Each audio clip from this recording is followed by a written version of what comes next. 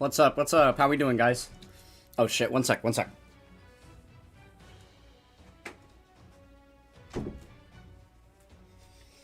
Bam! Alright. You guys ready for this thing?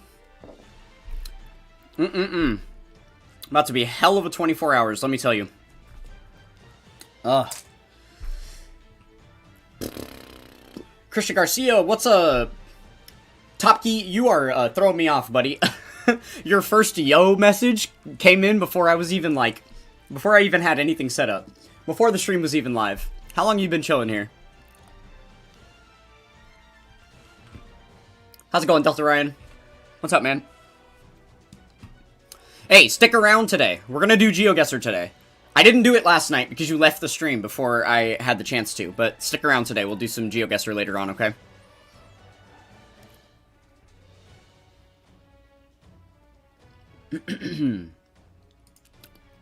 Yeah, it's gonna be quite the 24 hours though. I'm a little bit hesitant about this Dokkan day. I'm not feeling the best, if I'm being honest. Right before the stream, just kind of getting a pretty hefty stomach ache. So, just kind of struggling at the moment. I just started some new medication, and I have been massively messing with my sleep schedule. Eating patterns have been weird and stuff, so yeah, my tummy's just like all in knots. Yeah, no worries, Delta Ryan. I didn't mean to make you feel bad about it or anything. I'm just telling you. Like, heads up that that's coming. And if you do happen to miss it, for whatever time you're tuned in today, and you didn't see it happen, I promise you, it went down. So go back and check the VOD later, and you can at least see what we did. Because, we are going to do some GeoGuessr today. At the very least, we'll do the official GeoGuessr daily challenge. We might even go do some of the Open Guesser, like, free-to-play app as well. We'll see.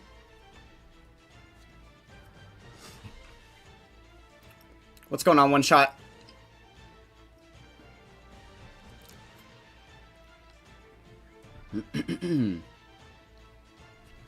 Aw, shucks. You're so sweet. Thanks, Delta Ryan. Appreciate that.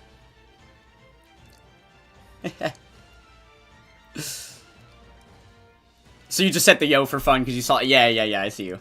Makes sense. I think that's kind of funny that it will let you send messages for, like, an upcoming stream that isn't yet live. I think that's really funny. Okay. Very last Peton battle reset. Let's do some Peton resets real quick. Yeah, literally it's this one. If I remember, I'll do the other...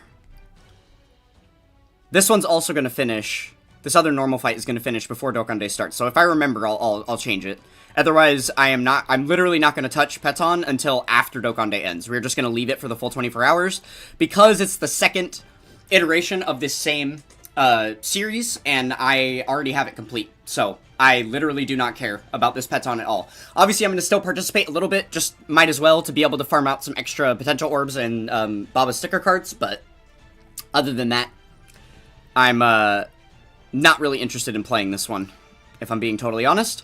Alright, so we've got, not very much time here. What is that, like 20 minutes? 20 minutes before the time chamber goes live? So, in preparation for that, we got a couple of things to do. The usual housekeeping. Let's go ahead and, very first thing, because I forget this a lot. The starting power level, we're going to screenshot this. So the very beginning power level for the stream today is going to be 33,543,908. So yeah, that'll be the number that we are tracking. And then we can double check the subpage. At this point, I've got 3 units that are over 100,000 uses. Piccolo Jr. is very, very close behind. We're definitely not going to get him to over 100,000 uses this Dokkan Day, because I'm probably going to do like 1,500 runs, something like that. So he'll be at like 9780, probably, or 97,800 by the end of the stream. Oops, sorry, I bumped the cord there. That one was my bad. But yeah, so that'll be cool to see how much closer we are to that. It's looking like potentially 2 more Dokkan Days, and then he'll be over over the 100,000. Originally, I had predicted it to be a little bit more than 2 Dokkan Days, because of where he was at, like, 2 weeks ago, like, after I ended the last Dokkan Day. But the last 2 weeks of my life, I've been doing a lot of other stuff with my life, as opposed to just sitting at my desk, full grinding Dokkan all day every day, which means I'm doing a lot more 39.3 than 38.7 right now. So I am actually getting a lot more Piccolo Jr. uses on average per day than I used to. Alright, and then to be able to count all of the time chamber runs, we are currently at 48-48-1 for bonus event clears. So we'll see how that climbs by the end of Dokkan Day as well. Okay, I also need to max out my friends list so that I don't get any friend requests that take up time. So let's go ahead and accept somebody real quick. Nemu, you are the lucky 24-hour friend. You'll be gone in a second. Don't you worry. Oh! Did I just see Osiris on there? Wait. That Tech Beast Gohan, was that the Osiris? Like the Osiris that just spent 3,000 stones on the double rates banner? Sorry if that was you. I will absolutely get you on my friends list. I don't think you're here in the stream yet, but if you see this comment, or if I see you later, I'll remind you. I could definitely get you on my friends list.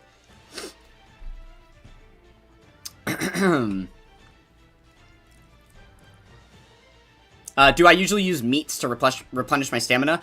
Yeah, that's the very first thing I do. Because when you're going to replenish stamina, you have an extra screen that shows up if you have meat available, because it allows you to select between meat or the Dragon Stones. So I just spend all the meat so that little screen doesn't come up, and then it's quicker for me to refresh my stamina. So yeah, I always spend meat, like, as soon as I get it. I used to stockpile it for a really long time, but in 2026, I finally used it, like, after the 11th anniversary, and so since I used the entire stockpile I had, I'm just never going to save it up again. It's too convenient to not have any. Just because speed, right? Okay, I don't really think there's anything else we need to do before the start of the stream. I'm kind of chilling. It was him? Wait, how do you know it was him? Do you have him on your friends list or something, and you double-checked? Who's Osiris? Just a Dokkan player. Somebody who's recently started popping around in my streams. Hopefully we'll see him later. He was in the stream last night.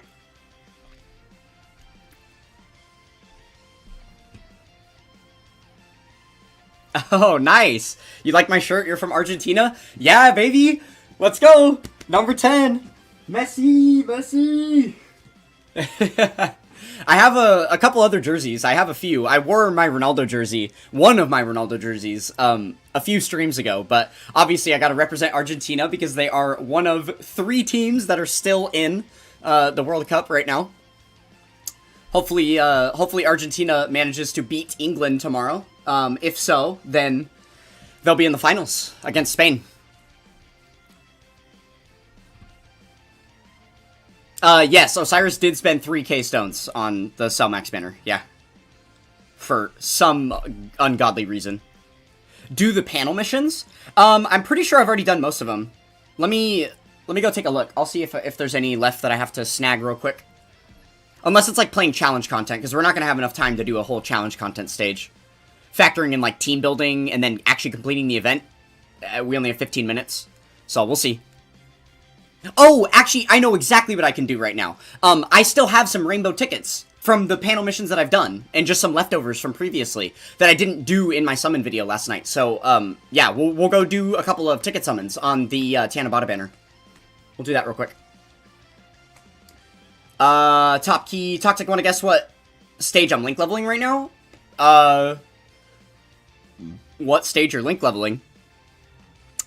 Because of the way you're putting that comment out, I feel like you're trying to antagonize me with some dumb stage that you shouldn't be playing, so I'm gonna say you're doing 48. Are you doing stage 48? Okay, yeah, we have 10 tickets here. Okay, let me see what the panel missions look like, because I know we can get more tickets here. Okay, so yeah, like, we're not gonna do the stage 2 of Climax Battle, so let's just get these tickets. How many is it? Like 2? That's only going to put us up to 12. It's not going to be enough for another multi. Whatever. I'll just do an easy A stage real quick to get those 2 tickets, and then we'll just do the 1 multi.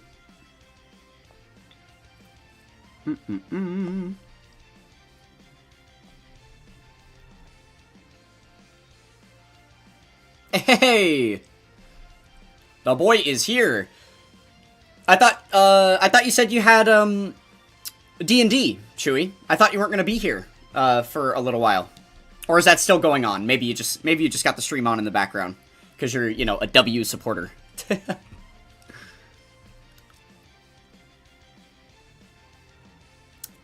Christian Garcia, Tech Metal Cooler Army would still be good in 2027 if Dokkan, Super Easy A's HL Metal Cooler and STR Transforming Cooler. I mean, yeah, probably.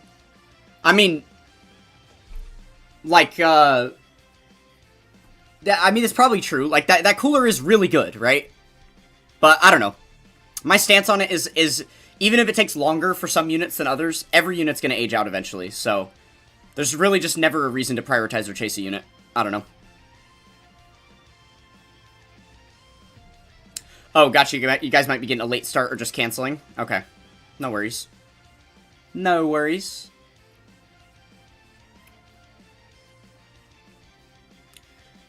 Okay, actually, so I was thinking before that I was like, oh, well, I guess whoop-de-doo that we're getting more of these rainbow tickets. I don't really care. I already have Beast Gohan 90 freaking % from all of the box space packs I had to buy, right? But I'd never pulled a dupe of Daima Forku while I was summoning on this banner, and I really would like dupes of both of the 11th Annie headliners. So, honestly, I do stand to gain something from this, from these summons still. That would be the best possible thing we could get.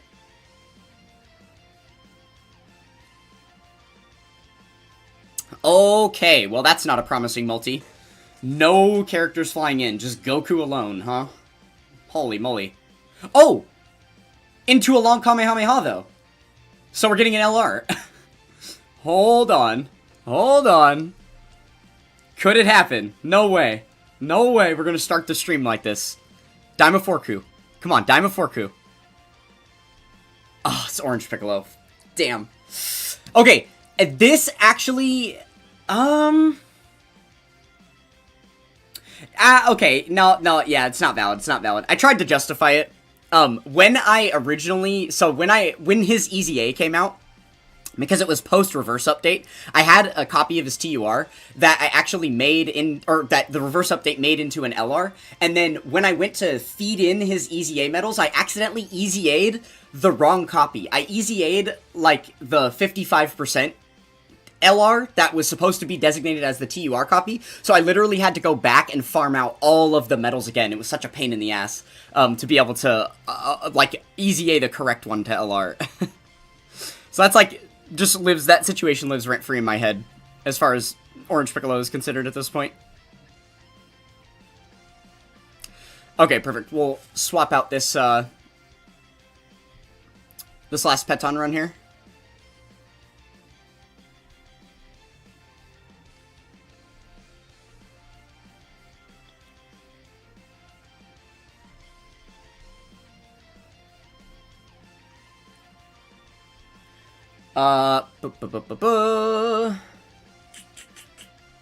Random question, how long does it take to upload a YouTube video? That is 100% dependent on your internet speed. For me, because I have fiber internet, I've got, like, gigabit speeds, I can post an hour-long video in, like, 20 minutes, something like that. 15 minutes, maybe? It's like, okay, it's 15 minutes that you need to actually have, like, the computer on and everything active so that it can do the full upload. But then once it finishes uploading, you could literally shut off your PC or close YouTube or whatever, and it can do all the processing and then all the checking to make sure that you don't have any, like, copyright strikes or anything like that. Like, validate... Well, I guess it would only do the checking process if you're validating for monetization, so if you don't have a monetizable channel, then it won't go through that process. But yeah, so it just depends. Before, when I had really bad internet, it would literally take me, like, the videos would take longer to upload than the length of the video. So, yeah.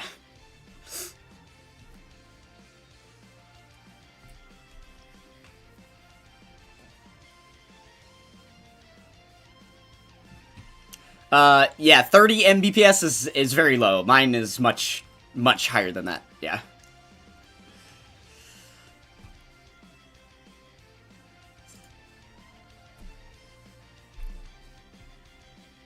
That's a little bit unfortunate. Yeah, if no one else is using it, you get like 90 to 120. Sounds like whatever plan you're on just might not have enough bandwidth. Look at me, guys, sounding all tech-savvy and stuff. Don't know too much about the inner workings of computers, but when it comes to internet shit, I've been dealing with this for my entire adult life, so I've got a pretty good handle on that stuff at this point, I will say.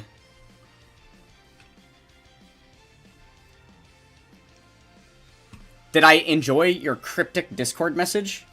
What are you talking about?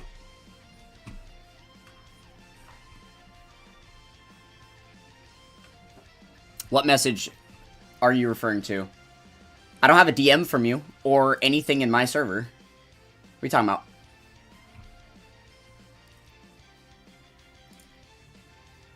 Alright, there we go. There's a take about a unit I'm actually willing to read out loud. Hot take, Tech Beast Gohan is actually good and the community overreacted. Yes, yes. He's not as good as, he's not as good as, like, maybe some of his biggest defenders would have you believe. But, yeah, like, he is absolutely a usable unit, right? He was definitely a step down in power from, you know, Tech Metal Cooler and, like, Deborah and like Turles and whoever else. Like, he's not quite as good as them, but he is still good. I don't think that he's trash by any means. I think he is usable for sure.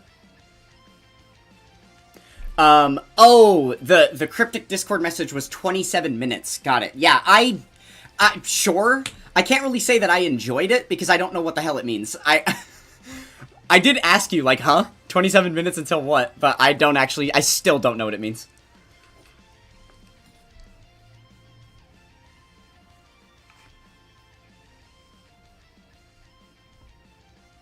Oh, Delta Ryan, you live in a country town in Australia. Internet speeds are low. We don't even have fiber in a lot of areas. Ooh, hey, good to know you live in Australia. When we do GeoGuessr later, I might lean on you for some Australia knowledge about like road signs or road lines, things like that you would know probably better than me. Did I see your hot take? Let me see. Oh, you said LRSTR Beast Gohan is good, but his guard and damage reduction being 5 turns is terrible. Make it permanent when intro is up, like Physical Ultimate and Tech Orange Piccolo. I mean, maybe that could happen during, like, after his Easy A, right? Maybe. That could potentially happen. I mean, he kind of needs it at this point, right? Because once his, like, that's pretty much been a problem for him for, like, maybe, like, starting 6 months after he came out. Maybe that's a little bit of an exaggeration. A year after he came out. He was no longer, like, usable past when his intro wears off, right? So yeah, he definitely needs that help at this point. Hi, Pixie. How's it going? How's it going?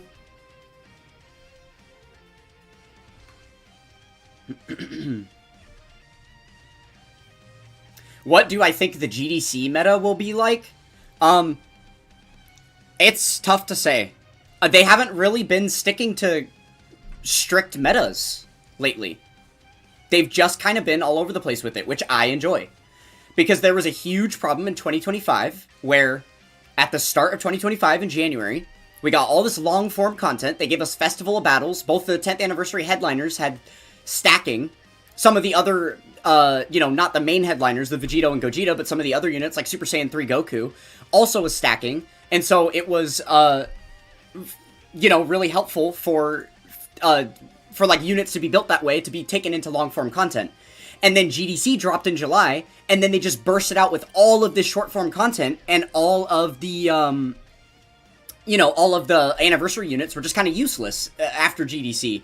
And it just made, like, all of the most powerful units in the game all of a sudden feel, like, immediately power-crept, just because that style of content wasn't, like, what we were playing anymore. And I think that they learned, I'm hoping Geppy learned from the backlash of the community about that happening, you know, that people had spent hundreds of dollars on all these new characters for the first half of the year just to feel like their account sucked again once GDC came and you still had to invest in all the new stuff. So yeah, it doesn't seem like they're going to do too much of that meta shifting from this point forward. I don't know.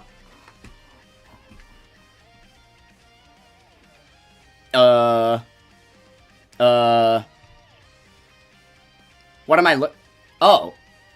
Wait. 27 minutes to pass me. In what? Dokkan Awakenings? Did you finally pass me up in Dokkan Awakenings? Is that what happened, Chewy? Wonderful. What's your, Give me your current total. Give me your current total. Just tell me your exact number.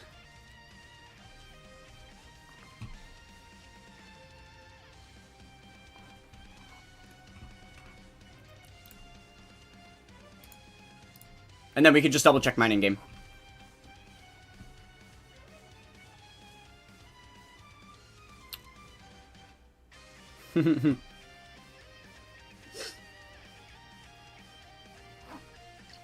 Oh, is it there? Well, is this...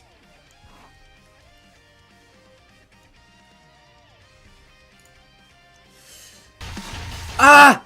Oh my god. Wait, but why are you... You've sent me a 27-minute video. Chewy. Oh, I see. It's in the image after. So you're at 718,500. Okay. 718,500. Let's see what I'm at. Yeah. 689. You are indeed above me by a pretty solid amount. That's awesome. But I must remind you, it's Dokkan Day. So I'm about to finish, like, I don't know, close to 100 ES Goku copies or something like that are all going to need to be awakened by the end of this. So I might just clap back in 24 hours. We'll see. Because remember that I have this tag. So while we're link leveling, I'm not going to have to worry about fussing with exiting the time chamber to be able to awaken the units and stuff. So any units that finish, and any, like, Epic Showdown Gokus that finish and need to be awakened, I'm just going to put in this building tag, and then after Dokkan Day ends, I'll go and actually finish awakening all of them. So I'll get the number to boost all at once.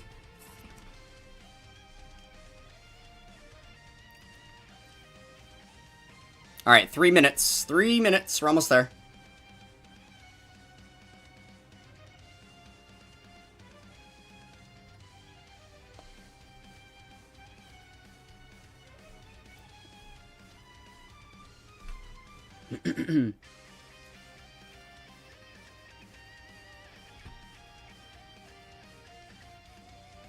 Huh? I do not know what you're asking me, Top Key. How much screenshot do I have open there? What do you mean? Oh, you're just saying because I was getting confused by the, what Chewy was sending me? That's just because I'm a one-head. Don't worry about me.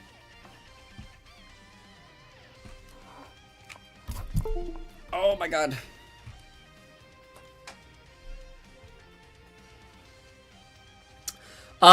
Delta Ryan, I don't really think battle motions are relevant to that kind of a thing. They either release a unit, and then after the new unit releases, or like simultaneously to the release, they give us the battle motion for that brand new character, and then also whatever other characters in game match the same, like, name, same timeline, get the same battle motion. And then they've also just added a lot of, like, arbitrary random ones for, like, major headliners and stuff like that over time. So, I don't know. I feel like it's been a little bit random what they've done with battle motions. I wouldn't use that as too much of an indicator that something is coming. Oh, how many screens do I have? 3. I have 3 screens. 3 monitors. Yeah. Just realized I need to set this one up differently, actually.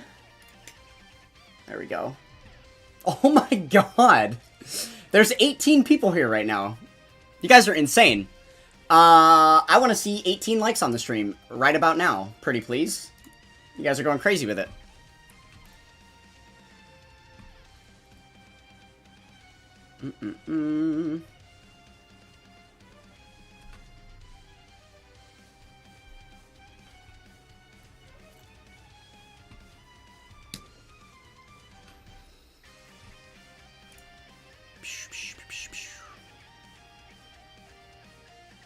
Alright, 1 minute. Dang. I didn't get, I didn't get Yamcha on the first, turn, but at least we got Piccolo, so he's still gonna one-shot. Should be okay.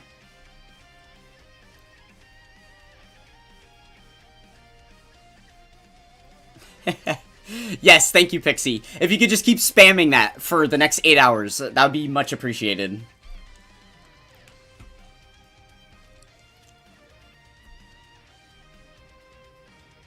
No minutes! Alright, it's time! It's time for the chamber! Let's go ahead and do one run initially so we can get that boost used and get that timer to keep, start counting.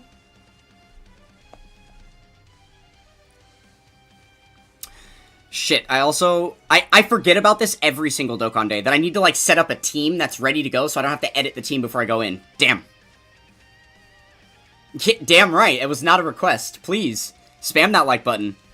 Well, don't spam it. Don't spam it, because if you spam it, you're gonna click it and then unclick it. Make sure that it is press it once. Just press it once. Thanks. Okay, is he ready to go on 9s? Almost, not quite. And then he's ready to go on 9s, so I'm gonna put him in building. He's done. No, almost. Okay, we'll finish him off. He's got the one more. He's got the one more. Okay, so I just need to replace Krillin and Vegeta. And we're not gonna go by level anymore. We're just gonna go by character. Oh, shit. Hold on. Let's just go by activation, rarity, character. Really? Okay, hold on. We're just gonna do level descending then. That's fine. Okay, I think we're gonna take off. We're gonna do this. I want to start doing some of the new units that I got too, so we'll do those one at a time. I think we'll make this work.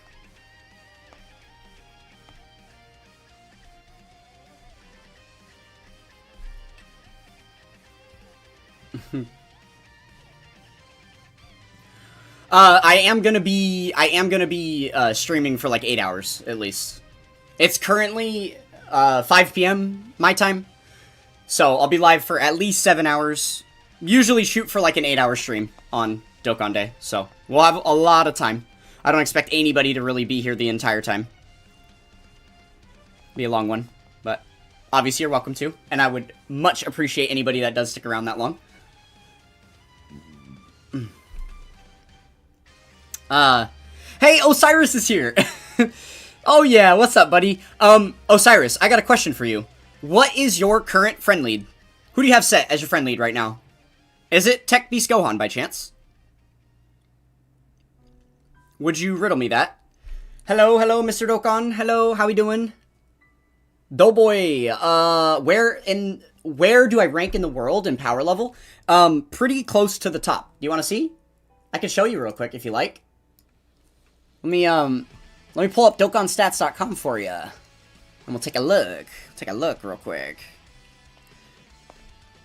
Let me jump into doing some dailies so I can get the Dokkan Day missions rolling, so we can get the grind started here. There we go. This is for the global version of the game. So you've got Migate, and then you got me. A solid 10 mil behind him. I actually, big news, as of this last update, I am officially less than 10 million behind Migate. Less than 10 million. And then if we include the Japanese version of the game as well, there is another 4 players in my way. So I'll be 6th overall. That's what it's looking like.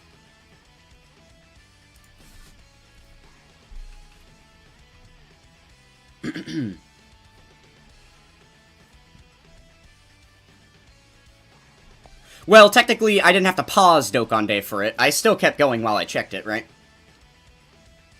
Yeah, it is. That is your friend lead. Okay, so, Osiris, I think you sent me a friend request, and I just deleted it. I noticed it. I saw the Osiris right as I was deleting the list of friends. So, yeah. If you want to send me a friend request at some point, I'll accept it.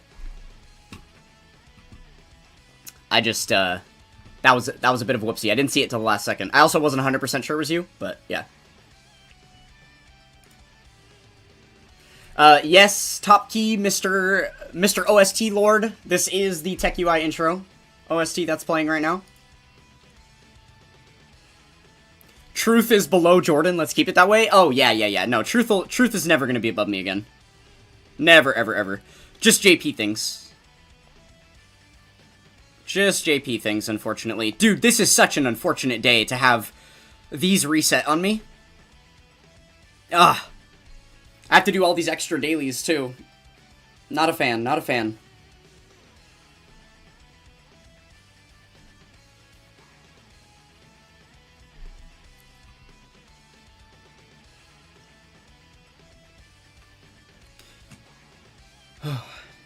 You hate link leveling SR units? Well, why are you link leveling them then? Just link level ES Goku. I guess technically you still have to link level an SR if you do that.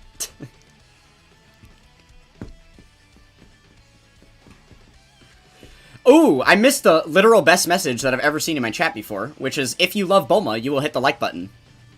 Straight facts. Straight facts. In fact... there we go. Now she's on screen. We do be loving Bulma. Oh, wait! I just realized this works out really perfect, too.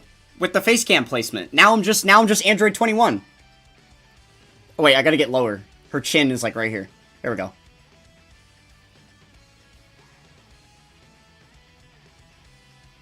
That's really funny. Maybe I should do this purposely. I might I might actually make some more overlays just to make it look like I can have like a second body below me. That's really funny. It's just someone had pointed that out yesterday with the abs on Goku. So today we got biddies. And we have the little collarbone tattoo that says subscribe right there if you can't see. So get to it.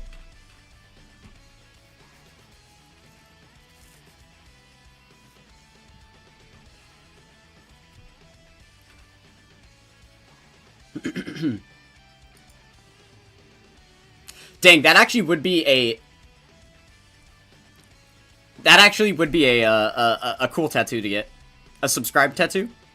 Because I have a collarbone tattoo in the same spot as Android 21. Here.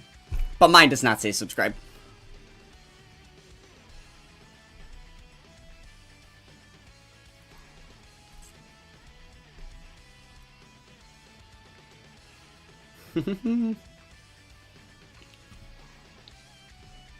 Yeah, are you good with this one? Is this a nice background for you, Pixie? So you're not the only girl here? Because, let's be real, there's 22 people in chat right now. And probably, well, I guess there would be, what, 42 balls in chat? Unless someone, you know, has gotten testicular cancer and had one removed or something. So we're even in the playing field for you a little bit.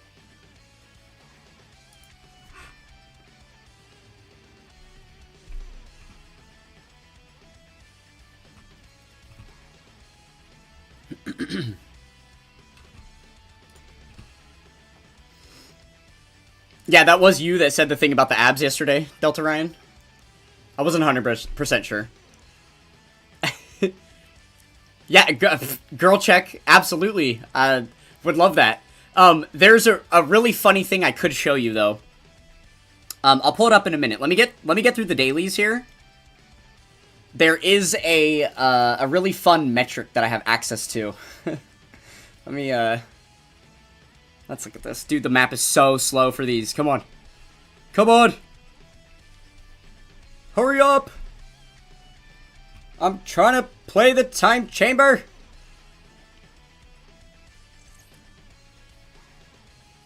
Okay, let's see.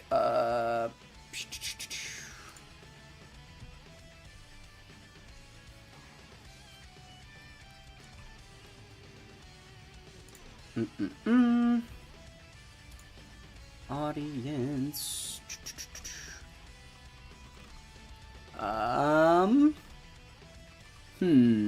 Ah, yes, here we go. Okay. Here's a look under the microscope for you guys. I don't mind being fully transparent about this kind of stuff. Not a bother to me, so check it out. Check it out. Here's some analytics for my YouTube audience. Lots of fun, fluffy stuff. You can feel free to dig into the dirty details of all of this if you want. I don't mind. Here's what I am about to show you guys. Take a look at the age and gender portion. 100% of my audience is female, is male. 0% female. 0% user specified. Literally, they are all male. There are no women that watch this channel, so yeah. Pixie, you're gonna have to watch a lot of my videos to help even this percentage out, because you're literally the only girl on the planet that watches my videos right now. Anyways.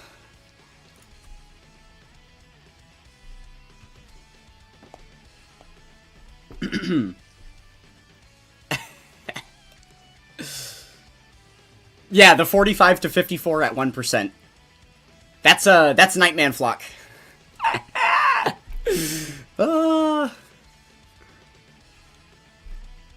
I guess we just found out, Pixie. I guess we did. Interesting. Well, that doesn't complicate things for me. Chillin'.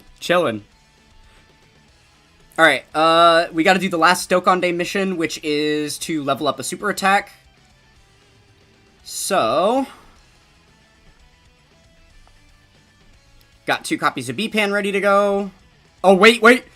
That's a Link level 10 character. Oh my god. The trauma. Guys. I almost did it again. Exactly. It is 2026. But I've been this way a lot longer than since 2026, so.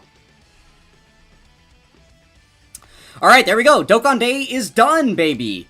We finished Dokkan Day. W stream. Have a good night, everybody. Just kidding. Missions are done. Time for the real stuff. Let's get into it. Time, chamber, grinding. Man, 12 minutes to get through dailies. That's pretty painful. That doesn't feel great. Ooh, do I have a Ghost Usher? I need to make sure I do. I want to say I left one on from before. Yeah, I do. Okay.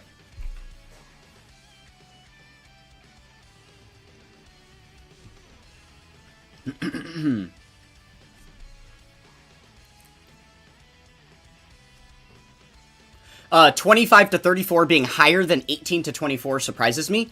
That's because of the kind of content I make. That's because I don't make... that's because of a couple of things, right? My videos, on average, are very long, which means you need to have an attention span that hasn't been destroyed by TikTok in order to actually find my channel engaging, which means you're likely to be a part of a little bit of an older audience that isn't poisoned by technology. And also, I like rant and talk very deeply, so... Again, it's kind of an attention span thing, but it's also like an intellect thing, right? People that are just in it for like the simple stimulation don't really get that out of my channel, because it's not like that surface level. So, yeah.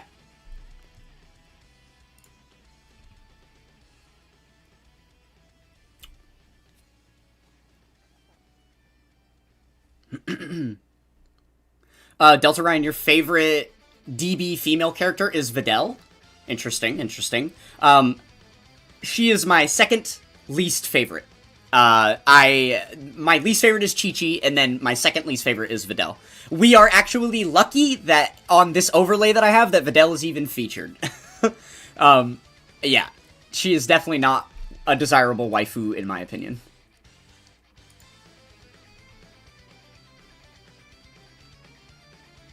What's up, Snake? How you doing?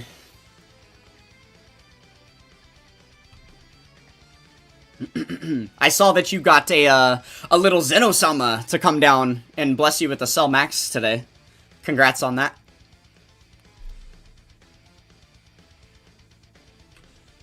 Yeah, exactly. I have pre-haircut Videl, which is better. Because let's be real. The long hair be doing it.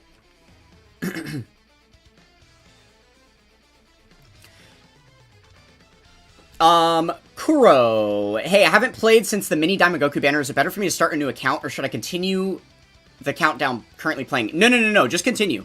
Just continue. In fact, the absolute best thing you can ever do for a gacha game account, as far as, like, helping it, is stop playing it for a long time and then come back to it. Because now there's going to be a bunch more new content that's released, so there's going to be a bunch more free Dragon Stones for you to be able to earn and stuff, as well as there's a lot of units that you've missed out on earning, so when you summon on these banners, there's going to be a lot more characters that you don't have, that you'll be able to pick up. So you're going to, like, this celebration, and then, like, the next celebration in GDC, you know, like, the anniversary units are going to be returning, which you obviously wouldn't have if you haven't played since before the anniversary, so there's going to be really, really good potential for gains. So yeah, I would definitely continue your account. I would say you should continue it.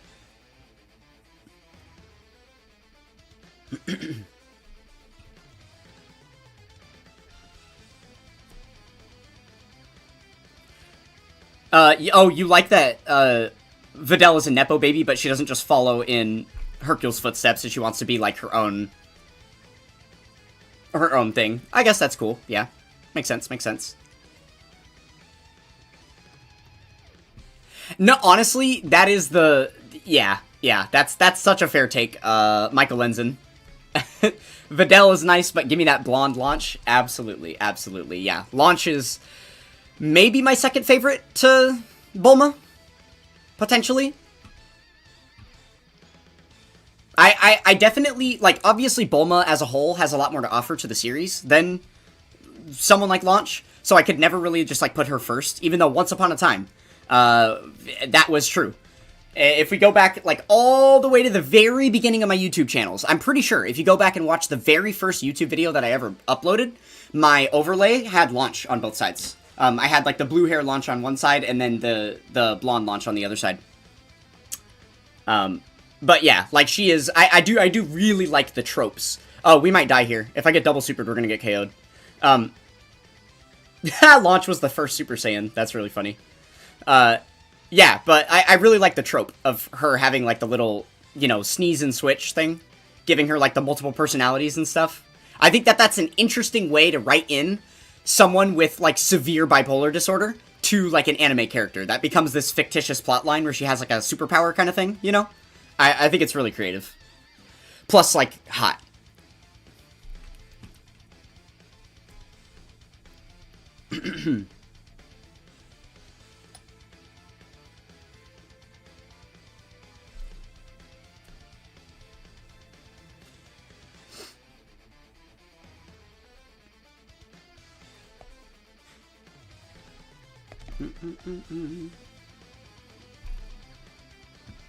Yeah, bipolar in anime, it works. Exactly.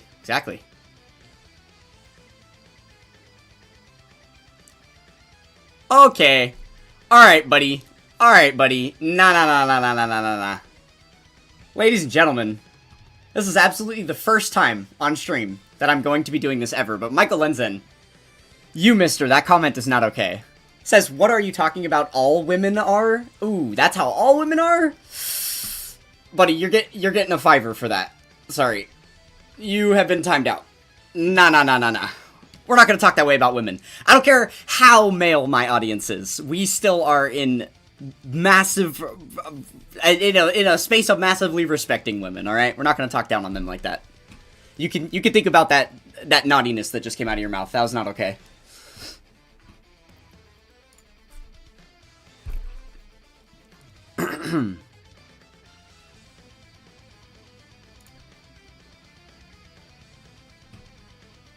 It's another person who wasn't showing in the main chat view? No, he was for me. He was for me.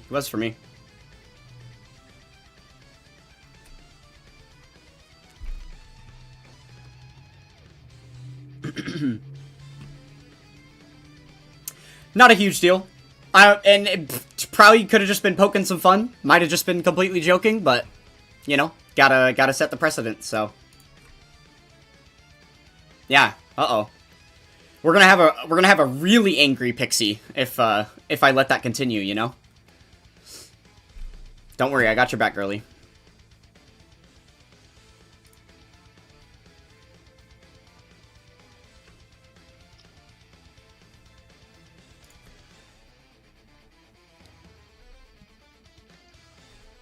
You were like, what do you even say to that? Well, yeah, don't worry about it. I got you. I'll handle those ones. I can take them down for you. You don't gotta fight those battles for me. All good, all good.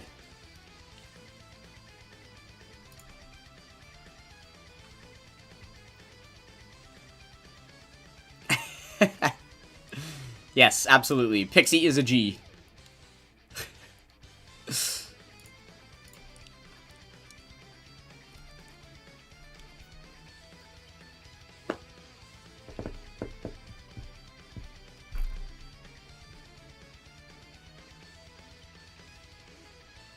Oh, interesting. That's a good shout, Coca-Cola. Saying that, I think people don't show up in the chat because, like, I probably have something disabled for people who haven't verified their age. So it might be, like, a setting on my end. Well, good. I'm okay with that. That's fine.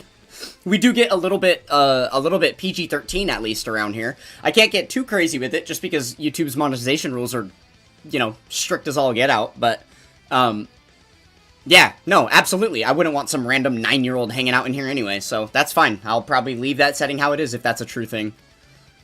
I am totally fine with that. But I mean, I guess it's literally just their ability to chat and not actually be here to begin with, right? This isn't actually labeled as, like, an 18+ stream or anything, so.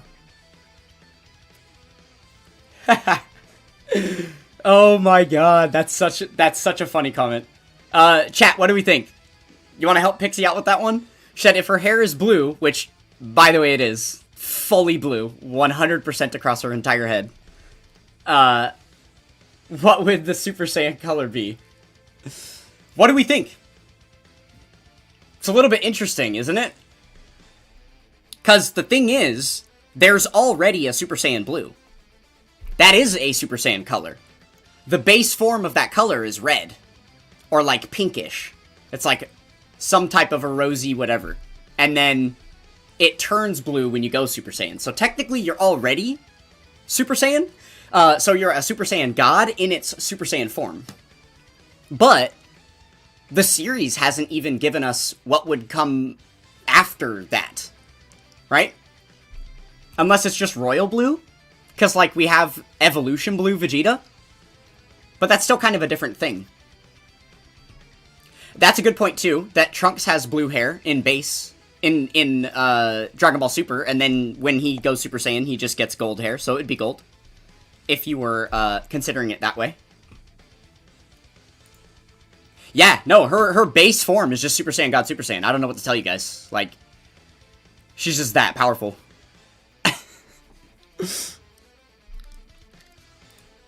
You'll take after Trunks? So, you're saying that next I get to see you Platinum Blonde? Let's fucking go. I'm so down for that. How do we make you Super Saiyan?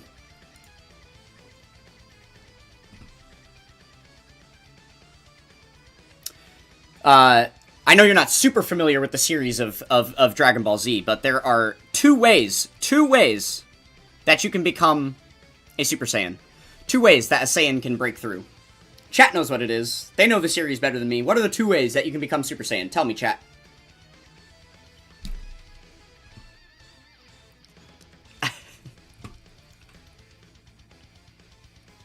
All hail Pixie. Yes. All hail Pixie. She is the queen. She is the toxic queen. Wait, do you hail yourself? No, you hail me. What the fuck?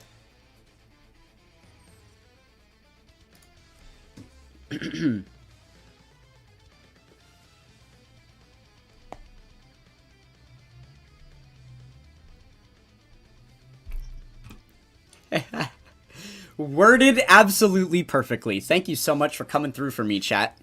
The back tingles, exactly. If you want to go Super Saiyan, you gotta feel the back tingles, Pixie. So we gotta get you to feel the back tingles somehow.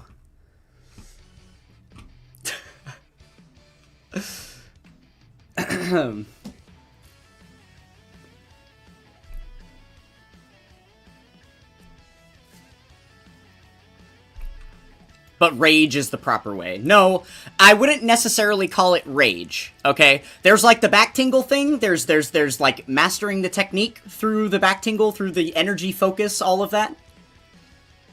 The other one is not necessarily Rage. Rage is just like a, Rage isn't the method. Rage is the battery, right? There's a method that you use, and Rage is the battery to fuel the method. But you have to have the method down in order for the Rage to do anything, right? Otherwise, the first time Goku got mad against Raditz in the Saiyan Saga, he would have gone Super Saiyan, right? So there's still a method to it. The other method, aside from mastering the technique with the back tingle and all of that, would be Desperation. That's how Vegeta got it. So either we gotta get you to feel a back tingle, or we gotta get you desperate. One of the two. One of the two.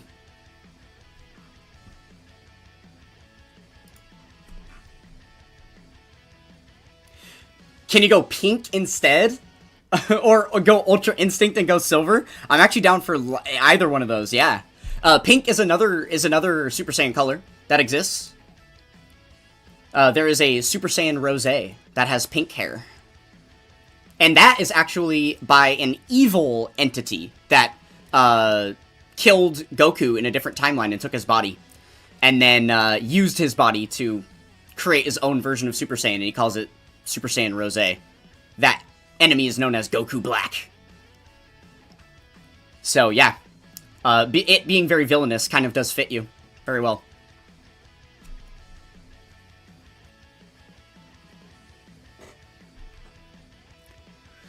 Doesn't someone say in the series you need a pure heart to go Super Saiyan?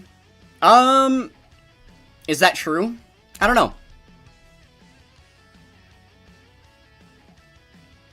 I don't know about that. I mean, does Vegeta have a pure heart? I guess that's like something that's massively debated throughout the series, right? Because, like, him going Super Saiyan through desperation, that didn't really indicate anything about purity. I don't know. I do not know.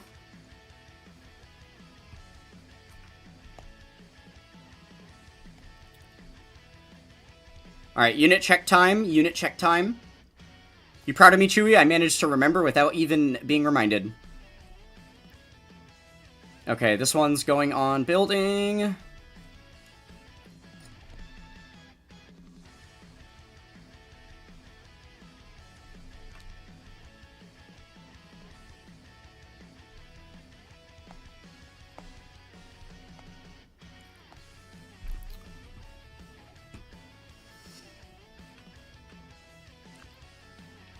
So, someone says it, but Vegeta's not no damn pure heart. Exactly, that's what I'm saying. Or Bardock, yeah. But Bardock, there's a little bit more of a...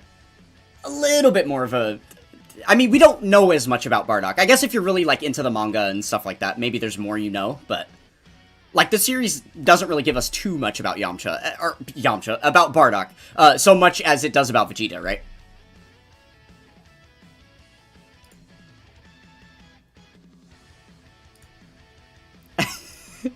You think you could qualify to go a little Saiyan, at least? Well, yeah, no, you have to go... Going Saiyan isn't necessarily a thing. Saiyans are a race. They're not humans, they are Saiyans. And then there are super versions of them that have gone super. So I would say you can go a little bit Super Saiyan, if that's a thing. Actually, it is. It is. We have seen 2 different characters in the series go a little bit Super Saiyan. Actually... Technically 3. Technically 3. So 2 characters definitely have gone a little bit Super Saiyan in the series, and 1 character technically has gone a little bit Super Saiyan. Can you guys name them? Do you know who I'm thinking of?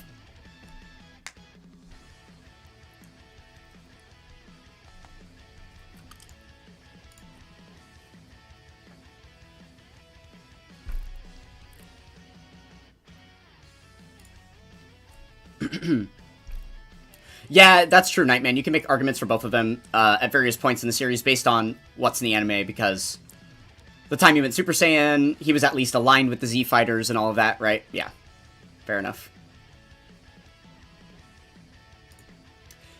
Damn, that's actually crazy for you, Chewie. You're getting a lot of friend points now. That's awesome. Do. No. No, no, no, no, no, no, no. That doesn't count. That doesn't count. That does not count. All he did was he copied the visual form because he's a shapeshifter. That was not him going Super Saiyan. All he did was power himself up. He was like a kid playing dress-up. He has that power innately. It wasn't anything about going Super Saiyan. He didn't copy the Super Saiyan transformation technique. All he did was shapeshift his head to look like the same thing, and then powered up. That doesn't count. He's not one of the ones I'm talking about. No, no, no. False Super Saiyan Goku is also not who I'm talking about, because I am specifically saying characters who have only gone a little bit Super Saiyan. And Goku has gone full-blown Super Saiyan, so he is exempt. So that doesn't count. Nope. Gohan in Time Chamber. You're referring to, like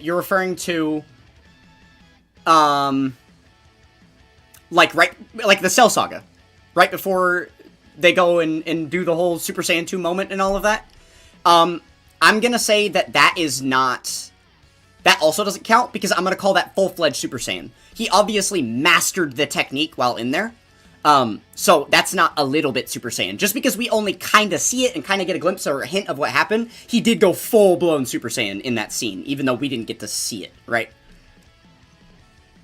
Alright, there we go. Someone named it. Someone named it. No, not Cell. No, not Cell. But I see where you're going with that because of him having absorbed the other people and stuff. Gotcha, gotcha.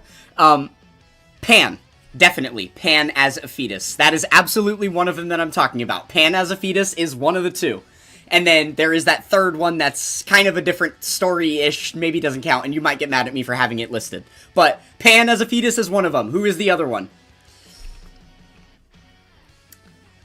Pure Heart and Calm Mind was for Goku to use the Spirit Bomb.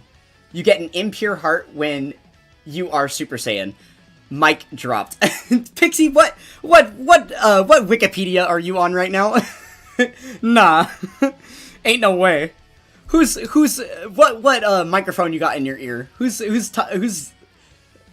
feeding you this information? No way. Shallot doesn't count. Shallot's not canon to the series. He's a spin-off character. I'm not going to count that one. Because at that rate, we're then going to include all of Dragon Ball Heroes and Dragon Ball Fusions, and then it just gets way more complicated. So yeah, Shallot is exempt. I'm also not super familiar with the story of Shallot and stuff, because I don't really play Legends, so I'm not sure. You might be right. He might absolutely fit the scope of what I'm talking about, but he is not who I'm thinking of. There's someone else. It's... honestly, if we got Pan as a fetus, I'm really surprised we didn't get the other one. It's right there. It's absolutely right there.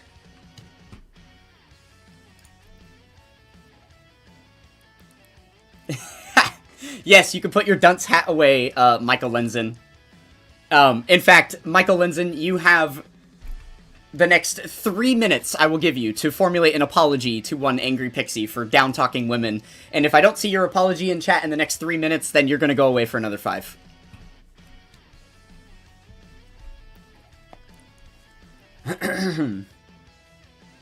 Am I saying Videl too, then? Yes! Yes! Videl is the other one, because during the Super Saiyan God ritual, I believe in the movie, specifically, when they are all joining hands, because Pan is still in her stomach, she gets the golden hair while they're doing the ritual. So technically, technically Videl is the other one that has gone a little bit, Gone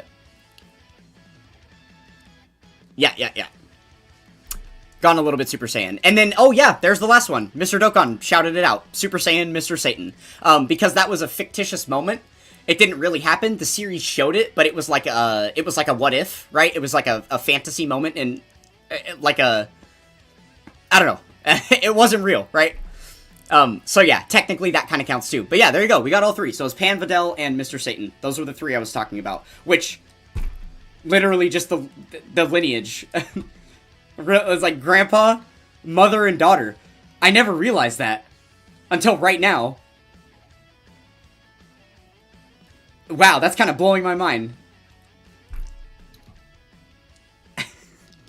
Yeah, oh, thanks, Tremoxo. Appreciate that. Thanks. Yeah, not the stomach, the womb. The womb. Look at me being all insensitive to women now. Holy moly. There you go, Michael Linson.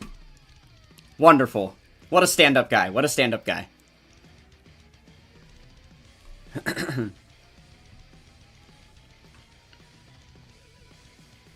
Kimbo Jackson, it was real to me, damn it. Yeah. Hey, there's a card in Dokkan for it, so it's real, right? If it's in Dokkan, it had to happen. Dude, honestly, the Satan Super Saiyan lineage, that's kind of insane. I would love that.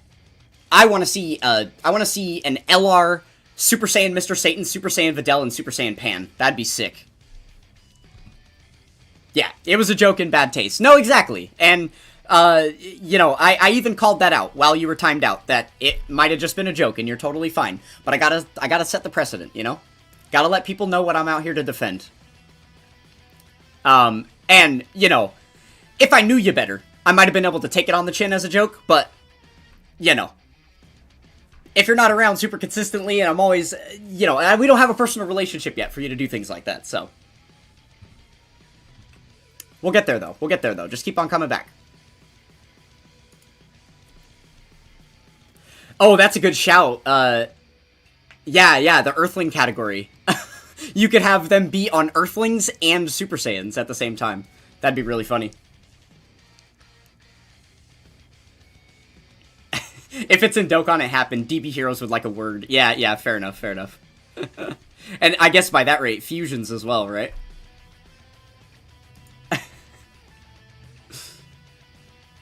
No, you don't have to shut up.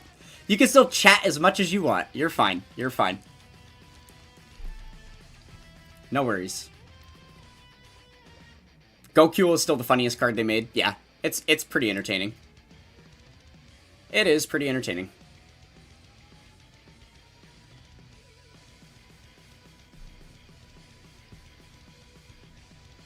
Alright, this OST is like a whole lot right now.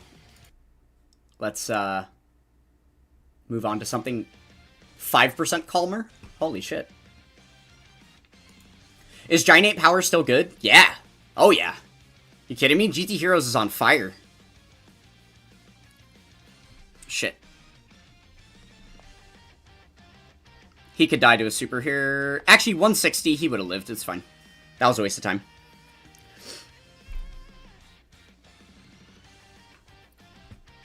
I don't think that Goku actually was that good on release. That is, like, the singular dodge unit in the game that has given me the worst luck of any other, like, dodge unit. I just, you know, because he would have, like, 90% dodge at some points and just get hit. I'm like, cool. Awesome. Love that. I don't think that during the 10th anniversary I managed to clear a single challenge content stage while attempting to have him on my team. I just never got lucky with it.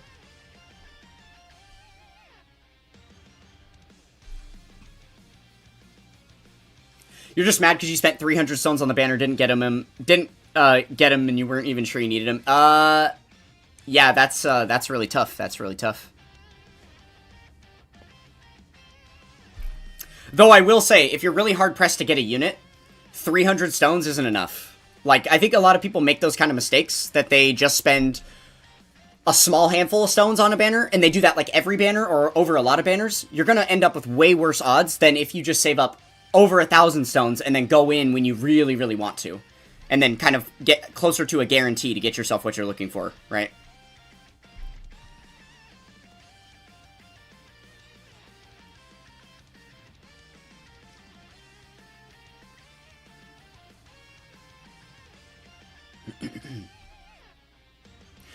Yeah, there is a new Dokkan Frontier. You can use the manga characters in it. I don't know how good they're gonna be in that game mode, just because they all stack, and I don't know how that there's too many like really long form fights, especially because stacking characters in Frontier are innately nerfed because of the fact that you have to swap between teams.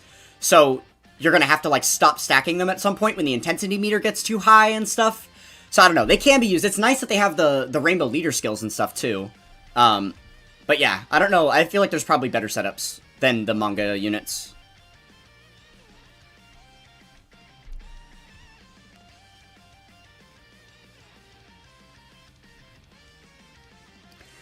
Should you summon or skip on the new banner, or test your luck for Super Saiyan 4 Vegeta or Daima Goku? It's not the worst idea to do a little bit of summoning on this banner, if you do not have the carnival, all the carnival LRs that are on it. because all the Carnival LRs on this banner are worthwhile. Worth to spend some stones to pick up, because we're on a double raids banner, so you've got some good chances to get them. But if you already have a copy of the Cooler and the Goku that are on the banner, and I guess Wrathful Broly as well, he's probably the worst of them, then I would say you should just skip Cellmax. Probably just skip Cellmax, yeah. And no, you should not touch the Tanabata banner at all. Same reasons. Like, those units that are on the Tanabata banner, they're also going to be back during GDC. So, yeah, just wait like one more month, and then you're going to have way better banners to be able to summon on. That'll give you the opportunity to get Daimogoku and Vegeta.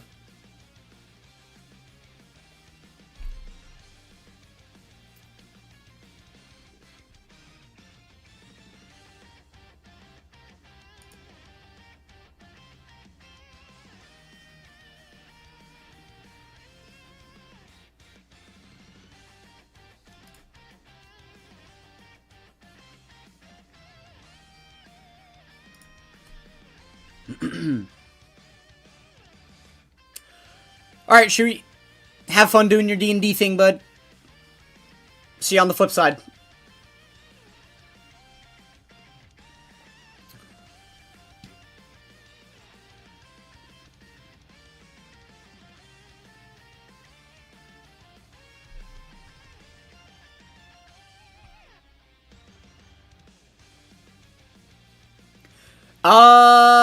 I don't know about...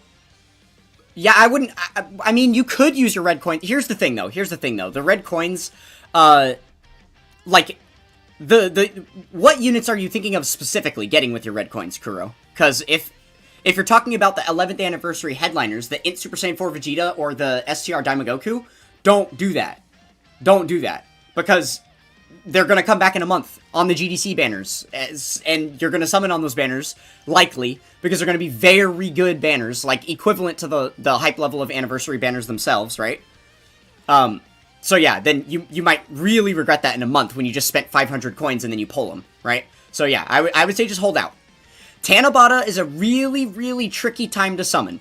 They make these celebrations seem really good because we get the anniversary units returning, right?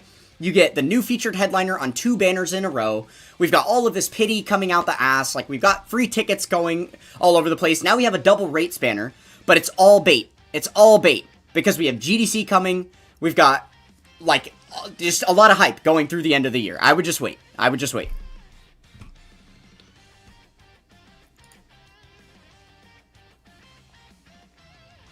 Like, maybe I would say, okay, if you're somebody that likes to justify summoning on a banner just a little bit in order to get the summon points for the first couple of multis, do that on the double rates banner. Because it's double rates, and maybe if you're missing some unfeatured LRs or something like that, or some random banner units, maybe you'll pull something you need, right? Like, maybe you'll get a dupe of a strong card. Like, maybe you'll get lucky enough to get Cellmax himself.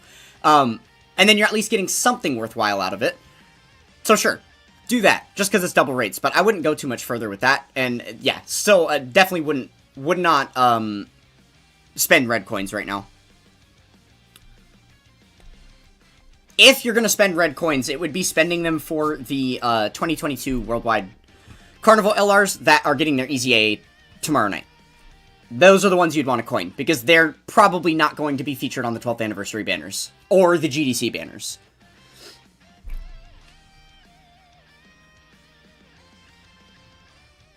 They actually more likely would be on the 12th anniversary banners, but they're not going to be on the GDC banners. So, yeah, if you wanted to coin anyone, it would be them.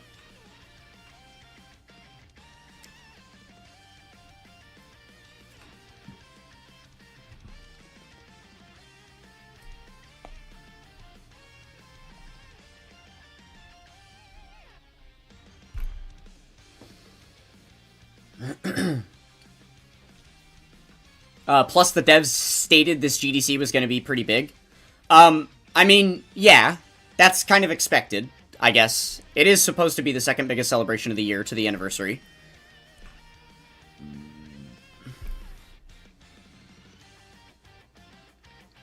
And it also makes sense because it's taking the time slot of what used to be Worldwide Download Celebration, which is when we get the Memorial Stones. So, if we're going to be getting Memorial Stones as a part of the GDC celebration, then, yeah, holy moly, it's probably going to be a massive one.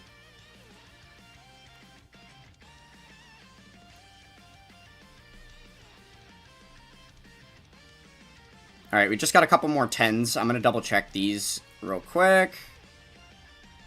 We get this one yet? We did. Nice. Finally done with him. Oh, shit. Okay, he's got 2 9s. I hate when the first side of the card finishes, and then I have to keep, like, swapping him to check the links. It's really annoying.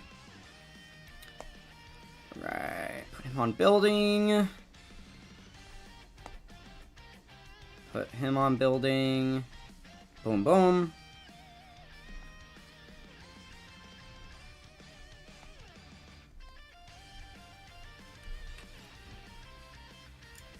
Plus, it's the 400 million download celebration. Oh, is it? Interesting. They kind of stopped counting those for a very long time, which makes perfect sense because, like, obviously the game isn't, like, exploding the way that it once was, to where that they could like, annually do another 50 million downloads or whatever. But yeah, that's interesting. It'd be cool to see that acknowledged finally again. The last one that we got was the 350 million download celebration, and that was in 2018. So. Or maybe, like, 2019 it was. Something like that.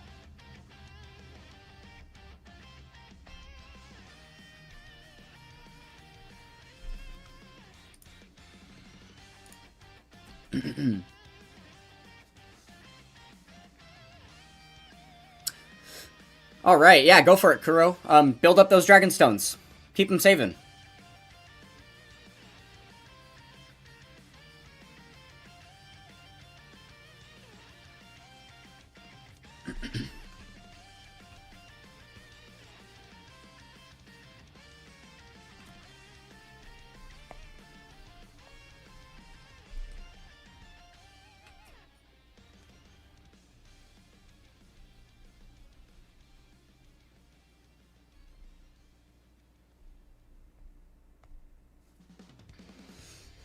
Oh my goodness, guys, I am in a pressure cooker right now.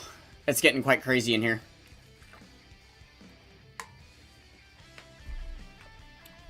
I should get a thermometer for my room so I can know, like, actively what temperature it is, like, right here in the seat. Because it is so fucking hot. That's, like, easily a solid 85 degrees right now.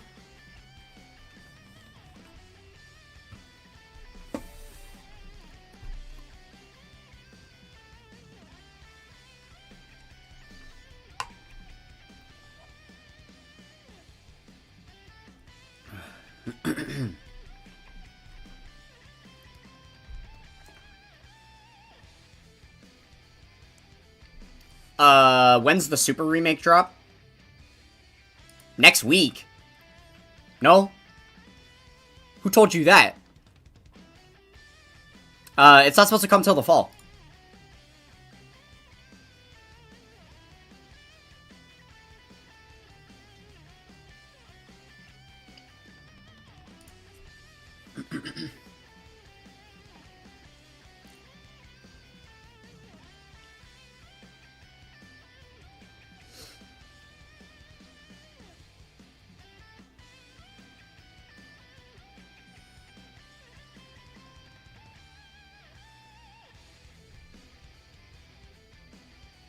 You got into the game during the 3rd year anniversary. Best decision ever. Nice, nice, yeah. The game has just been getting better and better every year. I think that the first year we ever had a setback where Dokkan was worse than the year before. Oh, well, okay. Ironically enough, that would have been the 3rd year. The 3rd anniversary was way worse than the 2nd anniversary year, for sure. The 3rd year of the game was worse than the 2nd year of the game. Yeah. Well, I guess, okay, because year 1 is before the first, like, the anniversary ends the year, right? So technically year 2 would have been ended by the 2nd anniversary, and then year 3 would have been ended by the 3rd anniversary. So the best year of the game's lifespan was probably the 3rd year, which is from the 2nd anniversary until the 3rd anniversary. But then once the 3rd anniversary happened, from the 3rd to the 4th year, that was definitely a step down, and then it's continued to step up from there. And then I think 2025 was another step down, in my opinion, and then 2026 was a step up again. I think that 2025 came in hot with the 10th anniversary, and that was massive and amazing, and then I think they fucked up the rest of the year really bad. in a lot of ways. I don't think they handled the sync well. There's a lot of updates that personally screwed me over and a lot of other dedicated players. They made so many errors. Like, the entirety of Dokkan's timeline, of them leaking things, of them putting out improper information where, you know, unit descriptions are incorrect, or banner images are incorrect, or, you know, dates are being tweeted wrong, world tournaments are going live when they're not supposed to. All of that type of stuff that happened for the entirety of the game's lifespan was matched in the amount of times they made those fuck-ups just in 2025 alone. The total amount of mistakes that the Dokkan dev team has made doubled in 2025. So yeah, it was a wholly trash year. 10th anniversary, literally the singular best celebration of all time in the game's lifespan. The rest of the 10th anniversary year, fucking garbage. But yeah, 2026 has been doing much better. I think the way that 2025 went might have had something to do with the swap between Geppy and Omatsu, I will say. Seems likely to me. Because obviously they're not going to give us those gory details. They never even really gave us a reason as to why Omatsu stepped down and Geppy stepped in to fill his shoes. And the reason why it's weird to me is because Omatsu didn't retire. He didn't move on to another project. He didn't get a job with a different company. He didn't start a new game. He didn't become a part of a development thing for a different game that already exists. He's literally just another part of the Dokkan dev team. All that happened was Geppy and Omatsu swapped places. So Geppy got a promotion and Omatsu got demoted. Like, it's clear as day to me. It's like, yeah, he fucked up so bad for the whole year. They're like, you're done. And I stand by the decision. I shit on Omatsu the entire year. I'm glad it happened.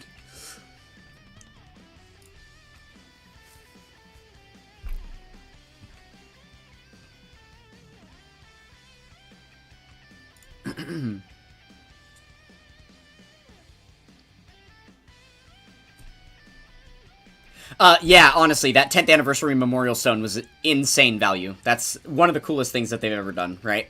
And the cool thing was that it was already the best celebration of all time without that. And then they're like, by the way, also, here's one of the brand new headliners for free.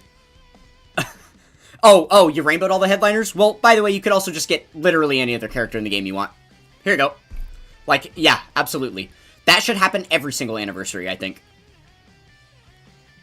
Like, I was hoping that they were going to continue the trend of having 6 anniversary headliners, and then doing that, where they would give one for free to everybody. I thought that would be really cool, if they just made that a new thing for the anniversary. Which would help set the anniversary apart from GDC.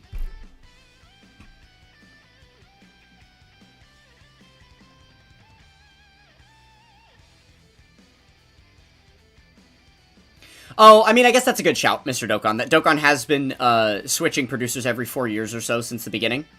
Sure, maybe that's just like a business decision. Just keeps them in motion. I could see that being a thing.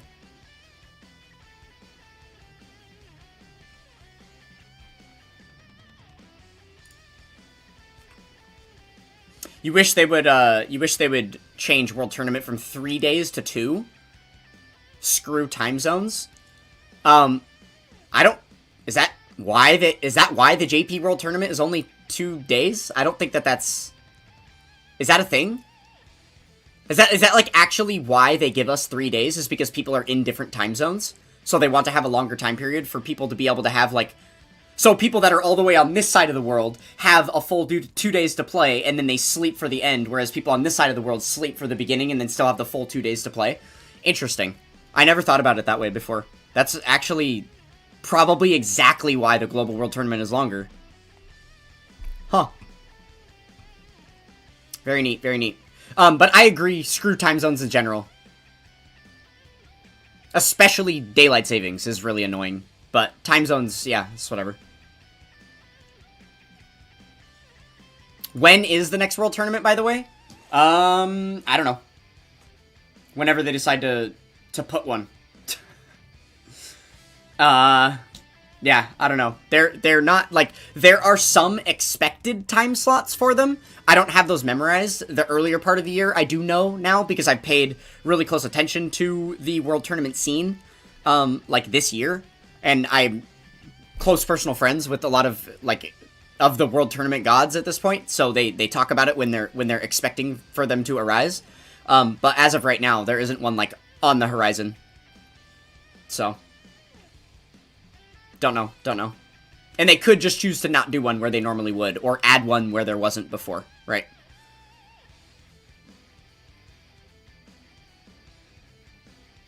I hate when they put them during major celebrations. There's usually too much else going on.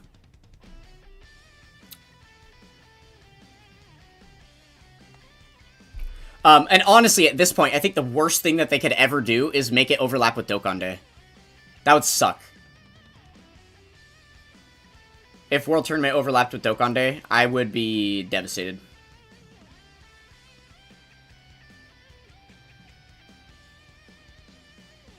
Damn, Osiris, you've been playing Dokkan that long? Since before the first anniversary, huh? How many login days do you have? You might be topping the charts here on login days. Probably higher than, like, Saiyan Snake, even? Or, Nightman Flock?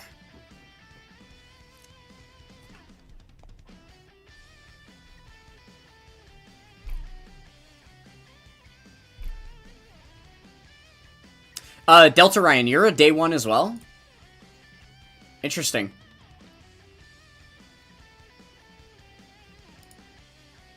Yeah, you're hoping for a World Tournament like 2 weeks before GDC? Sure, sure. I would be okay with that.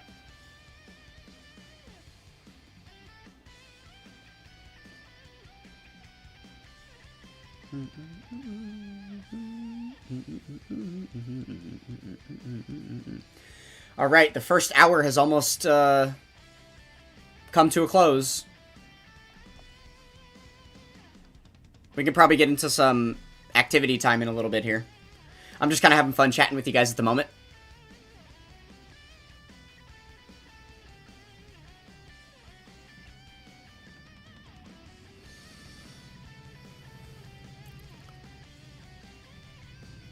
You don't remember off the top of your head, but more than 3,200. If you go into the Corrin mission tab, into like the normal missions where it's Corrin's face, there's now a mission to log in for 4,000 days. So you can just see where your progress is at on that mission and know exactly how many login days you have. But if you're grinding Time Chamber, I understand if you don't want to back out to do that. Fuck, I died. No. Oh, no. Oh my god. Daily logins? Daily logins?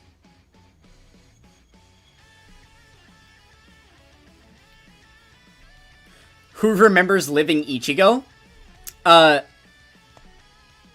What's it called? What do you mean remember living Ichigo, bro? What do you mean remember living Ichigo? Hold up. Remember like he's some distant memory? Remember dinosaurs? Nah, bro. Living Ichigo is 10th place in the global Dokkan power level. Like, leaderboard list. He's still very relevant. He did take a break for years, I'll give you that. He was gone for years, but he is back in full force now. He is as relevant now as the day he first joined.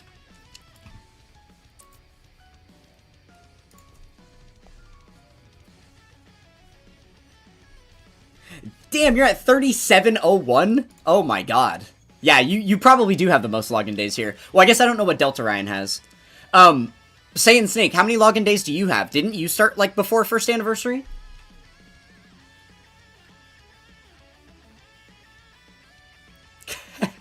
You missed the rhyme shirt rips? Yeah, me too. I did mention those last night. Oh, I was also informed, I think by Saiyan Snake, that Iron Cane did do a shirt rip. Because I mislabeled, I was trying to say rhyme style yesterday when I was talking about the shirt rips, and I accidentally said Iron Cane, but apparently Iron Cane's done shirt rips too, so it's really funny. Yeah, I don't know about that. Well, we're not going to be doing that today, alright? This is a very expensive shirt that I am wearing, my Messi jersey, go Argentina. This one definitely costed me a cool couple hundred, so yeah, we won't be ripping this one, but maybe at some point in the future. Okay. Yeah, so Snake is at 3573 consecutive. That's insane. That's insane. I could never. I could never. My consecutive is only like 1600.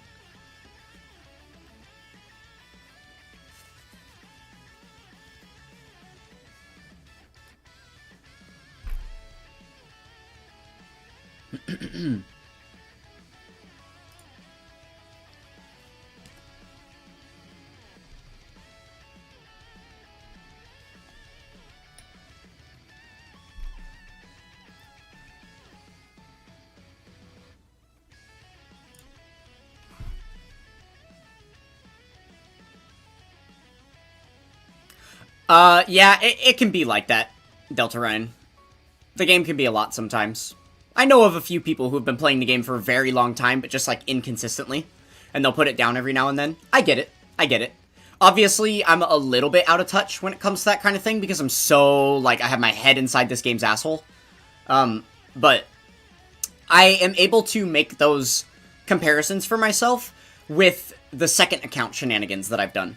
Because I have a JP account that has been with me for years, but it's a lot to grind 2 versions of the account, right? So, or like 2 versions of the game. So I, like, often put down the JP side of things. It's kind of funny, though, because I don't know when, like, the last time I will pick up the JP version is, right? Because a lot of the times I just put it down. Like, currently I haven't touched it in months at this point. Yeah, like, I don't know when I'll ever pick it up again. Who knows? It might just sit.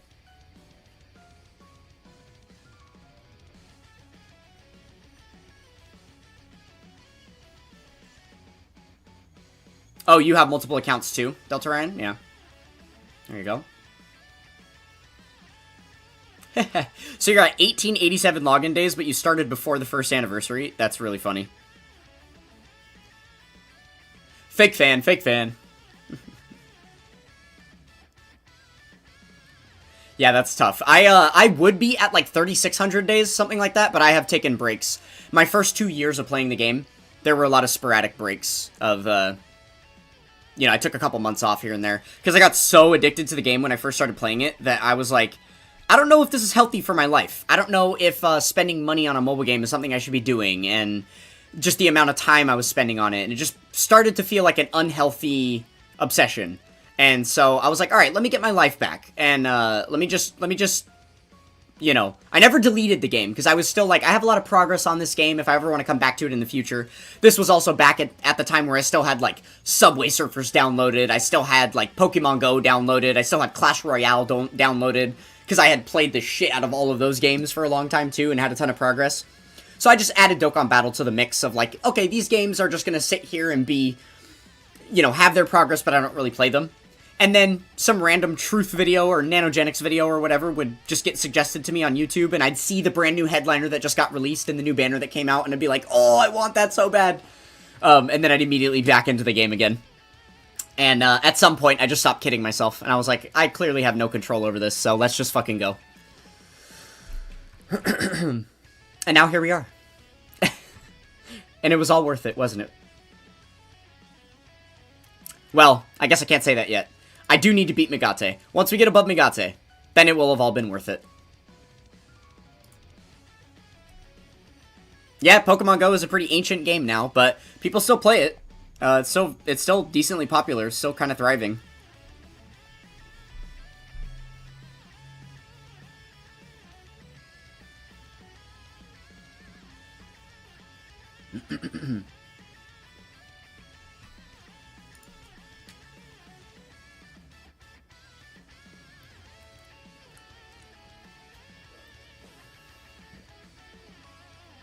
Oh, wow. Delta Ryan, you lost your code for a while, so you had to contact Bandai to get it back. That's so scary. I literally have had nightmares about that before, like losing access to my Dokkan account. And just having it be gone over some dumb shit of just, like, needing to replace my device or whatever. I'd be devastated.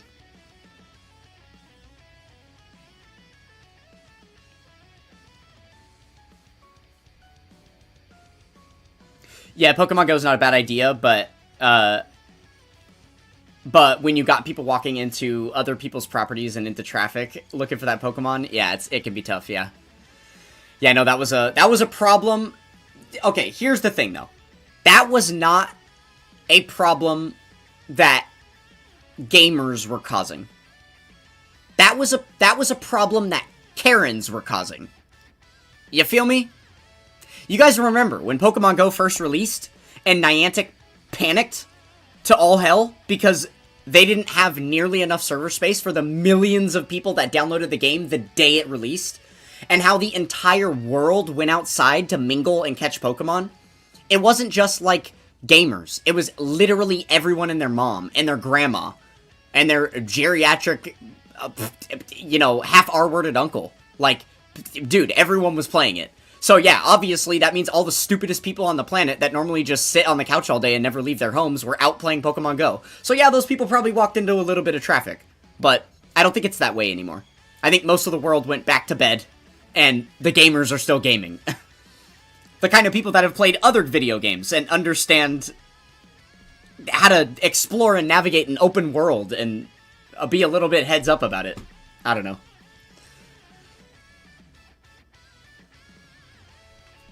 You think at that point you'd probably quit if you lost an account like mine? Oh, yeah.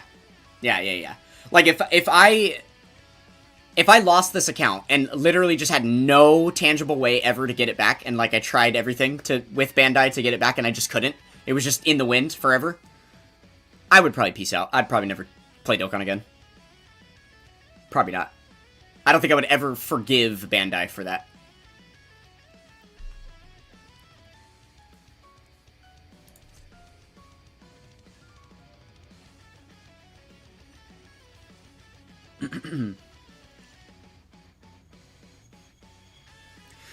You don't know why, but you just love Dokkan, even through all the shafts over the years. Yeah, that's fair. I mean, getting shafted is not... I mean, it's an inherent part of these games, and I've seen some people that really cannot handle it.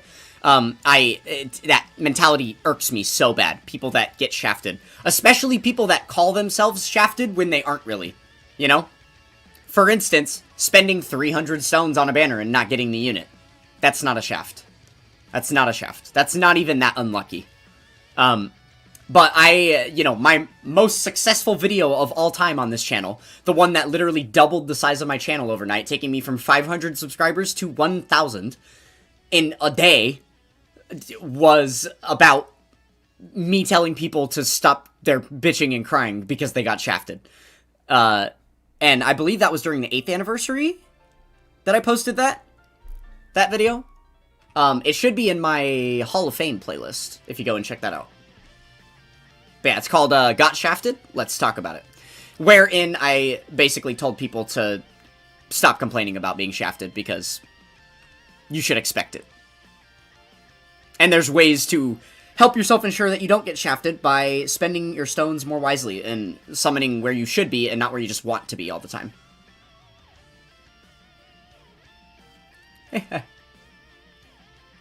Yes, we were talking about Pokemon. I was surprised you didn't say something, Pixie. But yeah, we were talking a little bit about Pokemon Go and whatnot. Which, you still play that game, right?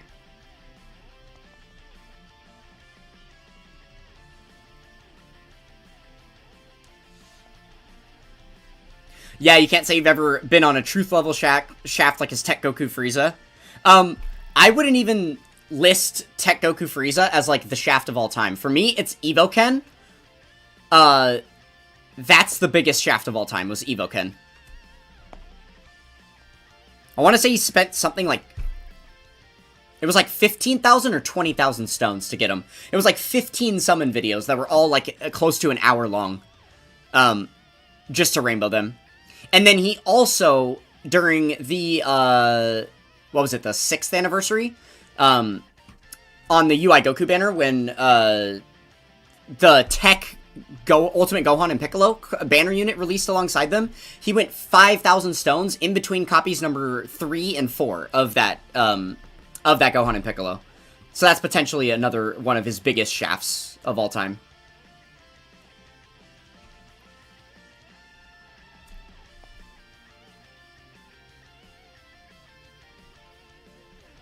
Okay. Yeah, that's some bait. That's some bait by Venom. I was shafted. My Cell Max didn't come through on the free single ticket. On the single free ticket, and instead I had to use 250 stones. Uh-huh. Yeah, shafted. Big shafted, huh? Got the unit in 250 stones, but is shafted. Okay.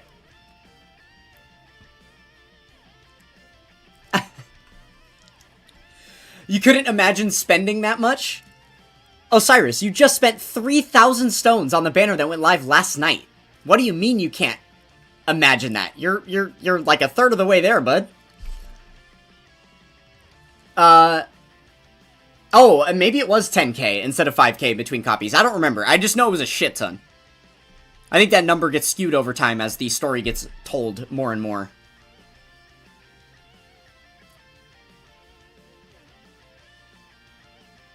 Oh. You did just go for a Pokemon Go walk earlier. Nice. Hit the local Pokestops. Very good, very good. I mean, that's fair. It is still a long way, yeah. You're right, Osiris.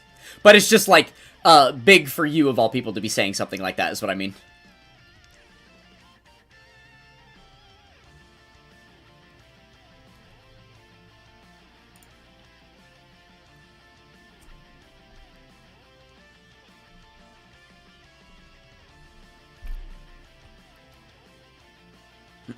You're free to play, got Beast Gohan a free ticket. It took 1,200 stones to get a dupe of him, and then pity coins to get the second dupe.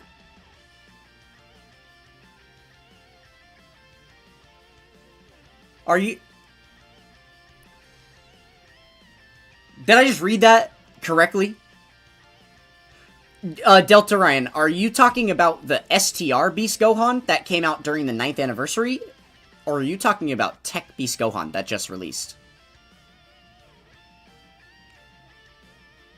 Either way, it's bad, but one is much worse than the other. Mr. Dokkan, it was 11k between copies for the Gohan and Piccolo. Wow, yeah, that's fucked. That's insane.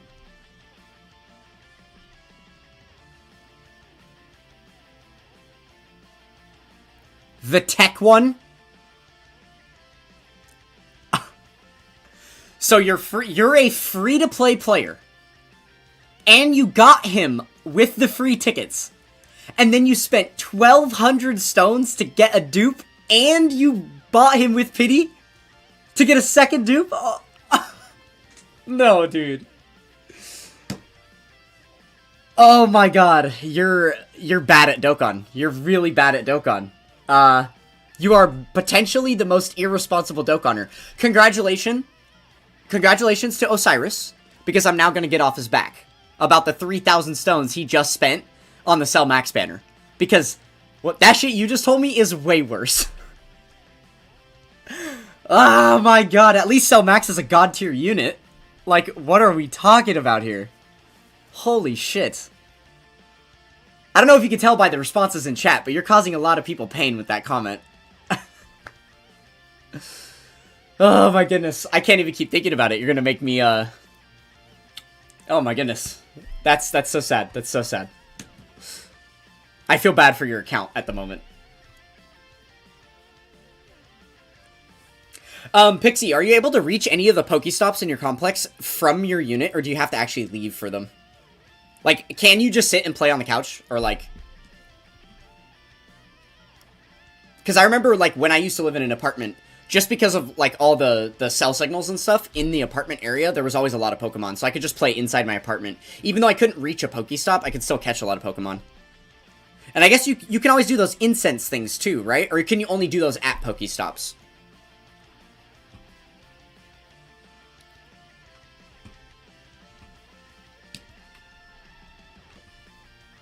You have to leave for them? Damn, that's tragic. That's tragic. Well, it's good for you. Exactly, better for your health. Exactly, it's gonna help you with other goals that you're trying to reach.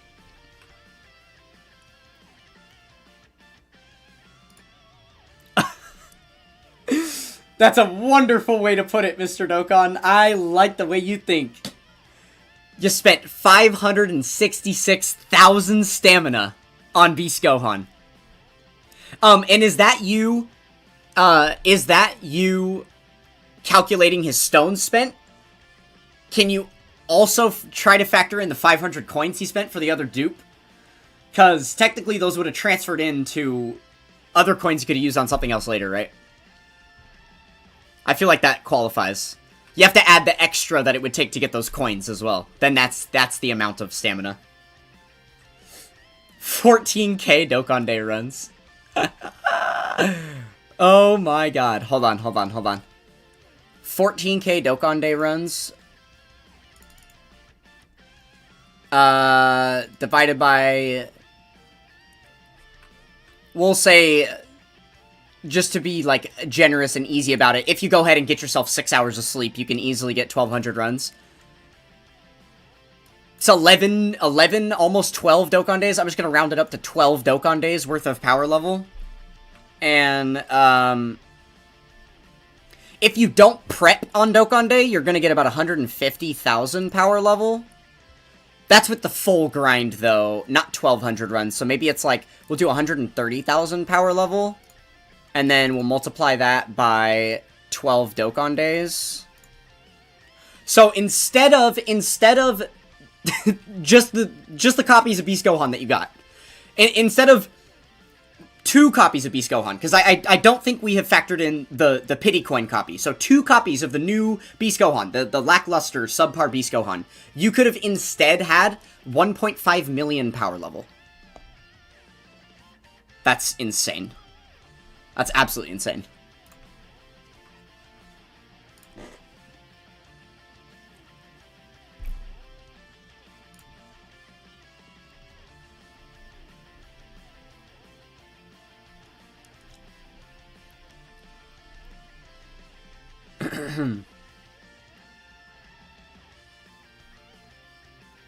That's one thing you'll definitely have to get used to around here, Mr. Delta Ryan, is that, power level is the pinnacle currency. There is nothing more important than power level as far as Dokkan is concerned. It is always the priority.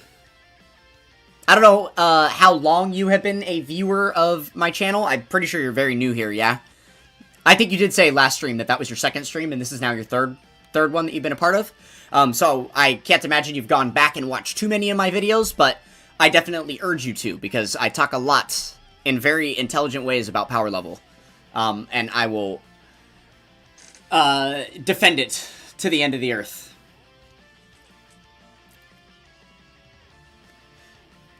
And a wonderful question from Knob Gaming. What does this event give us? Power level.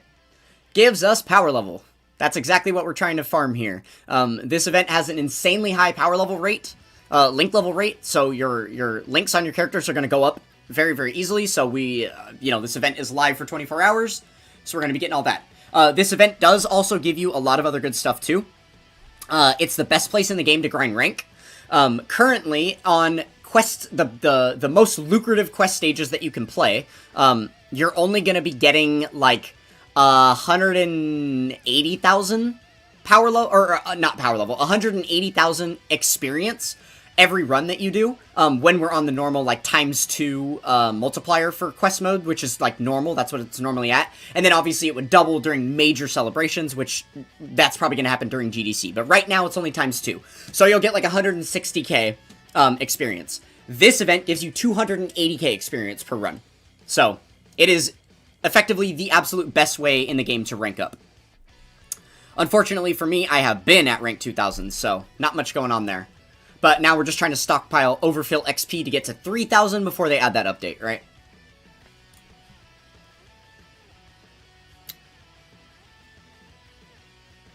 You got 5 cell maxes and 1.5k stones. Is that good? It's good in the sense... I mean, you did average for a... I mean, you did alright, because it's a double rates banner, so it's not, like, impressive by any means. But I wouldn't say you got shafted or anything. It's alright. What I would say is not good is the fact that you spent 1.5k stones on this banner. I don't think it's worth 1.5. Yeah. I would have definitely stopped after your first copy of Cell Max. Maybe the second. Definitely wouldn't have gone further than that. Because remember, it's diminishing returns. You get a massive stat pool added to the character with their first dupe in the bottom right path, so it can be worthwhile. For a character like Cell Max that has such high stat lines right at the beginning of battle, having that extra dupe for him is going to massively increase his power. But the additional dupes that you're getting are only giving you really small increases to his stat line, and all he really needs is stats. So you could easily make up for those extra dupes by just putting God Equips on him from the Whis event. So yeah, I wouldn't have spent those 1.5k stones. That's definitely not it. Definitely not it. I would have stopped much sooner.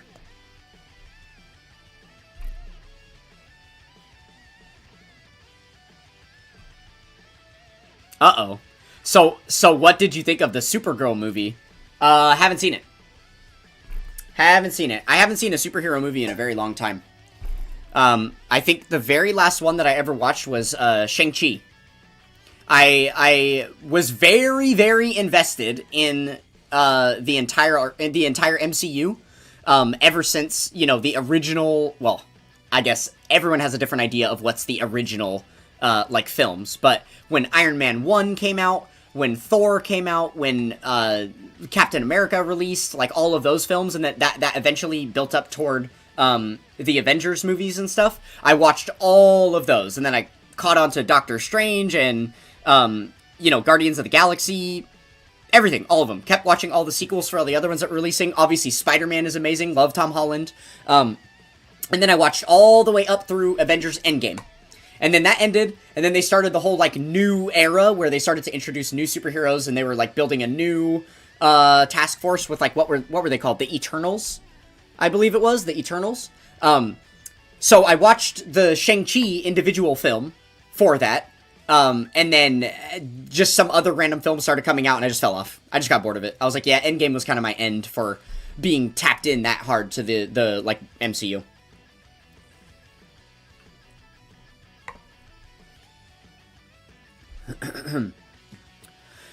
Alright, Ryan. We'll see you. I'll make sure to wait to do the GeoGuessr thing till you get back. We'll probably do some Dokkan in a little bit here. We might. Top Key, are you still kicking it? Are you still here? I am less willing to do, Dokkan OST game if, both Top Key and Instinct are not here. Because Top Key and Instinct are really, really good at OSTs. Dinkelberg is also decent too. So if any one of the three of them shows up, then it can definitely be OST time. I know Top Key was here, but I don't know if he's here now. So. But yeah, it can be an excruciating game to sit here and listen to OSTs over and over and not, like, be able to guess them myself. And then chat just has no idea, and so we're just kind of sitting there at a loss. But if I have any of those, like, OST gods in chat, then they can kind of give hints and stuff. It's fun.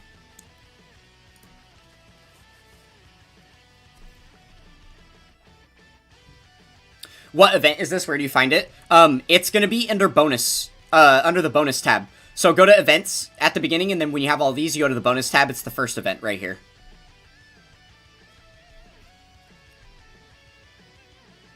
Also, if you go to your missions tab over here, if you're ever looking for an event, literally any event in the game, if it's like a new event that's come up, they always have missions attached to them. So you can go over here to your event, thingy, and the newest stuff has been added at the top. I already finished all of the missions for it, but right here, there were missions for Dokkan Day. So one of the missions here is to clear the time chamber once. So if you click on this mission, you could actually click attempt. There would be a button next to it that would say attempt, and it'll take you directly to the event.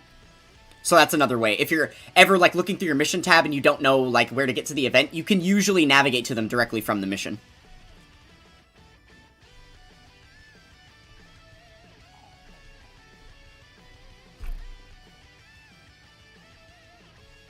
How do you unlock that? What do you mean? What do you mean, how do you unlock it?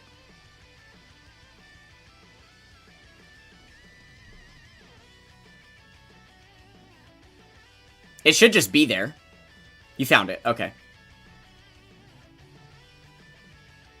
Do we get tickets too or not? No.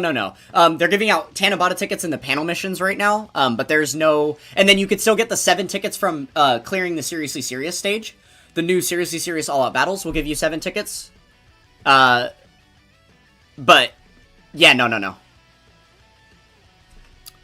We're not getting any tickets from the Dokkan Day missions. They haven't been doing that for a while now.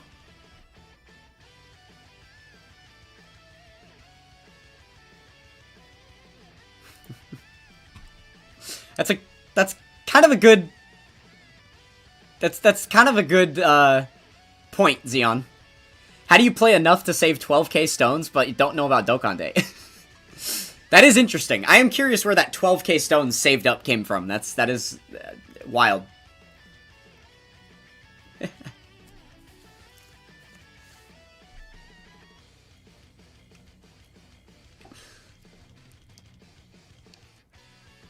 Somebody's spamming hearts over here. I can see that. I see you.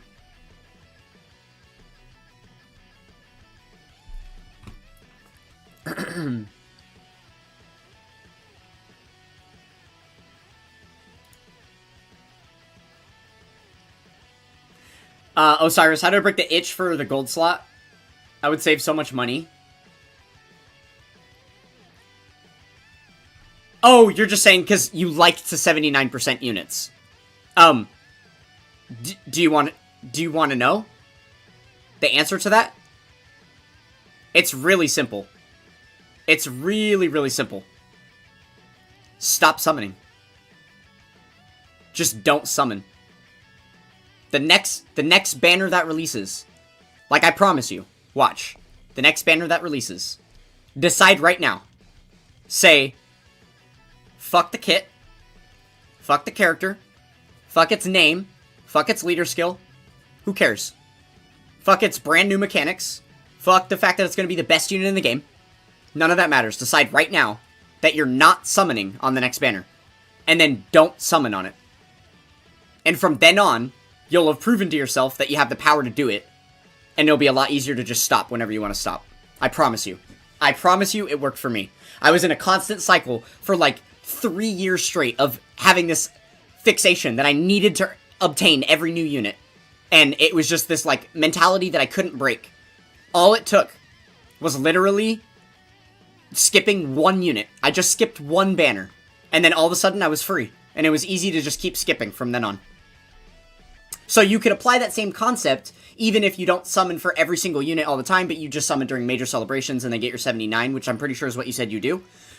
So just don't get the 79 one time. Just get the unit and then stop. And then the cycle will be broken and your mentality will be fixed. All you have to do is just break the cycle once. That's it. You got this. I believe in you. Yes, fuck it.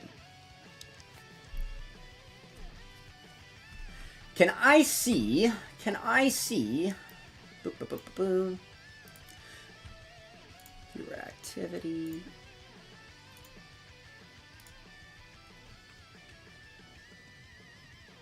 Boom. Okay, we only have 16 likes on the stream. Oh, hell nah.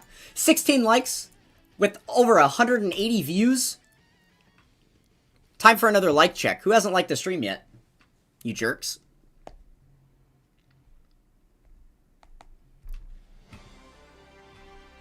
Oh, yeah. Oh, yeah, baby. Like for the Bulma OST?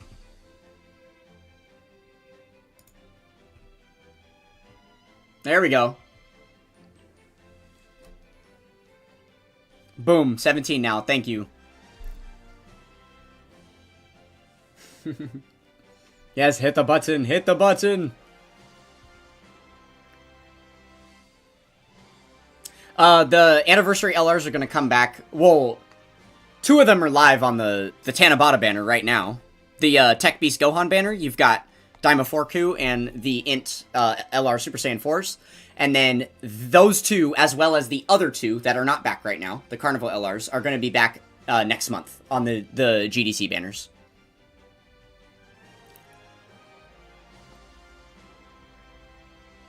I mean, okay, it's funny I say next month. It's technically the month after, because if we're doing the GDC watch party on August 28th, and that's where the units are going to be revealed, then they're not going to release until the first week of September. So technically September is when they'll come back.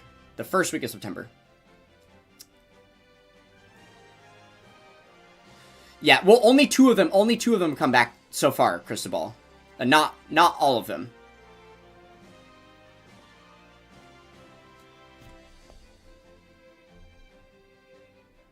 W, 18 likes. 18 likes because we like 18.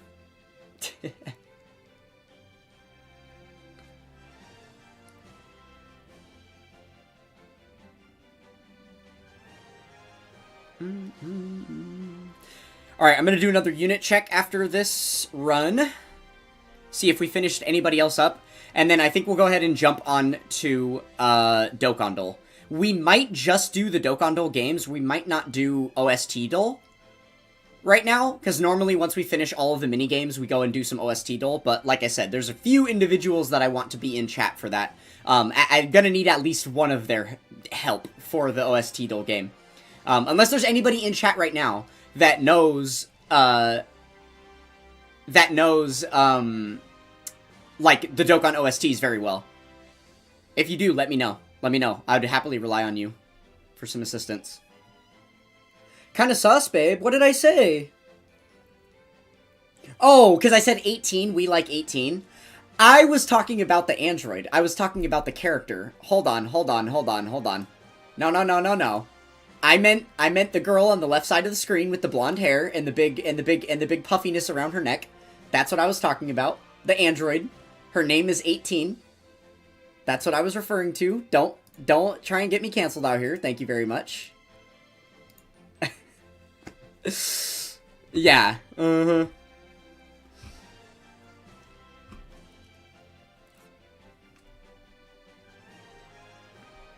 Context is key. Yeah. And in the context of Dokkaners, they know what I mean when I say 18. There's a lot of people in this chat, whether they'll admit it or not, that are much more obsessed with Android 18 than I am. Yeah, she is a baddie. She is a baddie. Krillin is one lucky duck, for sure.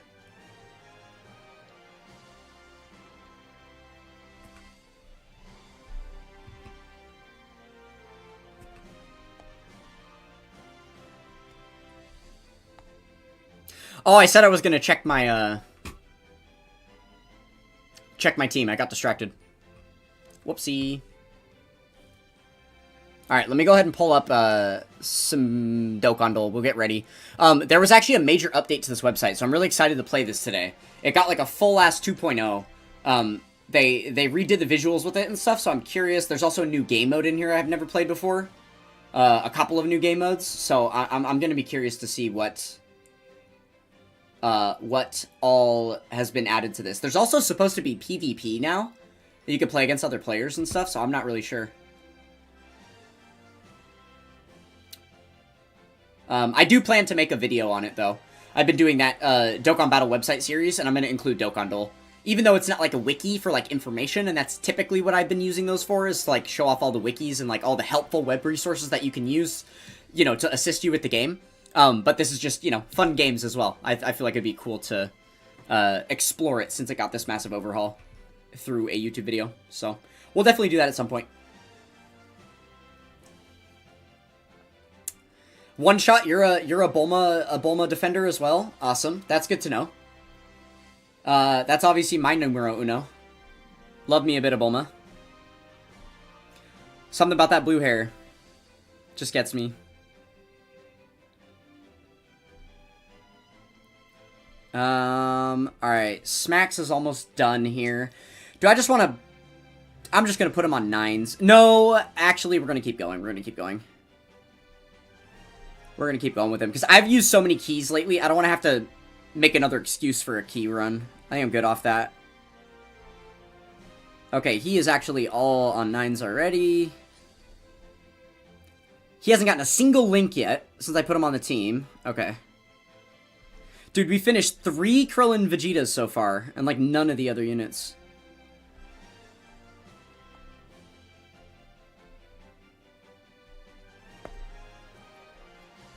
Alright. OST Dole time, or Dokkan Dole time, rather. Here we go, here we go. Alright, so, yeah, for those of you who have been on this website before, you might notice that it does look a little bit different than it did before. We've got the whole 2.0 thing going. All of these sections look a little bit different. This is as far as I've gotten. I haven't clicked anything. I just checked out the website to see that it had changed. So let's just go ahead and start. Okay, so we've got Daily and Rush, which existed before, right? Like, the Rush mode is where you can just, like, play over and over again and do a bunch of them. The Daily is, like, to keep track of your stats and stuff and, like, rankings with other people, so it's going to give you the exact same unit. And then, obviously, you can only do it once per day. So we'll just do the Daily for now. But then there's also now this PvP versus thing, so we'll check that out after, too, because I'm curious how that works. Alright, I need a starting guess of a unit. Somebody name a unit in chat. Not just a character, a specific card. I need a specific card from the game.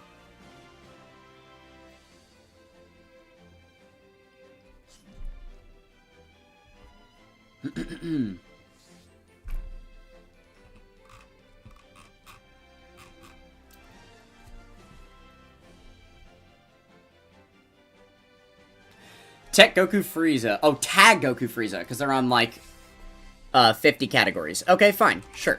I'm okay with that. Alright, yeah, that's a good strat. Only because now we know that all of these categories are not utilized on the character, right? So it helped us cancel out a lot. This is an Earthbred fighter and a bond of parent and child. And it's not on, like, any of this other stuff? Wow. That's weird. Okay, so it is not an LR. It is an int unit. It's going to be super class. It's not... Oh, it is Extreme Z Awakened. It's either Extreme Z Awakened or it is Super Extreme Z Awakened. It's got a lower leader skill than 220, and it's older than 2025. And then it's on these two categories. An Earthling looks like. Yeah, I guess it could be... Wait, Yamcha? Yamcha's not on Bond of Friendship or, like, tournament. I guess he wouldn't be on tournament participants. Turtle School, though? Is Yamcha not on Turtle School? We can just guess him. I think that's a decent guess. That's at least going to get us some more answers. Oh,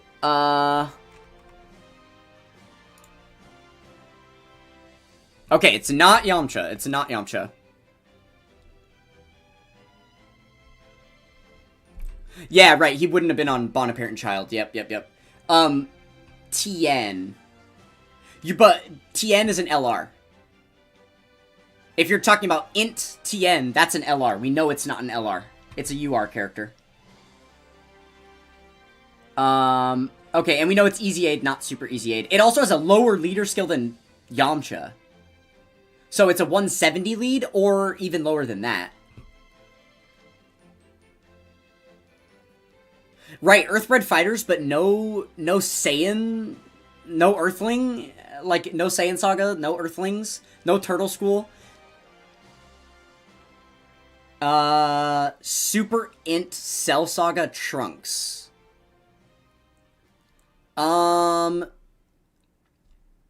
Super Int Cell Saga Trunks. I'm pretty sure I know which unit you're talking about.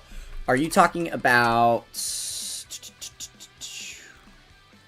like the ancient one? Is it like a... Where's that guy at? They're not really in order on here the way I'd want them. Hold on.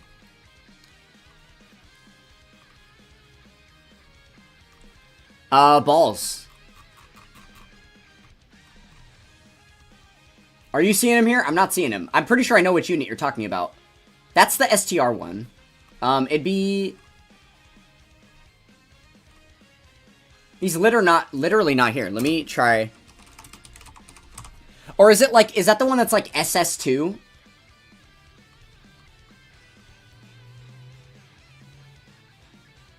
Oh, the world... No. Is that the one you're talking about? The worldwide download celebration one? I thought you were talking about the ancient one. Like the Hero Extermination Plan Awakening unit. That's the one that I was looking for. Is that incorrect?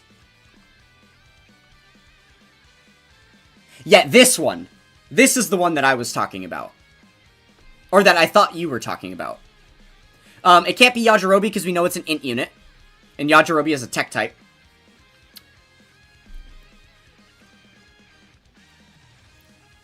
Let me just try this one. Okay, it's newer. I could try the other Trunks. We don't have, like, a guess limit here, do we?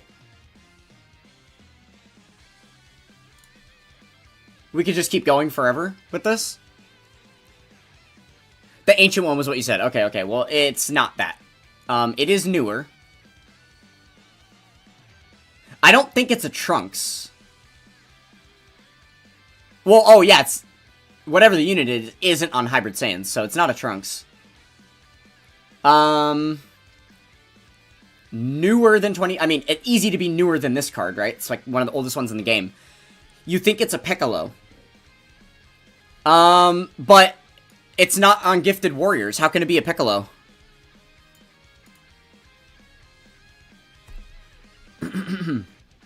Or are there, like, Piccolos from the very beginning of the series that aren't on Gifted Warriors?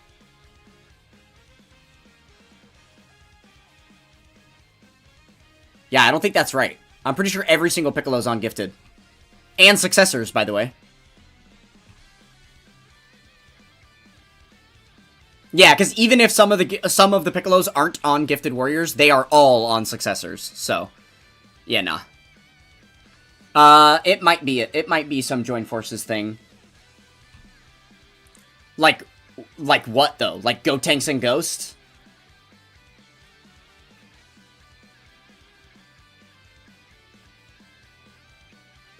Would that count? But no, because he's still gonna be like, I'm gonna guess it, but he's still gonna be on like Hybrid Saiyans and stuff. Because this doesn't actually count as a Join Forces card, does it? The Gotenks and Ghost?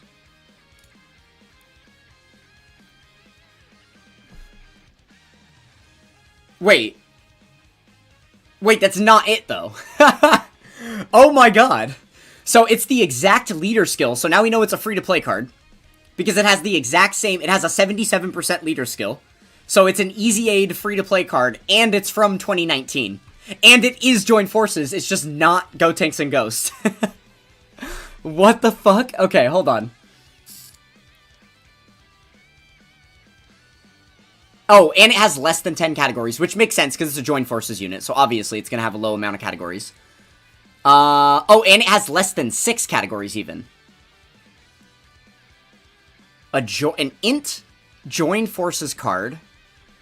Earthbred Fighters. Gohan and Videl? Would they really be on less than 6 categories?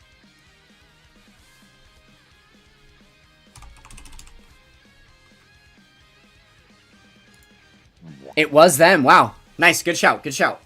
Awesome. Alright, that was fun. That was fun. That was definitely a good round of that. Sometimes that game gets a little bit fucky-wucky. It's not that fun to play because, like, you end up doing the first guess and then the categories, like, give away a lot of it and then it's just, like, not fun, you know? So, definitely okay with that. That was cool. That was a good one. That was a good one. Let's go ahead and do all the games real quick, because I want to see what all these new games are, and then maybe after we can revisit and try the whole PvP thing, see if that's, like, a thing. I am going to play every game again, because I don't know if any of them have gotten, like, a new Passover. I used to skip some of these games, because, like, previously, you know, like what was it? The Pyramid one was stupid, the Bingo one was stupid, I think this one we're about to play was pretty dumb. They weren't, like, very fun games, so we'll see if they've changed at all. We'll see. Okay, yeah, this one's looking exactly the same as before. I'm not really too big a fan of this game mode. It's too easy. It's too easy. Oh, I see. Yeah.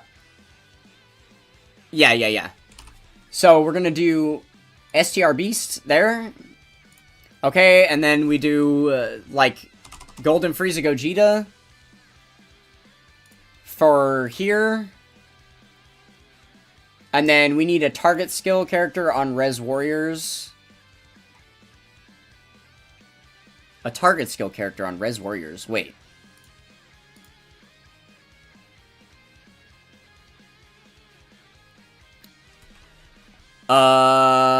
Oh, okay. Oh, I guess not. Well, he counts for that. Funny. I'm having a hard time thinking of other target skill characters. There's Beast Gohan, there's, Physical Super Saiyan Gogeta. Does he count? Is that a thing? Yeah, he would not be on Res Warriors. Yeah, telling you applicable slots doesn't make it pretty easy, yeah. That one slot is actually throwing me a little bit. Because there aren't that many units in game with a target skill at this point. Oh, well, there's Nappa Vegeta, but they're, again, also not Resurrected Warriors. Pikkon has one? Does Pikkon have a, Oh, Tech Vegito. There you go. There you go. Yeah. Okay. Goku Plus? Does that work? Not really? Oh god. What's happening?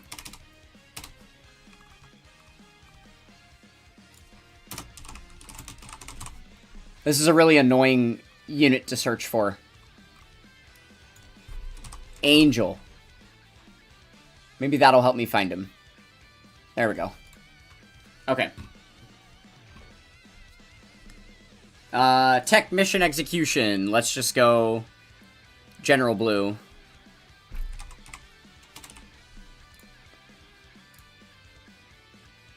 Alright, Extreme Resurrected Warriors. We'll just go Angel Golden Frieza. And Extreme Tech Units. Broly. Mission Execution, Legendary Power. We'll just go Tao. And then... Oh, that's actually a little bit tough. Mission Execution and Resurrected Warriors. I'm not too privy to... Oh, well, I guess maybe Pikkon, right? No? Oh, fuck.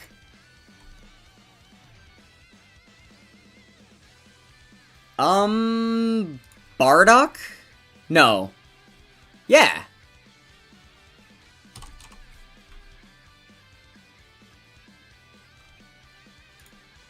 No. Wow. Oh, wait, Fat Boo? Really? He's on Mission Execution? It really has been way too long since I've seen the Boo saga. That's insane.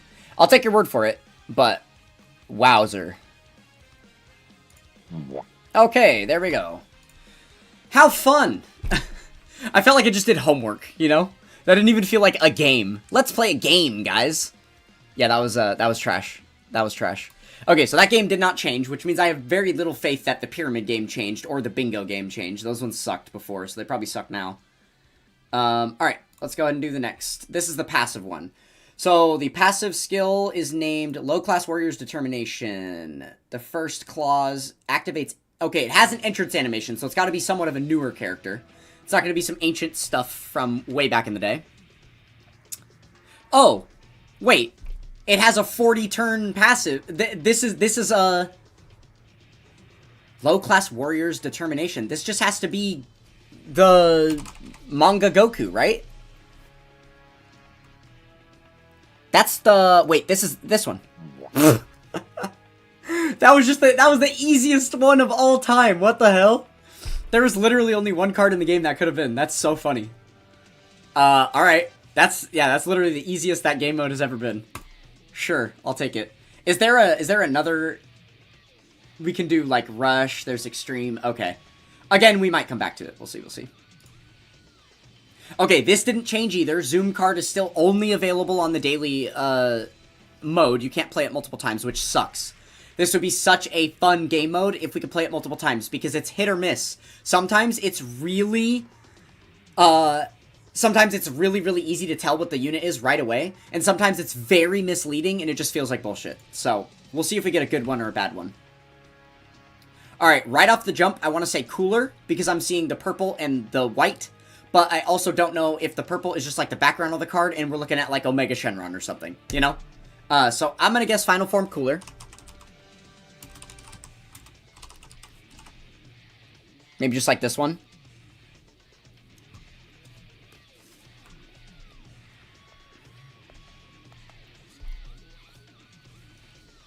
Huh.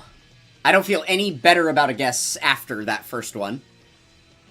AGL free-to-play cooler, in your opinion? Okay, let's see.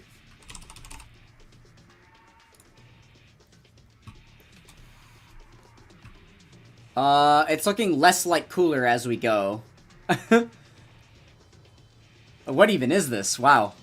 What are we looking at right now? What the fuck?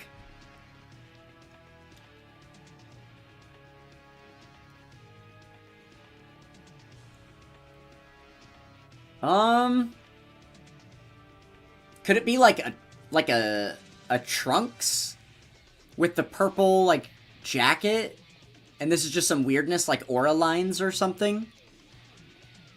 Fat Kai, like South Kai or whatever, or like or Grand Supreme Kai? You mean?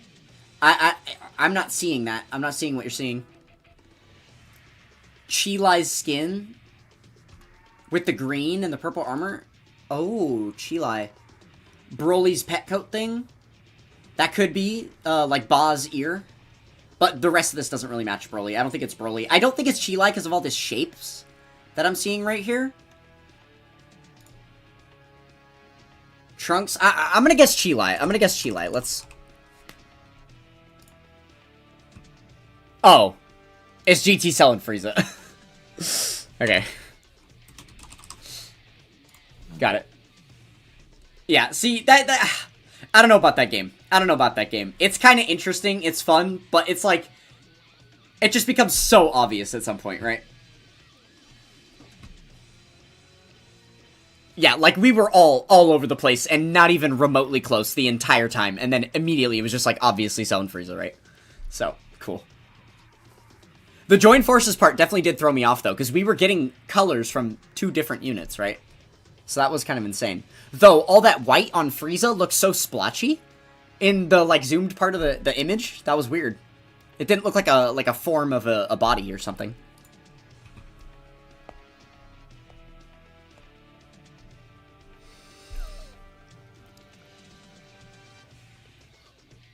Alright, in typical fashion, we will be skipping OST Duel for now. We will always finish with the OST Duel. That'll be the last one we do. Zoom card, okay, bingo. Again, we're gonna check it out, just to make sure nothing's changed. I'm pretty sure it's still gonna be the bad... Oh, right. Nah. This game mode sucks. I hate this one so bad. Alright. We got 90 seconds to assign the cards. He's AGL. He's... Int. He's... Skip him. He's Tech. Patara. Crossover. Inhuman Deeds. You are. Skip. Miraculous Awakening? No. Rapid Growth. Skip. Skip. Miraculous Awakening. Youth. Revive. Super Easy. Yay. Great. Alright, time for a unit check. Thank you, Chewie. Thank you. Yeah, that game mode's so dumb. More homework. I'm proud that I actually passed it this time, because sometimes I actually fail in the 90 seconds, but that one worked out. Dude, I still haven't gotten a single link on this guy. I've done like easily 50, 60 runs, and I've gotten 0 links. And I finished another Krillin and Vegeta. Another one. We're almost done with Smacks, too. 2 links left.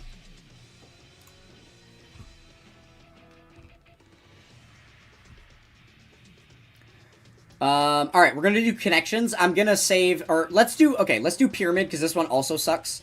And then we're gonna do connections, and then these two are new game modes. Full Power and 21 Questions. I've never played those before. They're brand new. So we'll check those, too. Alright. Pyramid Daily.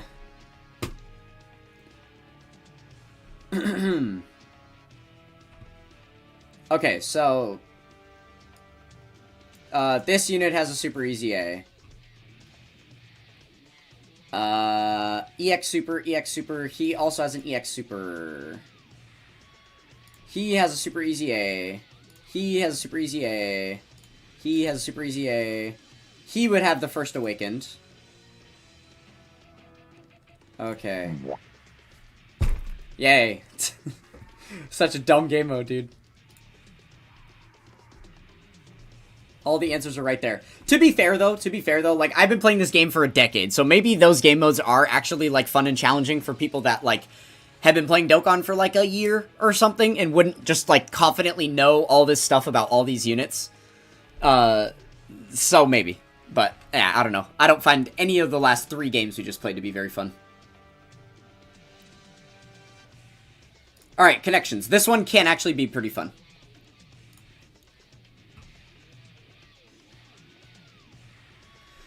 So, for those of you that might not know, we are looking to select 4 units that have something in common. And we're trying to figure out the 4 categories here that make all these units into categories. We have to figure out which ones belong together. So it could be based on their leader skill. It could be based on a type of mechanic they have in their kit. It could be based on a category they're on. It could be a typing that they have. All kinds of different things. Ooh,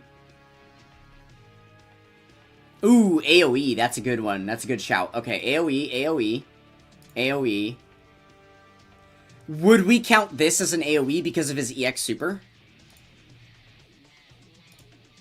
Nice. That was a really good shout. AoE. Good job. Okay. Oh! Those are all joined forces. Oh! That's 1 away? Oh, okay. It's not joined forces, because it's youth? No! And that's not even 1 away. Oh, shit. Okay. Panicking now. Uh-oh. Hybrid Saiyans. Oh, 4 future wait. 1, 2, 3, 4. Yeah, okay. I'll come back to these. Boom, boom, boom, boom. Guys! 1 away again. No. Alright, we only have 1 guess left. This is actually going really bad right now. Okay, hold on. Let's forget about categories for the moment. Let's forget about categories, okay? Let's focus on leader skills for a moment here. Which I know is going to be pretty tough with a lot of these, like, banner units and stuff. Oh, there's also Patara. Surely Patara is the thing, because where else is Supreme Kai of Time going to fit in if we don't do Patara? It's got to be Patara. It's not going to be Earthbred Fighter, because there's more than 4. There's like 7 Earthbred Fighters here. Yeah, no. I feel pretty confident about Patara, but I'm not going to guess it, because we only have 1 guess left. So I want to figure out some stuff. Minus Mai plus Supreme Kai for Realm of Gods. Yeah, it could be Realm of Gods or Patara, right? I feel pretty solid in that. Let's... Okay, so theoretically, if those 4 are a pairing, then that means of these other 8 we gotta figure out, right? And we know that when we guessed this before, it was 1 away. And then when I guessed this, it did not say 1 away, which means this was 2 away. Which means this is definitely a part of it. And it's one of these 3 that needs to be removed. This is definitely one of them, and then it's one of these 3 that needs to be removed for a different character. for this lineup to work. And we're going to ignore these bottom 4. So we need to take off one of these 3 and replace it with either him. Well, we know we're not replacing it with him. So we're going to take these 3. We need to swap for one of these 3. That's what we have to figure out. These 3 for one of these 3. Super AGL.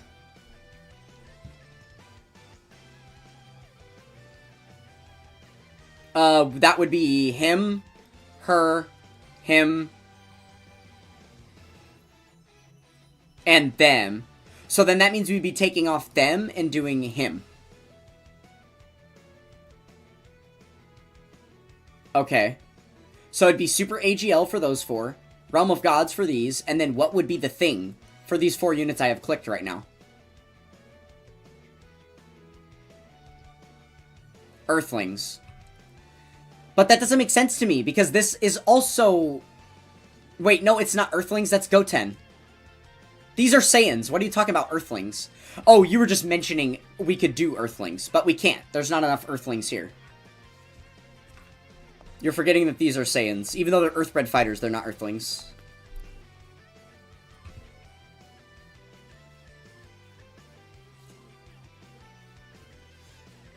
I don't know. Bond of Friendship? Ooh. But why is it all category shit? Unless, do they all lead Bond of Friendship? They might all lead Bond of Friendship. Let's just submit it. Yep, it's because they all lead Bond of Friendship. Okay. Then yeah, we win. Category Patara, which I called, and also technically Realm of Gods counts, and then Super AGL. Nice. Well, that started bad, but we made it. We made it happen. Just had to slow it down a little bit.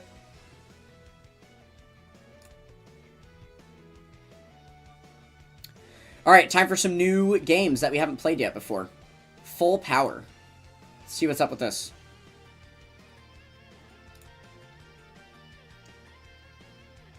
Oh. Wait, we have played this. We have to guess the units that... all the units that are on the leader skill. There's 6 units here that are on the full leader skill. And I'm supposed to guess which ones are.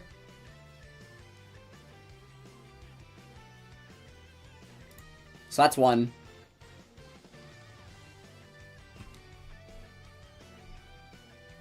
I don't really like this game mode too much either, if I'm being honest.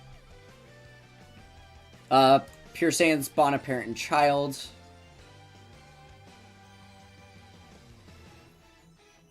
Oh. I mean, there's a lot of Pure Saiyans here. Is it just gonna be him? Oh, yeah, I guess all the Gokus are gonna be there, right?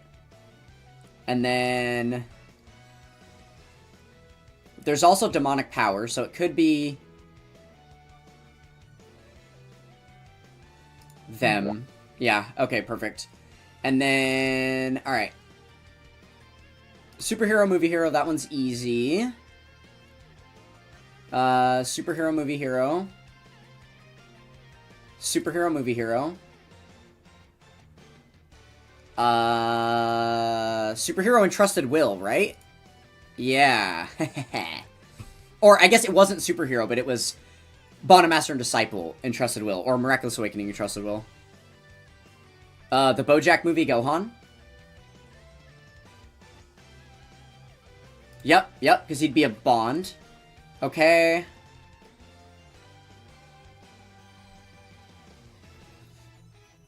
He's on or Trunks would be in Trusted Will. And that Trunks. Okay, yeah, that was easy, okay, T-Conk and T-Boost. T-Conk, T-Boost, T-Conk, T-Boost.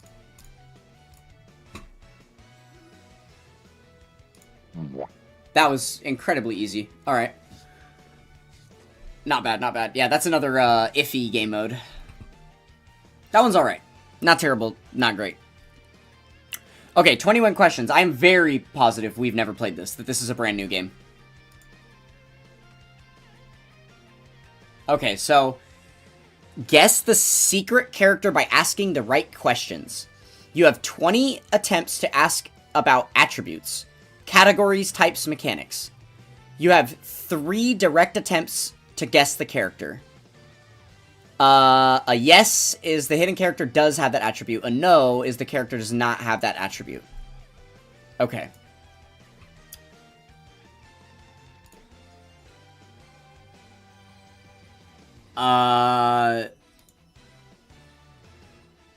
Oh, I see.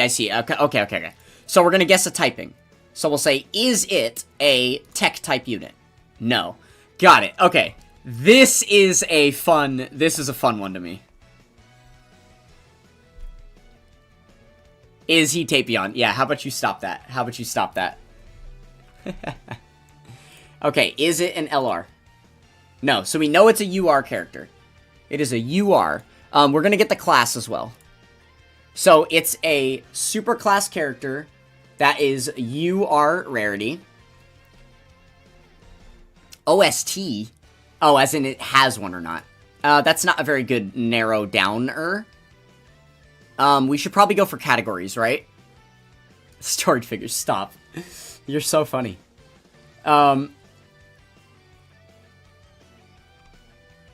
Let's do EBF. It is an EBF unit. Okay. Let's do, like, Saiyan. Is it a pure Saiyan? No.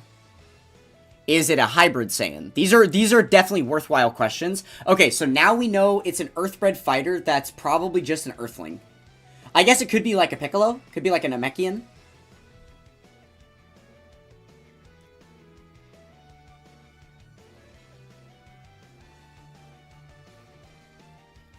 I like how you said Tech Gohan when we literally know the one typing it's not is Tech.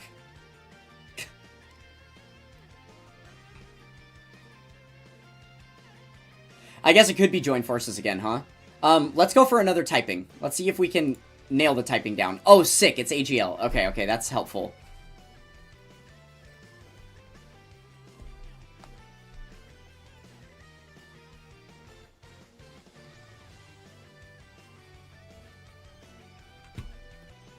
Oh, true. Yeah, Join Forces would be a good category to just straight up guess, huh? Okay. So, it's a superclass Earthbred fighter UR character that is not pure or hybrid Saiyans. It's on Joined Forces. AGL.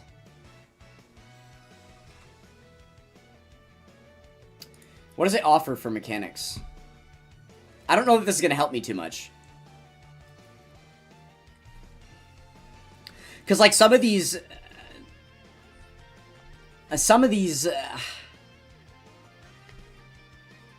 like, active skill's a good one to guess. That type of thing, I suppose. But, like, a domain, a target skill, a survive KO... Like, there's not enough units that have that type of stuff for these to be relevant questions, right? I feel like I'd rather stick with more categories. Like, let's double-check Earthlings. No. Well, because we know it's on Joined Forces, that's kind of going to be tough to guess other categories, right? Gohan and Piccolo, isn't he AGL? Yeah. He is, so he would also be Saiyan Saga. Alright, let's send it. Gohan and Piccolo. You might be right on the nose with it. Oh!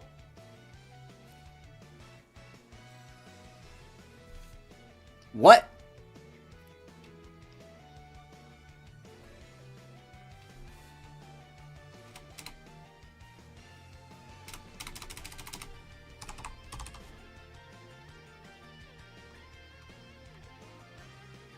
There we go.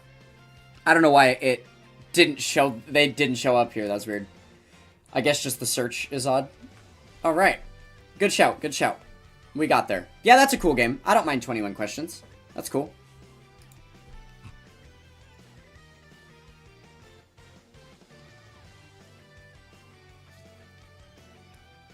Oh, it might just be because I did it in the wrong order. Pardon me. That's pretty funny, actually. I do love that. Alright, guys, it's time. It is that time. Time for some OST dole, baby. Alright. Too bad the boys are not back yet. Or I guess Top Key isn't back and the other ones haven't showed up. So we're going to have to suffer through this without them. But yeah, let's get it going. Here we go. OST Dole.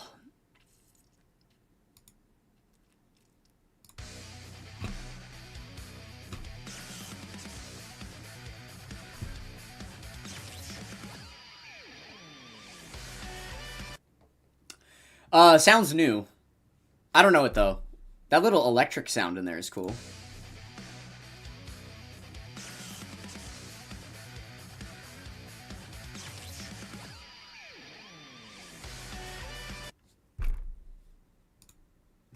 I mean, it would have to be the new Metal Cooler, I'm pretty sure. Because this is definitely a new OST.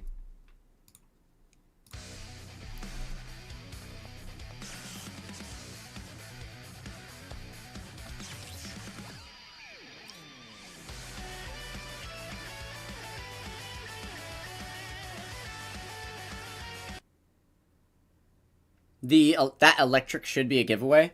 I mean, sure, if you're like mega obsessed with the anime, but I mean, I like Dragon Ball Z and everything. I just haven't seen all of it a billion times to know what the individual little sound effects mean. I also don't play Dokkan with the sound on, or ever watch animations, or ever look at the screen while it's doing anything idly by itself anyway. So like, I would never be able to associate a specific electricity sound to a character or a unit.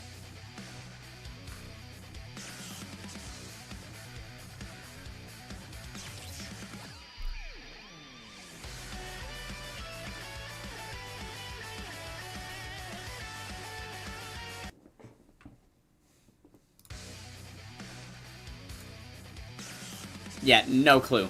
No clue. Alright, it's 2026, obviously.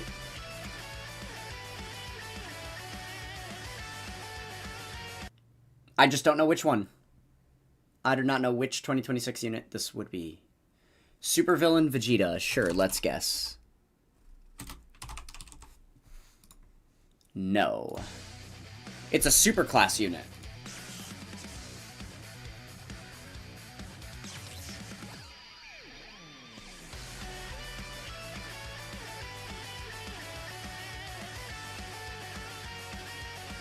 Oh.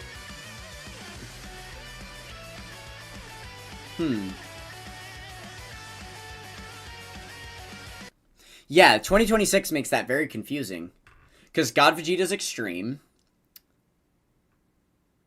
The Burra's extreme. Majin Vegeta's extreme. Not literally. No, none of the banner units would have got OSTs, no.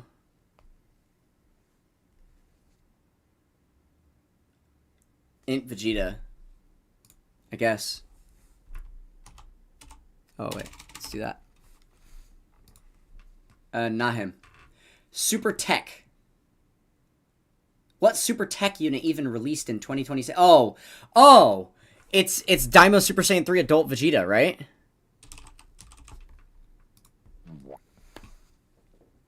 Okay. Cool.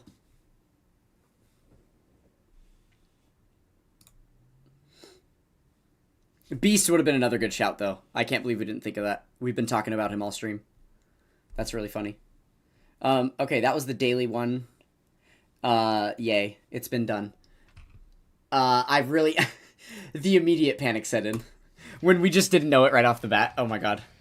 Hating that. Okay, before we go back in and do more OST Dole, we might do a little bit more. I also want to do some reaction videos today. At least one. We'll watch the next in line for the history of Dokkan. I think we're on the 2019 one now? 2018 one? I don't remember. I'm gonna have to double check where we're at with that.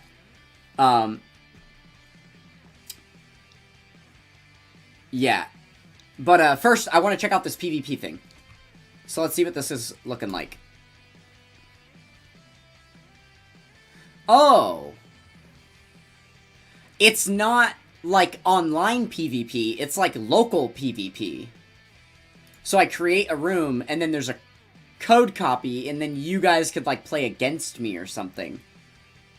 Interesting. That's kind of cool. Neat.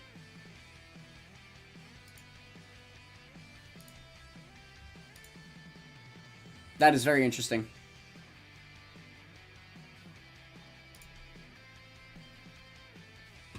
Alright, you guys seemed to be decently engaged in the chat for that first round, so we'll do this for a little bit, maybe like 30 minutes or so, and then we'll transition into reaction video afterward.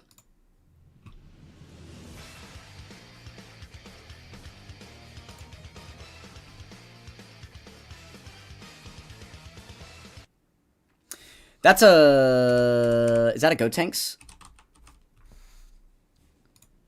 No.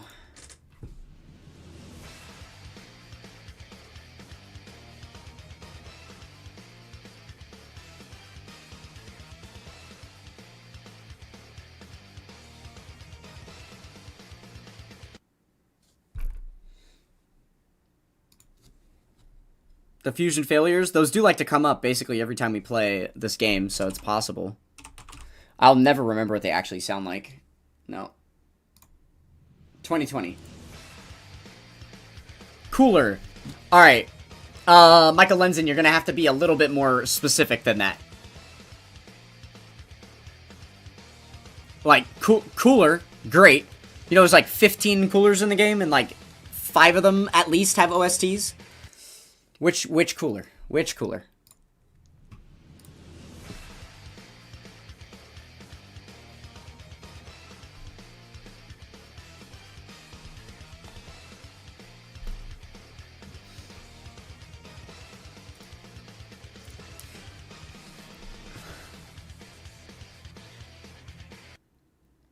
Yeah, that's really tough. I kind of have no clue. Int Super Saiyan 4 Gogeta? No. No way. The LR, soon to be Easy A one. Well, he was not 2020. He didn't come out until 2022. And Int Super Saiyan 4 Gogeta? I don't think so. I'll just guess it because we don't really have anything else to go on. But I'm like almost 100% sure it's not. Okay.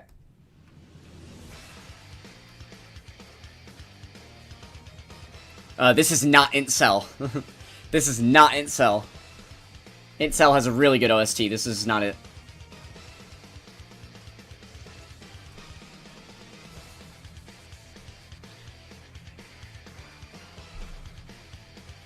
AGL Bardock. Well, it's Extreme Class. You're probably just lagging behind. Yeah. This was the Boo Saga year. Fizz Boo Tanks. Ooh. Now somebody's thinking. Let's go. Good guess, Xeon. That makes perfect sense. Yeah. And that's exactly why my first guess was Gotenks, because it sounds like a Gotenks OST. Why? Because it's a Gotenks. And I lived. Alright, sick. Almost died.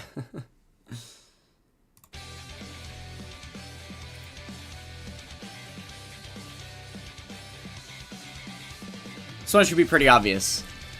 I'm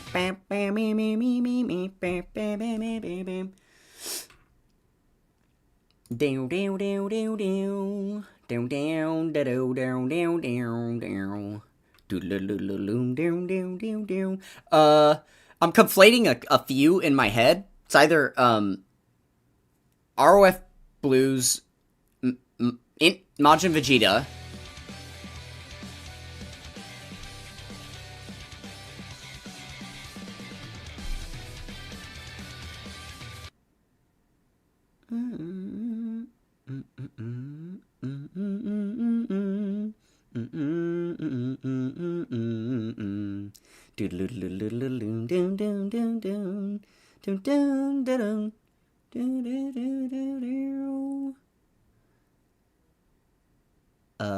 AGL Revive Future Gohan? What? Oh, yeah. Like, Future Gohan and Trunks. That's the one. That's the one.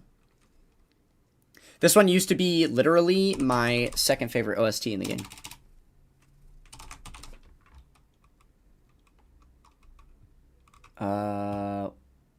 Yeah.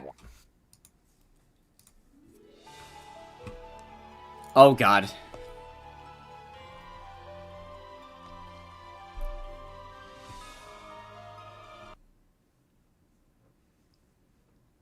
Oof. Yeah, Chewy, go ahead and get that food going. I need to do the same, honestly. My stomach doesn't hurt nearly as bad now as it did when the stream started, which is very good. I was worried about that, especially because of talking this much and, like, flexing my ab muscles and stuff, that it might make it worse. But, yeah, I'm actually kind of chilling at the moment, so I might get some food in me. Okay, so... Yeah, I like the Fizz God Goku guess. This is either... I think I do like that. Yeah, because... Yeah. I think this is Fizz God Goku. Okay. Why is... Wait. It just shows the alt art in here? That's funny.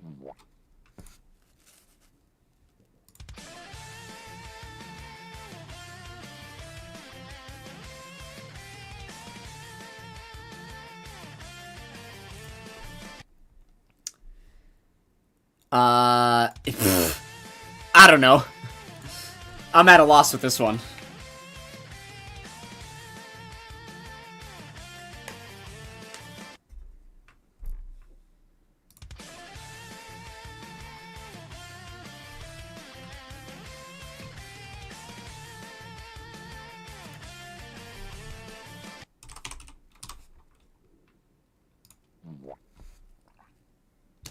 Good shout, friend. When I guess it would appear we have another OST god amongst added to the ranks. Very, very lucky for us that friend one showed up, I suppose. Holy moly.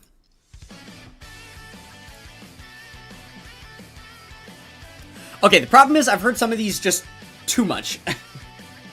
Like, I know I've heard this a billion times, but I could not possibly just assign it to a unit in my head. It's so generic sounding.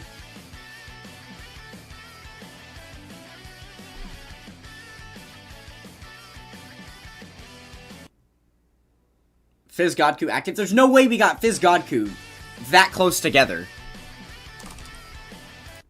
What? Wow.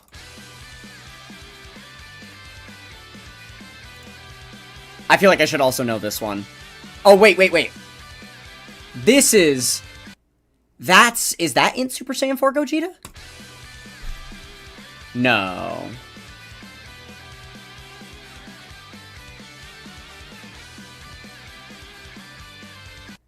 I think it is. It's not. Fuck. Oh, duh. It's the Eller Gods.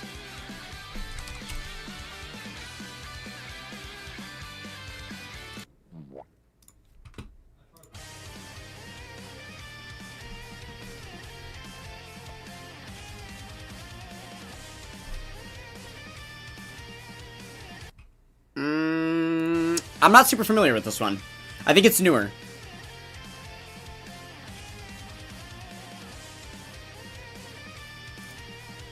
I don't know. Is that like Wrath Broly or some shit? I have no idea.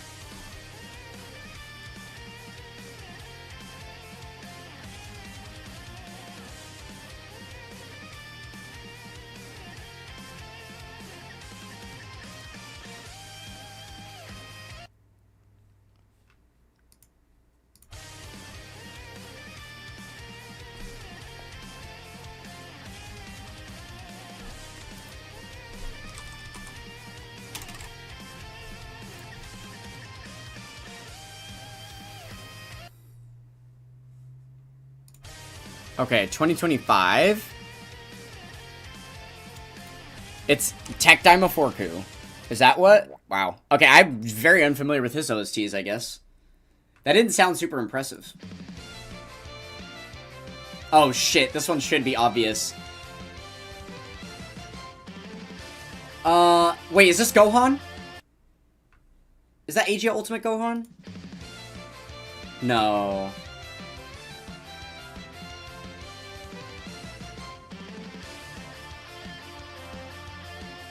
Damn, all of a sudden I feel like it could be like PyCon or TN or...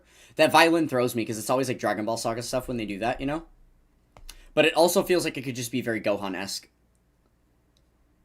Like AGL Ultimate Gohan. Let me just guess that really quick. I'm not super confident, but...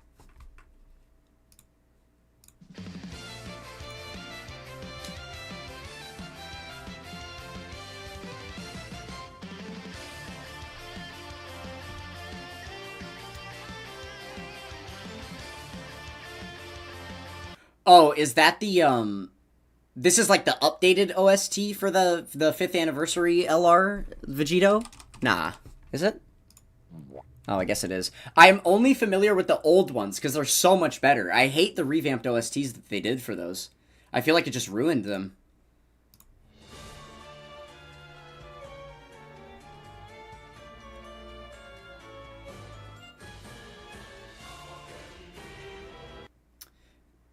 This one should be gettable too.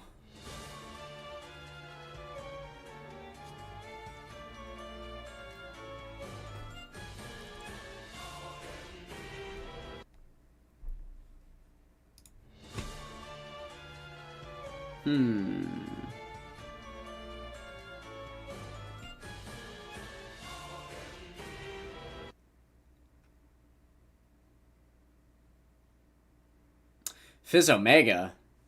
No. Wait, does Omega have multiple OSTs? Does he have an intro? I don't know if he has an intro. Oh, wait. Because I know he has the domain. Does he swallow the Dragon Balls when he does the domain, or does he swallow the Dragon Balls on the intro? I'm trying to figure out. Because if Omega only has one OST, this is not him. Because I know what one of his OSTs sounds like, but as we could just guess it. Yeah.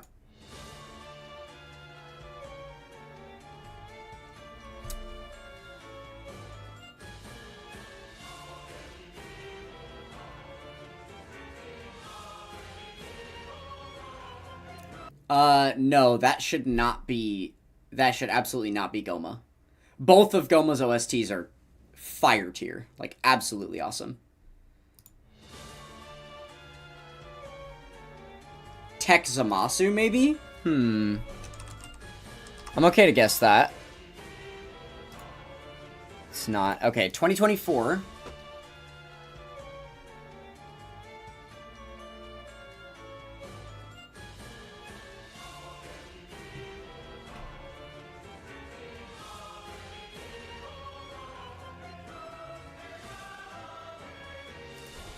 Maybe like Physical Rosé?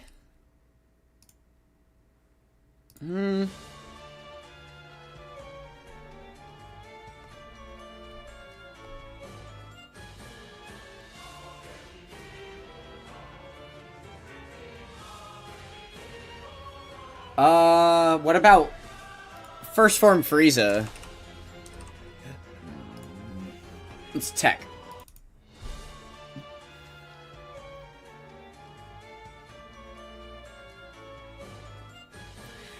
Is it Broly?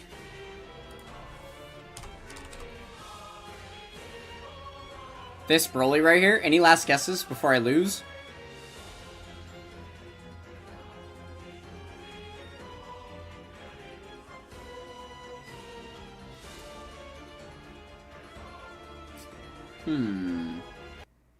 Yeah, it's very tricky. This is kind of the last guess that I have here, is Tech Broly. Yeah, we like Broly. We think it could be Broly. Oh. Guys, that was insanely clutch. That could have been bad. All right, unit check. Hold on.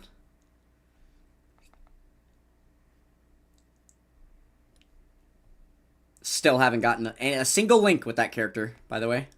Not one single link.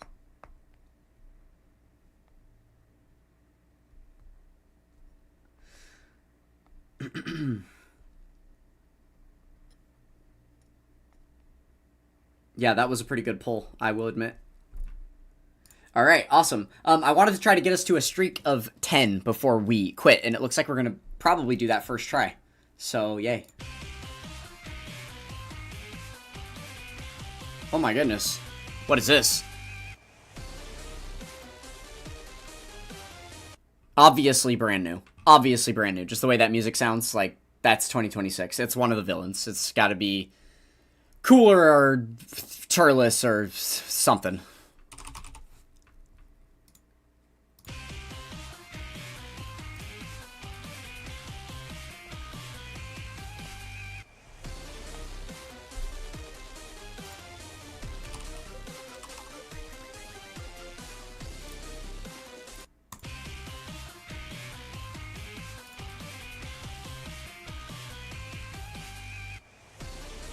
Maybe Deborah? Nope.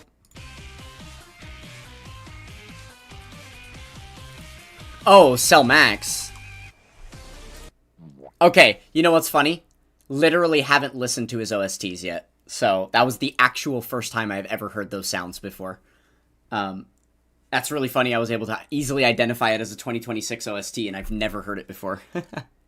That's kind of funny.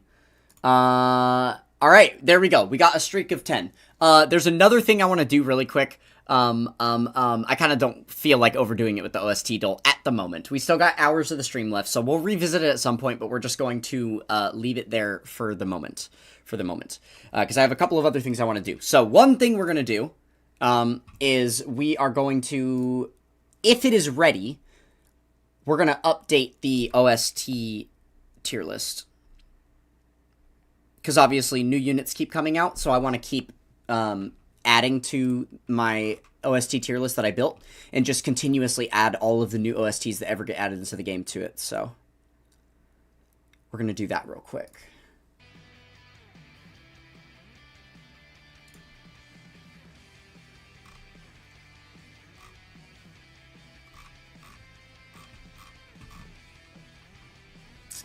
Okay.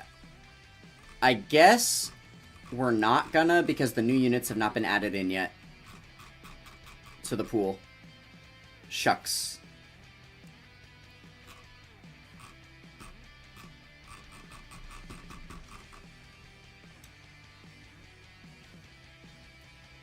Yeah, here.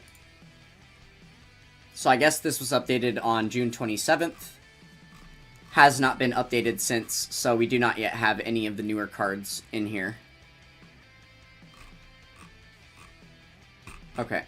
Not a big deal. We'll just have to wait. That's fine. Alright, then let's just get the reaction video ready then.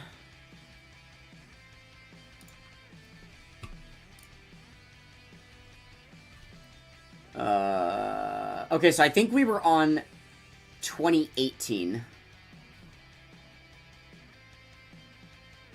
Did we watch 2018 yet? Pfft, I don't even know. Let me take a look at my videos. I don't even remember what the last one was that we watched.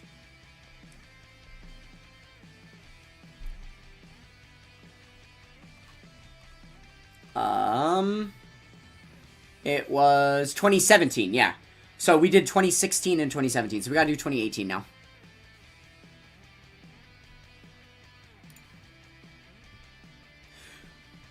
Uh, 2018, for those of you that have zero clue what I'm talking about at the moment, there is a content creator that goes by the name of Shikra, who has been creating this series, going through the history of Dokkan Battle.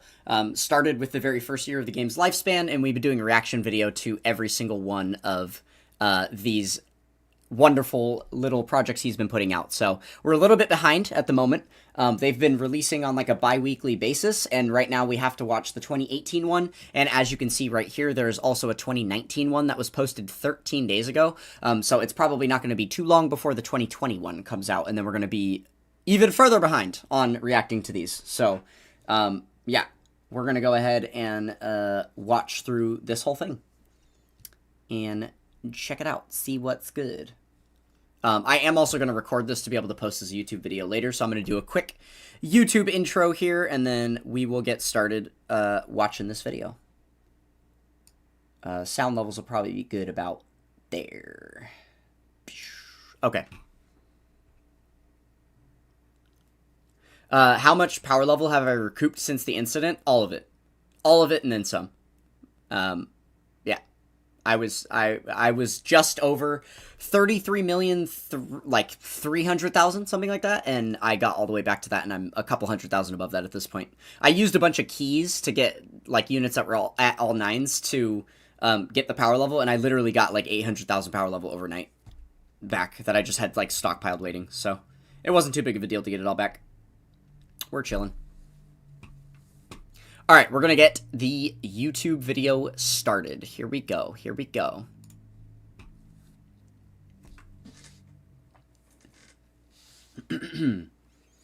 What's going on, guys? Welcome back to the channel. So, we are live on stream today. It is the middle of Dokkan Day. We're doing some time chamber grinding, and we are also going to take a look at the next iteration of the complete history of Dokkan Battle.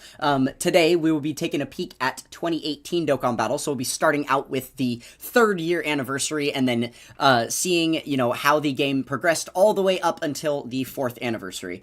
So again, big shout-outs to Shikra, who has done a wonderful job putting these compilations together. A lot of research and time going into, all of the data that is in here. So many different small little tidbits that I have even forgotten about all these years later. So this will be a fun little blast from the past, and we can see how the 3rd anniversary year is going to compare to the 2nd anniversary year, which was quite an insane year. Definitely going to be hard to top. So let's, without any further ado, let's go ahead and see what the 3rd anniversary year has in store for us.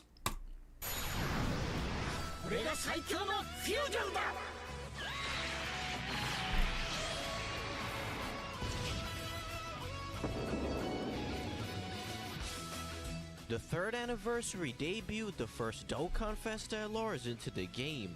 LR Super Saiyan Goku and Super Saiyan Vegeta that fused into Super Vegito, and LR Super Saiyan Angel Goku and Super Saiyan Angel Vegeta that fused into Super Gogeta.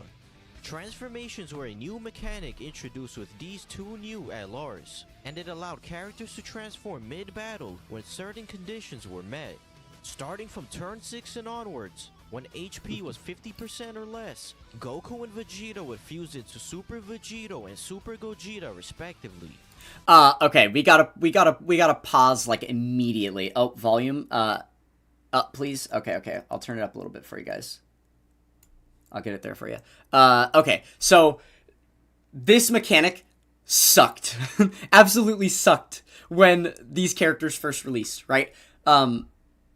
I think we only had like the Legendary Goku event. That was basically the only place in the game that you could even potentially see this mechanic go off, because there was just no other content in the game that was long enough that you were reasonably going to be able to get to turn 6, right? Because all the other challenge content in the game was Super Battle Road, which has reset fights and stuff. So this was, while it was a cool concept, it was very, very underutilized, and unfortunately is still the same way after they got their Easy A all those years later. So here's hoping that when they get their Super Easy A finally, this mechanic will actually change and finally be like usable. These transformations could link with other cards of the same name, as well as with identical cards in their untransformed state. Upon transforming, the unit would also gain a different passive, different links, and unique super attacks. Onto the W different links, because that's literally why my account is the way that it is today. If transformation units didn't get different links, then the top tier power level grinding strats would be very different than they are, wouldn't they? In fact, Epic Showdown Goku would be even better than he is, because he doesn't need a transformation to get all those extra links. Units themselves. LR Vegito gave Potara category allies 3 key, 170% to HP and attack, and 130% to defense, as well as 3 key and 90% to stats for int types. LR Gogeta gave the same leader skill buffs, but for fusion category allies and physical types, making him a better leader for the fusion category than Super Saiyan 4 Gogeta. Both units had the exact same passives in base. They raised attack and defense by 120% at the start of turn, and received an additional 2 key per rainbow key sphere obtained. Despite being very simple, they had some of the best defenses out of any LR to date, and could deal great damage when launching their 18 key supers, which they could get more consistently than other LRs. They were supremely powerful, and became even crazier once they transformed into their fused states. Super Gogeta and Super Vegito both fully recovered HP when they came out, and gained 150% attack and defense at the start of turn. Their key mechanic also became stronger, now providing an additional 3 key per rainbow key sphere obtained. However, the last part of their passive completely separated these 2 units from not only the rest of the game, but also from each other. Yeah, okay. Before he gets into this part, one little tidbit that I want to add here is that it was like, again, I said these mechanics were basically never used, and that it was, like, bad, but if you got to the point where you got these guys out, they were insane. They were absolutely insane. These units were, like, way overtuned, incredibly busted for the time, like, if you managed to get these transformations out. And that was, like, I think, it was just problematic, right? It just felt like they added, like, some Exodia type thing into the game, where it's just, like, this way broken thing that's just, like, super niche and hard to actually get around to using, but if you get it, then you just win for free, right? And he is about to go into why that is especially true for Vegito. It's because of counters. It's because of counters. Gogeta was super effective against all types, essentially making him a more overpowered version of Int Super Gogeta. He was capable of dealing more damage than LR Super Saiyan 3 Goku on average, and would have easily been the best unit in the game upon transforming, if LR Super Vegito didn't exist. For whatever reason, Dokkan decided to give Vegito the ability to counter normal attacks, just like AGL and Physical Super Vegito, which propelled his damage output to ludicrous levels. Yeah. Gogeta was calculated to have... You also gotta remember, back in the day, when the average bosses had lower defense, lower damage reduction and stuff, lower HP pools overall, countering was a more effective thing, right? If you think back to, like, the first year of the game's lifespan, the very first one of these reaction videos that we did, we were talking about the fact that most units never did super attacks. You didn't have the type of team builds that allowed you to do super attacks, so normals actually had to do damage. Now we're at the point in the game's lifespan where normal attacks aren't really doing much, but counter attacks are still effective. And then we did hit, like, you know, kind of a dry spell from probably years 5 until, like, close to year 10, where counter attacking was just nothing. And it felt like normal attacks at that point. It was just like a phased out mechanic because of the way that bosses had been power crept. But at this point, countering was a major deal, and you did so much damage when you countered normals. An average attack of 3.5 million, whereas Vegito was calculated to have an average attack of 5.8 million. He could output almost twice as much damage as LR Super Saiyan 3 Goku and Super Gogeta, making Vegito far and away the most ridiculous card in the game. What prevented these units from completely breaking the game was the fact that it was incredibly rare to see these LRs transform, as almost no fights could even survive 6 turns against the Fusion and Potara teams. Both teams faced very little difficulty against all the events in the game, with many of the best units in the game being a part of these categories. The Potara team consisted of the 2 hardest hitting TURs in the game, Tech Vegito Blue and Physical Super Vegito, as well as STR Rose, who was... Xeon, that is actually incorrect. Their Super Easy A for the 3rd anniversary LRs could potentially change the transformation mechanic, because the transformation mechanic is not an active skill. The only way that the game is coded weird with active skills, that they'd have to do a database update to change the active skill conditions, which is why those never change. But it's simply a clause in the passive that states on this turn they will transform. So they can just change the turn number for it. They can just change the condition. Considered a contender for best overall TUR. The Fusion team had access to Int Super Gogeta, Physical Super Saiyan 3 Gotenks, and Super Saiyan 4 Gogeta, who were now the 3rd, 4th, and 5th hardest hitting TURs in the game, due to now having access to a 170% attack lead. AGL Super Vegito was also now the 6th hardest hitting TUR in the game, and was a powerhouse on the Potara team, which was considered even stronger than the Fusion team. Despite their inability to transform often, the 3rd anniversary LR's base forms were more than competent enough to be considered the best units in the game, and LR Super Vegito and Super Gogeta would remain relevant for a very long time. The 3rd anniversary brought back many of the events introduced during the 2nd anniversary. They released a new ticket banner during the countdown. Oh wow, period, hold on. I want to look at that Dende art. They released a new ticket back many of the events in this Dende art, guys. Hold on, let me turn off that for you. Look at that Dende art. Oh my goodness. That is absolutely unused to this day. That Dende art is nowhere in the game. Interesting. And the funny thing is that we just got our first Dende card, right? The Frontier SR. And it does not have that artwork. introduced during the second anniversary. They released a new ticket banner during the countdown period, which had W every Tapion. LR up until LR Super Shout out, Saiyan Chewie. 3 Goku unfeatured on the banner. The tickets this time around could be used whenever you wanted while the banner was up, and weren't tied to specific days. The third anniversary login card was a Super Saiyan 3 Goku holding up 3 fingers. He was a solid option on Super Saiyan 3 teams, with his 33% attack and defense support for Super Saiyan 3 category allies. Okay, sure. He was solid on Super Saiyan 3 teams, because there was basically no good Super Saiyan 3 cards in the game. So you kind of were using him by default, and also Super Saiyan 3 category sucked. You weren't using the Super Saiyan 3 category. They also brought back the Red Dragonstone and introduced a new Purple Dragonstone that could be bought from the shop and exchanged for a Neo God Leader of your choice. Alongside the LRs, the Dual Dokkan Fest banners featured 4 new SSRs from Goku and Vegeta's iconic bouts. These 4 SSRs were all very decent, with Super Saiyan 2 Goku and Physical Vegeta standing out from the 4, due to being more defensively oriented than their counterparts. Yeah, that's fair. Keeping with the Namek theme from the countdown images, many of the events and characters released during the third anniversary were related to the Planet Namek saga.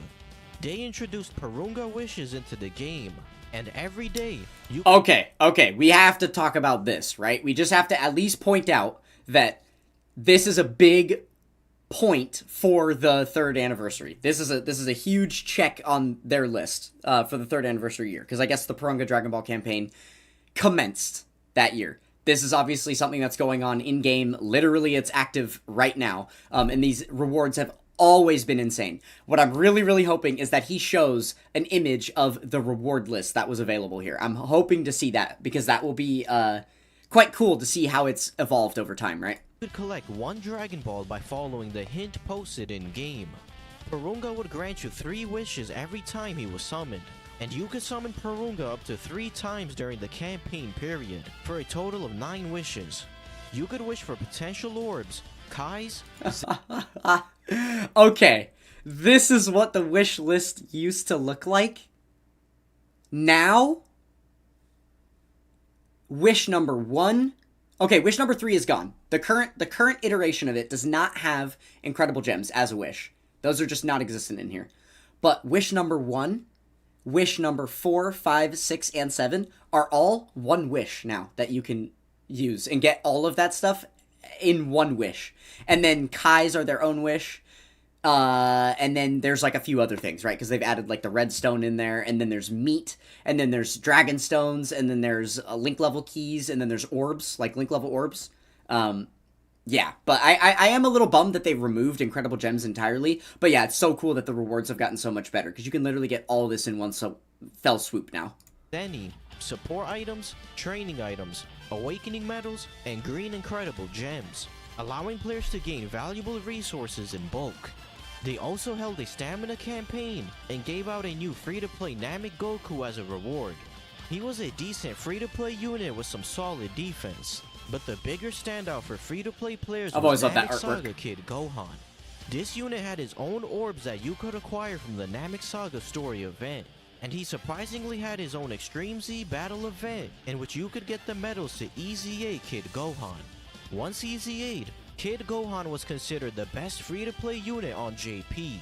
He was a nuker who gained 13% attack and defense for every key sphere obtained, and for every rainbow key sphere, he gained an additional 2 key and 7% attack. He could hit quite hard and was a great option for newer players. However, in the same way Kid Gohan took the spotlight from Goku, Dokkan released a new batch of units that overshadowed every other free-to-play unit in the game. The Ginyu Force. Yep, free-to-play Ginyu Force. The Ginyu Force had their own stage available on different days of the week, in which you could farm the Ginyu Force member, as well as their own exclusive orbs. Oh yeah, so this was much different than it is now, by the way, just so you know. So, like he said, they were each only live on their specific respective days of the week, and then they were all on the weekend. the stages that you could actually farm the cards from weren't available. The only thing that was available on the weekend was an alternate version of the stage wherein you could only farm their hidden potential orbs, and you literally couldn't get copies of the card. You had to wait for their specific day of the week to get the copies of the card. Also, you weren't guaranteed to get the cards when you played the event, and when you played the event, you were either going to get 1 copy or 0 copies, because remember, this is also way before power level bonuses, so you were never going to get bonus copies like that either. So yeah, it was a much more of a process, right? And it took me, obviously, the first week to finally get them all farmed up, because we had to wait for the first week cycle to be able to get all of them.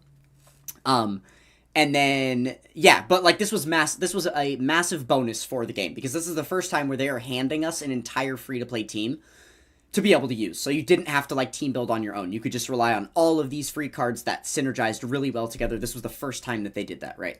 AGL Birder stacked defense on Super and had a high chance to evade enemies' attacks after attacking in slot 1. Yeah, this mechanic has gone down in history in such a horrible way.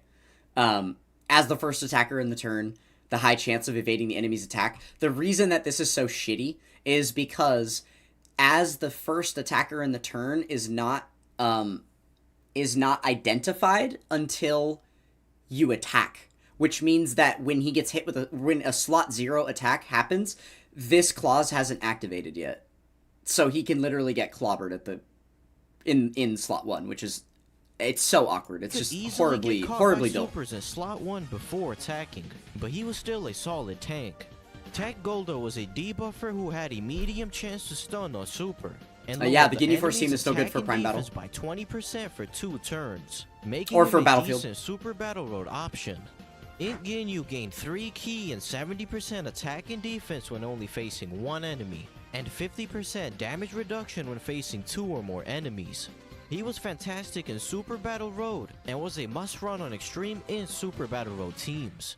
STR Jace was a support unit and was the first unit in the game to foresee enemy super attacks, which is referred to by the community as a scouter ability. Lastly, Physical Raccoon gained 80% defense at the start of turn. I kind of forgot that he was the first unit ever to have that. Every attack received, up to a maximum of 7. But he didn't specify. He did not add that mechanic into the game, because there's also the Scouter item, which is why we call it a Scouter. Because there's the Scouter item that you can use, which also foresees super attack. That's like what that item has always done. That's already been in the game long since before Jace. But yeah, I guess Jace is the first unit to have something like that in a passive. 50%. He didn't have a standout gimmick like the other Ginyu Force units, and relied on his solid attack and defense stats to get by.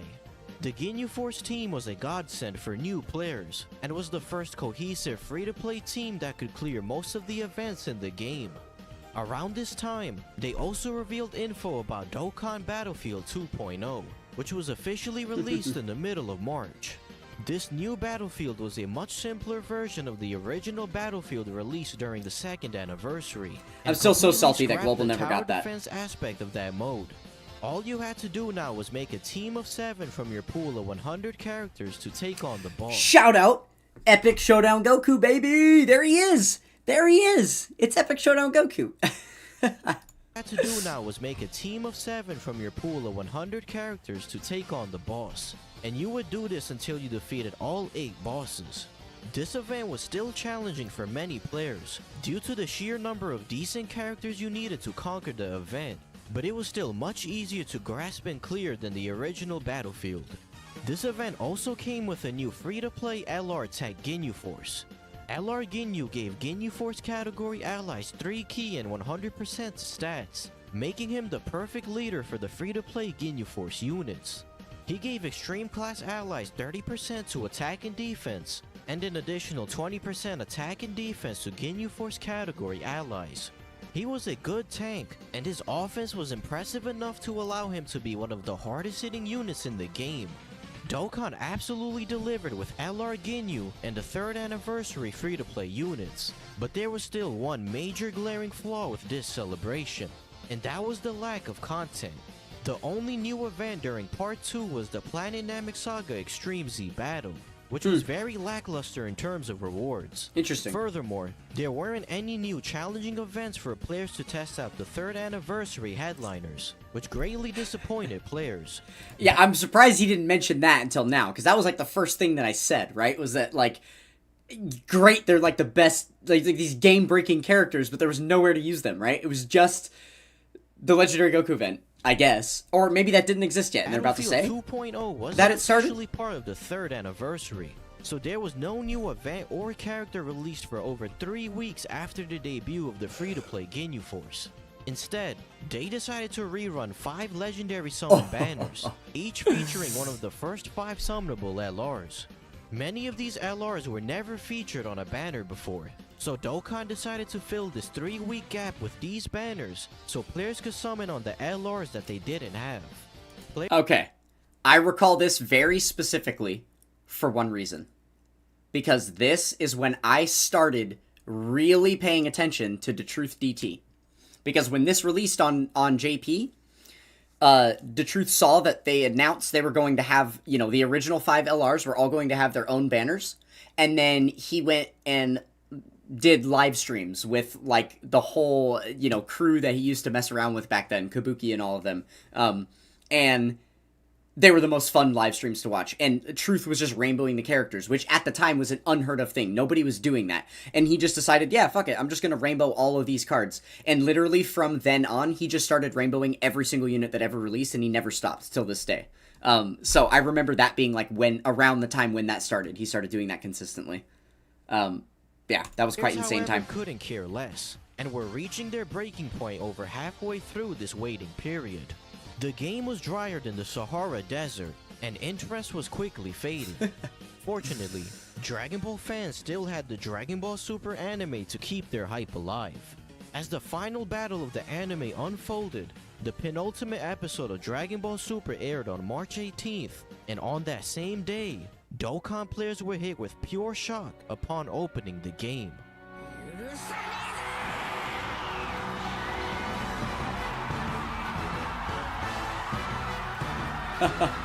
This is sick. He got like footage of a live viewing of the Super episode. I think episode 112, where we first see UI Goku. Migate mentioned? After episode Migate mentioned? Released, Dokkan tweeted out that UI Sign Goku would finally Dokkan awaken into a TUR, and had the ability to transform into Mastered Ultra Instinct Goku. UI Sign Goku's kit was stunningly simple. He gained 100% attack and defense at the start of turn, and transformed into UI Goku when HP was 50% or less. At first glance, UI Sign Goku seemed like a slight downgrade from his SSR version, losing his dodge chance and base in exchange for slightly higher stats. But people quickly learned how wrong they were. Goku's transformation was very easy to see, as there was no turn restriction. Oh, I love that unit so much. And at this point in the game, it was fairly common to get below 50% HP without dying. Yeah, that is Once true. Transformed, UI HP loss was much more incremental back then. HP conditions were not nearly as toxic and poisonous as they are in the modern meta, because it was easy to hang on to some of your life bar and not just get absolutely one-shot by these incredibly damaging attacks. But I will say that this is one of the original units that had like an impressive animation set and an impressive artwork to me. So I'm really glad that they didn't flop his Super Easy A, because he's still so usable to this day. Goku gained 3 ki and 150% attack, while having a 70% chance to evade enemies' attacks. He also disabled enemies' guard when attacking, which meant that if he attacked a physical enemy, he would damage them as if he was type neutral against them. He also kept the ability to stack attack on Super from his base form, which allowed UI Goku to deal great damage once transformed. Many players were initially upset that UI Goku lost his defense buff once transformed, but he was actually one of the most competent defensive units in the game, specifically in Super Battle Road, where untimely super attacks could result in instant death. Furthermore, people in the community calculated that on average, UI Goku's increased dodge chance did in fact outweigh the loss of his defense buff. He was a dominant force in Super Battle Road and could dominate every Dokkan event in the game, including his own Dokkan event, which was now the new hardest event in the game after Super Battle Road. His Dokkan event consisted of 5 phases. That's right, with the Spirit phase Bomb 3 phase. being a Spirit Bomb Goku that had a one-shot super attack. Yep, this super attack was really unfortunate. So the way it would work is when you get to this phase, there would only be one attack on the turn, and it would be this super attack. And you just had an RNG chance for it to be in whatever slot. And if it were in slot 0 and your unit got hit by it, basically any unit in the game at the time, except for maybe like AGL Golden Frieza, you just die. So you actually, like, still to this day, I mean, it's not as lethal now, but depending on the team you're running, you kind of can't auto this Dokkan event. You could still potentially lose by getting hit by the super attack. Obviously, again, it's not nearly as lethal as it once was, but like if you compare it to the damage of what, this is the damage other Dokkan events were doing around the time, right? 100,000 on a super, and this is literally 3.2 million. That's insane. The strategy for this phase was to either stun or seal him, or use a Ghost Usher and kill Goku as fast as possible. The final 2 phases were some of the highest HP bosses in the game, and UI Goku at the end could attack up to 8 times within a turn. Highest HP This with event 3.9 mil, now we're up to 2 Dokkan billion. Awakenings of older SSRs. STR Super Saiyan Blue Goku was decent after becoming a TUR, but the more interesting units were the 2 God Gokus. Both AGL and STR God Goku had the same leader skill and passive, gaining 80% attack and defense when performing a super. But what separated these 2 units were their links and super attack effects. AGL God Goku stacked attack on super, whereas STR God Goku raised attack and defense by 30% for 3 turns, making him a more competent defensive unit. Additionally, STR God Goku possessed the first awakened link, which he shared with UI Goku, making them great linking partners. Alongside UI, that one has always been a little bit weird to me. Obviously that link is like extremely underused. As you can see, this is almost the exact full list of characters that have the first awakened link in the game. And any of the other ones you see below this are just kind of not super like relevant. I don't know. There's not a lot of relevant cards on it anyway, and they haven't given it to a new unit in a very long time. But yeah, it is quite a good link skill. I'm pretty sure it has defense now as well after the link skill update, because obviously, oh wait, no, I'm lying to you, because this shows link levels right here, so this would include that. But yeah, with UI Goku, making them great linking partners.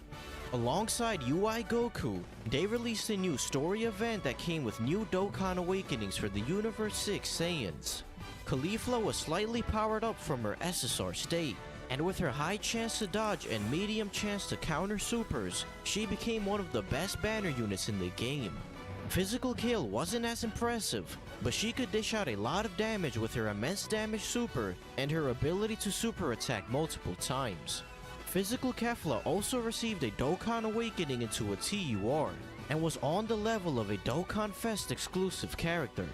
Her additional attack was changed from a medium chance to be a super to a high chance, and her nuking passive was also increased from 10% attack and defense per physical key sphere to 12% for any key sphere she obtained. These minor changes, in tandem with her stat increases after awakening, made Kefla a very powerful card.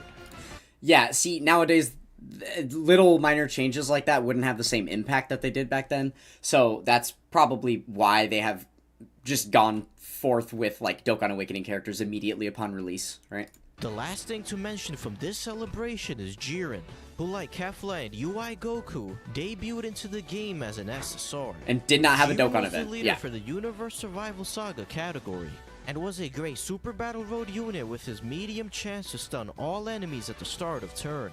His SSR state gained 120% attack and defense at the start of turn, so people were anticipating his TUR to gain 150% or more to stats, which greatly excited players. Almost a week later, JP officially released LR Vegito Blue. Global players were finally able to acquire him in the middle of February, and he more than made up for the 7 months of pain global players had to endure. He had an incredible leader skill, giving superclass allies 3 key and 70% to stats. He stacked attack and defense on 12 key, making him the first LR to stack on super. and he greatly raised attack for 1 turn on 18 key super. I feel like that Furthermore, stacking mechanic has Vegito never Blue been super gained relevant for 80% him. attack and defense at the start of turn, and gained more ki the less I've never HP viewed this you unit had as a stacker. remaining, up to a maximum of 10 ki. As per usual, people greatly underestimated LR Vegito Blue based on his details, and deemed him mediocre due to the lack of any counters and additional supers in his kit.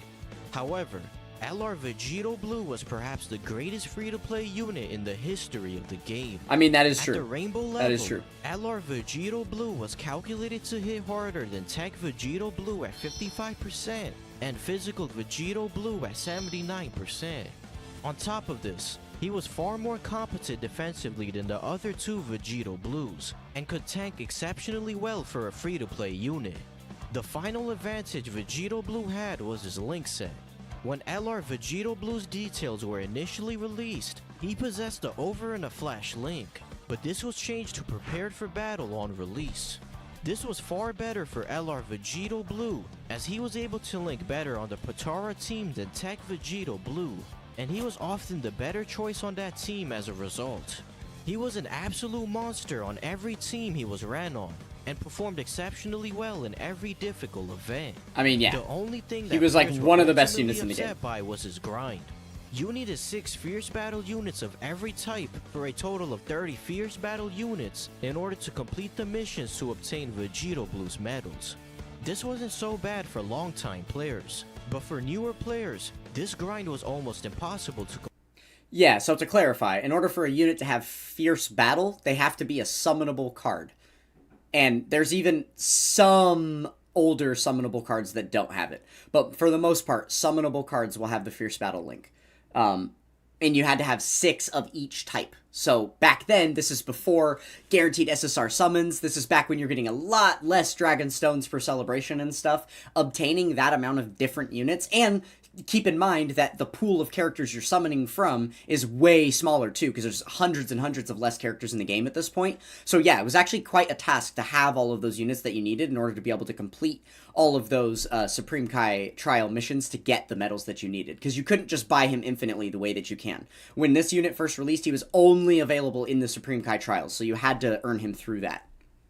Complete, as you needed a box full of TURs that possessed the Fierce Battle link, which mainly consisted of summonable units. At the end of the month, the next Dokkan Fest was released in the form of Turles, and he was the first AGL type Dokkan Fest since Super 17. This Turles is infamous for something. He is infamous for being the first unit, I believe, to not return on the global version of the game. Because of the difference in release schedules between Global and JP, this Turles released, and he did not return for 11 months. 11 months. It was either 11 or 13. I don't actually remember. One of the two. But yeah, it was an insanely long gap between when he first released and when he came back on Global. And unfortunately, I didn't get him on his initial release. So I waited a very long time to pick up that card. Exactly 1 year ago.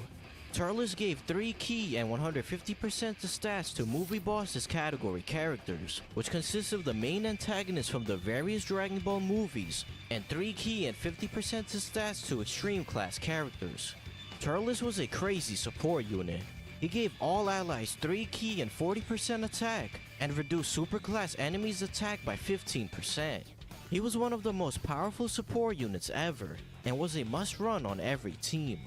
Additionally, when HP was 80% or less, Turles had a 25% chance of activating the Fruit of the Triamite boost for 3 turns. Once transformed, Turles recovered 15% HP, gained 130% attack and defense at the start of turn, and lowered superclass enemies' defense by 80%. He was considered more valuable in base, but could do decent damage once transformed, while having a 50% chance to stun on super. The next day, Dokkan teased yet another game mode for April Fools. They jokingly teased a dating simulation I mode remember known this. as Dragon Ball Z Dolly Battle, and This ended was up funny. giving all players a Dragon Ball Heroines trophy card as Yes. compensation. And we do have this card. The stats on the card are just the date of, Valentine's Day this year. It's pretty good. A week Or later, April Fools. they April Fools released that the year. EZA for physical full power Frieza. His attack buff stayed the same, but he now gained 3 ki and 30% defense as the first attacker in a turn, and also raised his defense by 30% for 3 turns on Super. However, Frieza wasn't a movie boss's character, so to further flesh out the category, they released a new double race banner featuring 2 new SSRs and a new unfeatured LR. LR Beerus and Whis gained 80%. Yeah, you said I would have loved it. I would have absolutely loved the dating sim. Yeah, I was excited about it when it got announced. I thought that would have been cool. That was, remember, that was early days when we didn't yet know that they put out these announcements in game for April Fools, and then they actually trick us, right? We had only seen that happen like once so far, so it wasn't like assumed that that's actually what's going to happen. Whereas now it's like, oh yeah, okay, Dokkan go-kart racing, okay, Dokkan fishing, and then we know it's not going to be anything real, right? Attack, and after receiving an attack, they gained an additional 60% attack and defense for 5 turns. They hit quite hard once their passive was fully activated, but the first attack they received could end up hurting them quite a bit. To compensate for this, Beerus and Whis recovered 7% HP on their 12 ki super and 12% HP on their 18 ki. They were a powerful LR and a good option on the movie boss's team. However, the new banner unit SSRs released alongside Beerus and Whis were far more interesting to players. Int Beerus was a decent damage dealing unit, but Super Saiyan 2 Vegeta and Bulma was one of the hardest hitting units in the game. They gained 100% attack and defense, and possessed the ability to counter normal attacks just like Super Vegito. These 2 units were actually released on Global first in the middle of January, and Vegeta and Bulma were the hardest hitting TUR in the game on Global. On Is that GP, true? They were the I don't know about hardest that. hitting TUR in the game, while only being under a double 120%. I don't remember them lead. being that insane. On a hypothetical to be honest with double you. 170% attack lead, Vegeta and Bulma would become the 3rd hardest hitting TUR in the game, and would output more damage than most summonable LRs. They were a busted banner unit that was competing with the top Dokkan Fest in terms of power, and that wasn't even all they had to their kit. Just like Tech Beerus, this unit would enter into a rage mode when HP was 30% or less, and became invincible for 1 turn. This was a fantastic ability in Super Battle Road, and Vegeta and Bulma instantly became the best banner unit in the game. For Golden Week, Evolution Blue Vegeta made his long-awaited debut into the game as a transforming unit, and his banner was very special. Starting with this banner, the 10th character in every multi-summon was guaranteed to be an SSR, marking one of the most game-changing updates in Dokkan. Okay, Vegeta yeah. was the So leader for the GSSR update happened this year. That is massive. That is massive. That's the only thing that I've seen so far that's bigger than the Purunga Dragon Ball campaign releasing this year.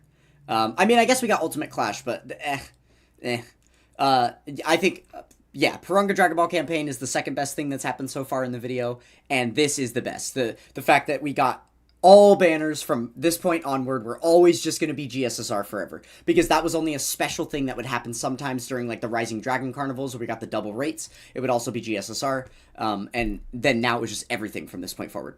Pure Saiyans category, consisting of characters who are pure Saiyan by birth.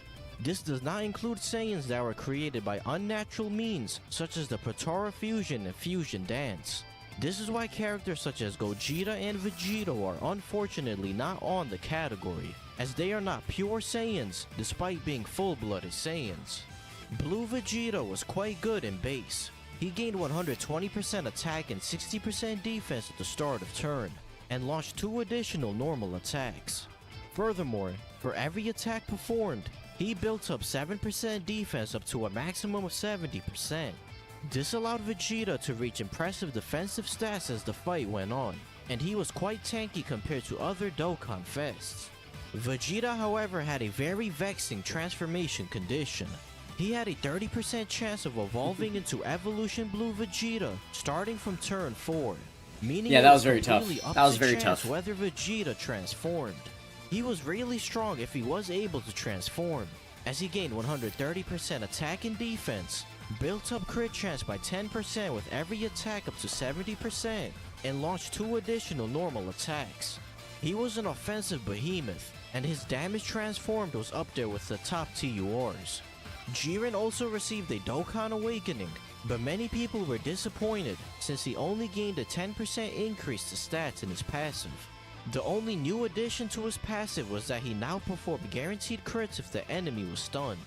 STR Topo also saw an awakening into God Topo from Vegeta's Dokkan event medals. He was now one of the better support units in the game, giving all allies 35% attack and defense.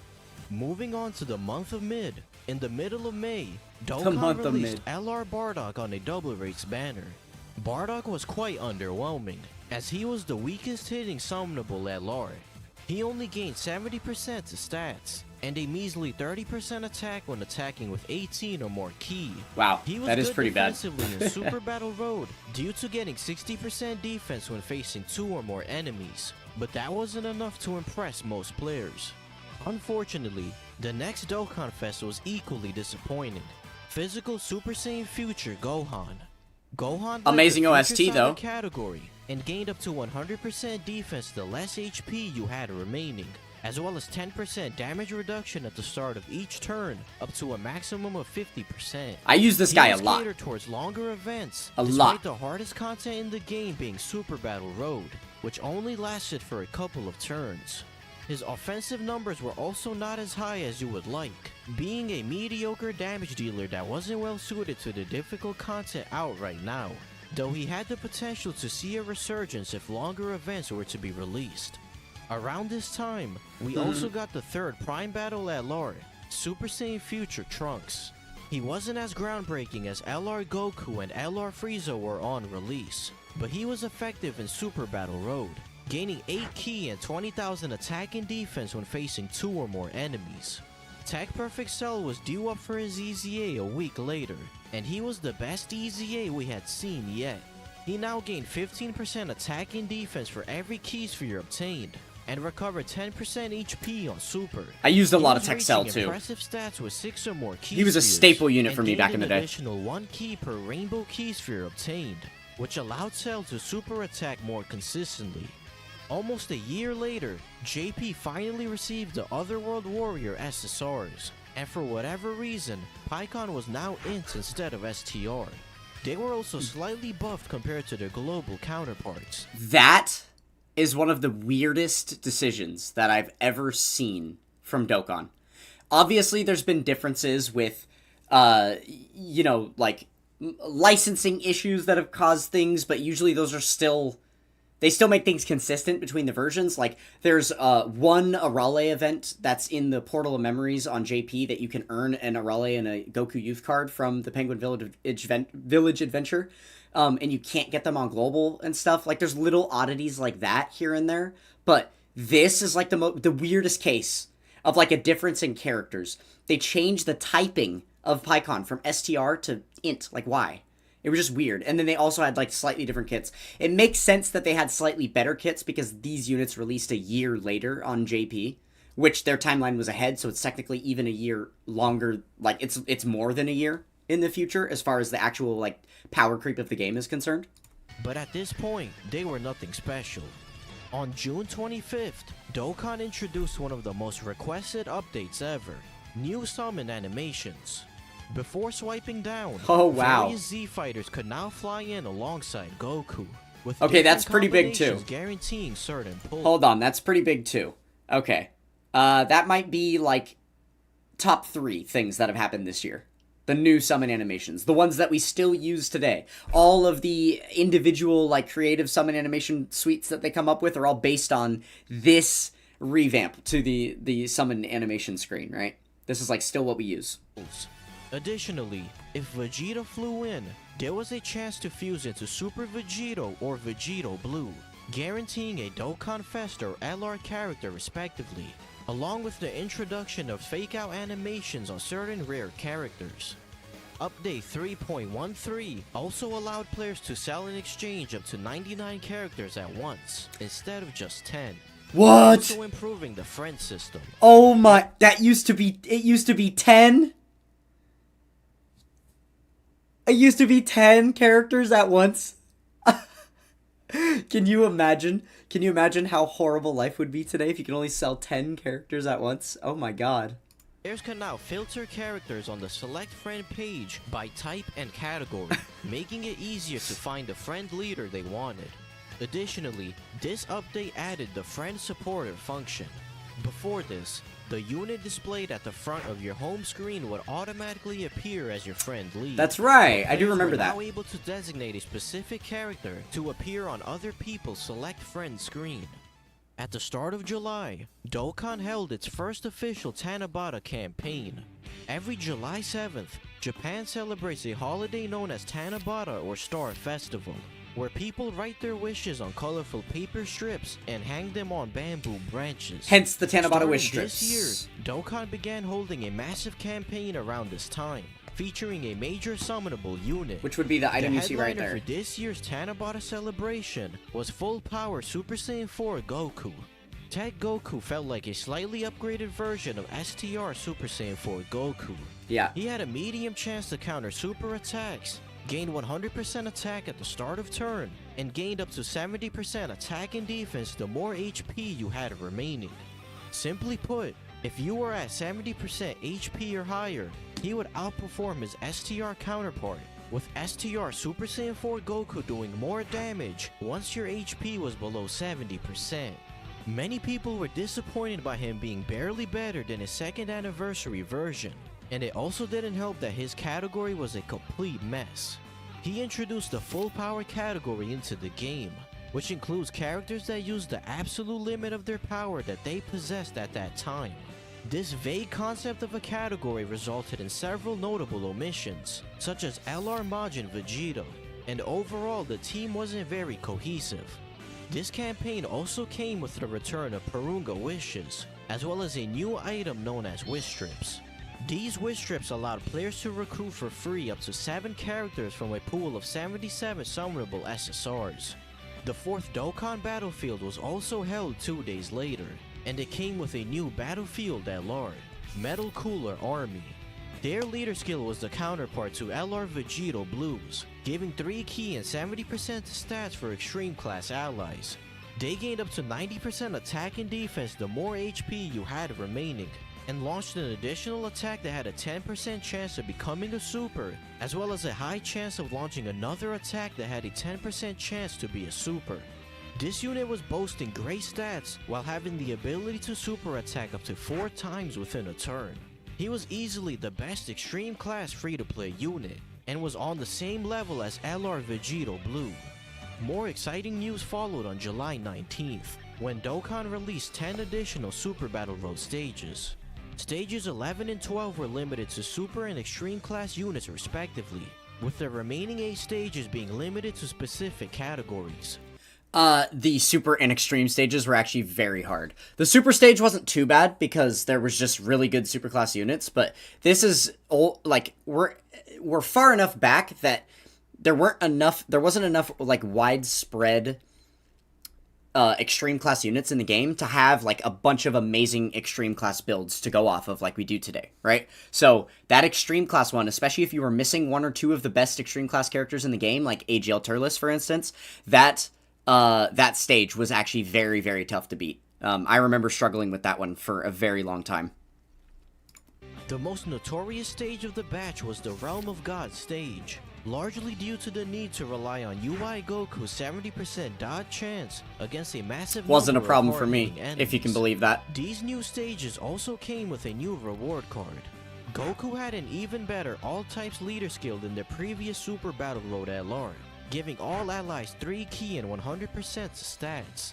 He was a strong support unit for super class allies, giving them 2 key and 30% attack and defense, as well as an additional 20% attack and defense when HP was 50% or less.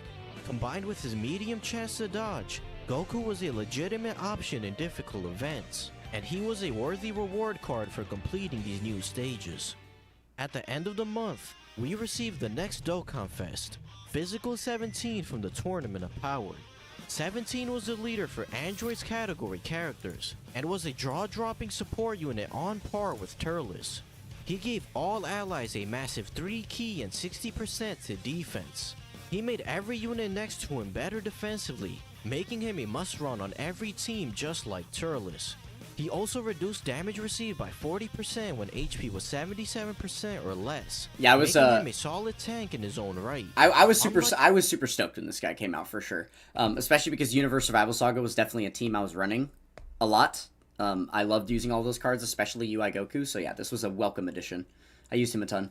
Like Turles, 17 was also capable of doing decent damage, as he gained 120% attack when attacking with 12 or more ki. Alongside MVP 17, they also held a Dragon Ball FighterZ collab campaign and released 2 new banner units, Tech Android 16 and STR Android 21. 16 was a strong tank, especially on the Android's team, as he raised defense by 30% for each Android category ally on the team, up to a maximum of 90%. Combined with his high chance to dodge and 80% defense boost at the start of turn, 16 was a fantastic defensive option for 17's team. STR-21 was a transforming unit who had a medium chance to transform into Evil 21 starting from turn 4, provided your HP was 50% or higher. She had solid start of turn stats, could heal HP, and lowered the enemy's attack and defense, making her a decent pick for Super Battle Road. To further buff the Android's team, they released a new legendary summon banner featuring Perfect Cell and Cell Juniors. LR Cell was a Super Battle Road killer. Not only did he have an attack all 12 key super, he also gained an additional 1 key and 10% attack per existing enemy. Combined with his start of turn 90% attack buff, Cell was capable of obliterating an entire wave of enemies on his own. If you used attack boosting items or were able to proc an additional super attack from his hidden potential, it wasn't uncommon. I'm not sure to who that see content LR creator is Cell that we're kill seeing. an entire phase in Super Battle Road in one turn. Who is this? TTD GG YouTube. I don't know. Haven't heard of this guy. He must have been big back then, I guess. He was alright in regular Dokkan events, but he truly shined in events with multiple enemies. The final thing to know is that in the middle of August, they held a campaign to commemorate the upcoming release of the Dragon Ball Super Broly movie. They released a limited time Extreme Z battle against Wrathful Broly, and while there was no EZA tied to the event, players were able to acquire 30 stones and a massive amount of hidden potential orbs of every type. However, just like this time last year, people's attention was quickly shifted elsewhere. The countdown images to the 250 million download celebration once again teased a Namek Saga themed celebration. But unlike the 3rd anniversary, players knew that there was no misdirection this time around. And that was because the community was presented with the most elaborate leaks in the history of the game. Oh revealing gosh. every single character and event coming long before the celebration even started. Wow. I guess I wasn't tapped in enough to like the social media scene back then to know that those kind of things were happening. I wouldn't have been like privy to leaks or whatever. So that's insane. I actually didn't know that this was like the first time that major leak type of thing that happened.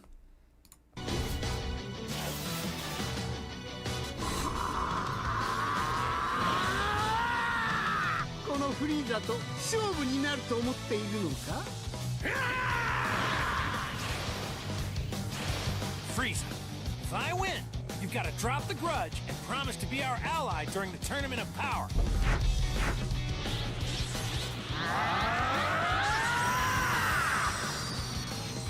The headliners for the 250 million download celebration were leaked to be transforming Goku and transforming Frieza several days before the celebration officially began. These units had the ability to transform up to 4 times within battle, with Goku progressing through his Super Saiyan forms and culminating in Super Saiyan Blue, while Frieza went through his transformed states up to Golden Frieza.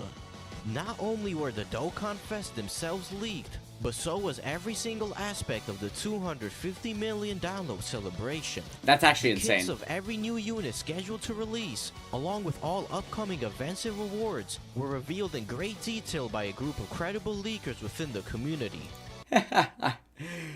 Oh man, he doesn't say the names. He doesn't say their names, I bet, but they're on screen. They're on screen. Obviously, Team Dokkan and Kawaii, silenced themselves a lot sooner than I Seriously. I'm pretty sure we still get stuff from I Seriously to this day, and for years straight. Like, I Seriously is absolutely obviously someone that works on the Dokkan Battle development team and has access to their office. Like, I'm pretty confident of that just because I Seriously, before banners release, before like units are announced, when there's celebrations upcoming and we're all just speculating about what's coming, he will post a tweet and it'll just be a gif of that unit, and then lo and behold, a few days later it gets announced, and it's always correct every single time for like years straight. So yeah, I Seriously is definitely the most reliable of any leaker that I know about. This was an unprecedented event that took the player base by storm, and leaks on this scale would never be replicated again in the game's history. The concept of units possessing multiple transformations got players very excited, bringing back the same hype feeling people received from powering up mid-battle like in the Budokai games. However, this same concept also made players skeptical on how these units would perform in practice. Goku and Frieza transformed to their next states at the start of each turn, meaning the earliest you could possibly see Blue Goku and Golden Frieza was turn 9, and no event in the game lasted that long. In their initial forms, they gained 80% attack and defense at the start of turn, with Goku having 21% damage reduction and Frieza recovering 11% HP at the start of turn. With each subsequent transformation, they raised attack by 10% and defense minus 20%, and their damage reduction and healing was increased by 1%. To balance out the defense loss in their past... Hot take, I never liked these units. I thought that their kits were a little bit funky and weird. But shout out to Goku's links, because he's got like the most links of anybody in the game. Goku and Frieza stacked attack and defense by 20% on Super in their initial 4 states, meaning their defense would stay relatively the same, while their offense continued to soar. In their final forms, Goku and Frieza ended up gaining 120% attack, as well as 25% damage reduction, and a 15% heal respectively. Furthermore, for their first appearance, Blue Goku and Golden Frieza gained 12 ki and performed a guaranteed critical hit, allowing them to hit like a truck the turn they came out. While Goku was tankier than Frieza, Frieza was considered slightly better due to the massive stats he gained from his links, and he was a more valuable unit on his teams than Goku was for his teams. Goku's ki links also changed as he transformed, switching from prepared for battle to over in a flash in his Super Saiyan 3 and God states, which negatively impacted the synergy between your units. The biggest strength these units possessed, however, was their versatile leader skills, giving Super and Extreme class allies 3 ki and 120% to stats. They had unrestricted versions of Tech Vegito Blue and STR Rose's leader skills, making them the go-to leaders for many players. Goku and Frieza were very powerful, but they didn't truly start to look impressive until they reached their 3rd or 4th forms, which you only saw at the very end of the fight. Both units were decent in Super Battle Road, but could take big damage from enemy supers in their initial states. That's probably They why I weren't didn't like them considered that much. exceptional cards, and were simply good, reliable units on release. During the countdown period, they renewed the Friend Summon banner and added a new SR that could be Dokkan Awakened all the way into an LR. Grey Saiyan Man 1 and 2. Oh, this card is a unit pain had in the decent ass. leader skill, giving superclass allies 100% stats when all 5 super types were present, but gave no increase. I'll give to him the ki. opportunity to go They over it, possessed really because he's strong probably going to support, talk about it. giving superclass allies 4 ki and 50% defense, making them borderline a must-run on every team. Their grind was hell, requiring There it medals is. from the Hero Extermination event. There it is. Are you kidding me, dude? Look at this. All these medals required to awaken them. This event was so bad back then. I mean, it's still bad now.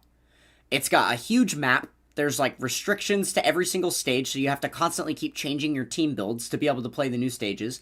You had a super low drop rate for any of these medals to drop, and you needed a fuck ton of each of the medals to get the copies of this card awakened. Also remember, this is before the reverse update, which means that if you wanted to get him up to the UR state right here, and then you also wanted to rainbow him, you had to literally awaken 4 more copies up to this state by, you know, you getting more and more of these medals to be able to feed in the dupes. And then like, same thing if you wanted to get him to SA20 once he was an LR. Then you had to literally farm up an entire another copy at SA10. You needed so many of these medals. It was such a pain. So horrible. So horrible.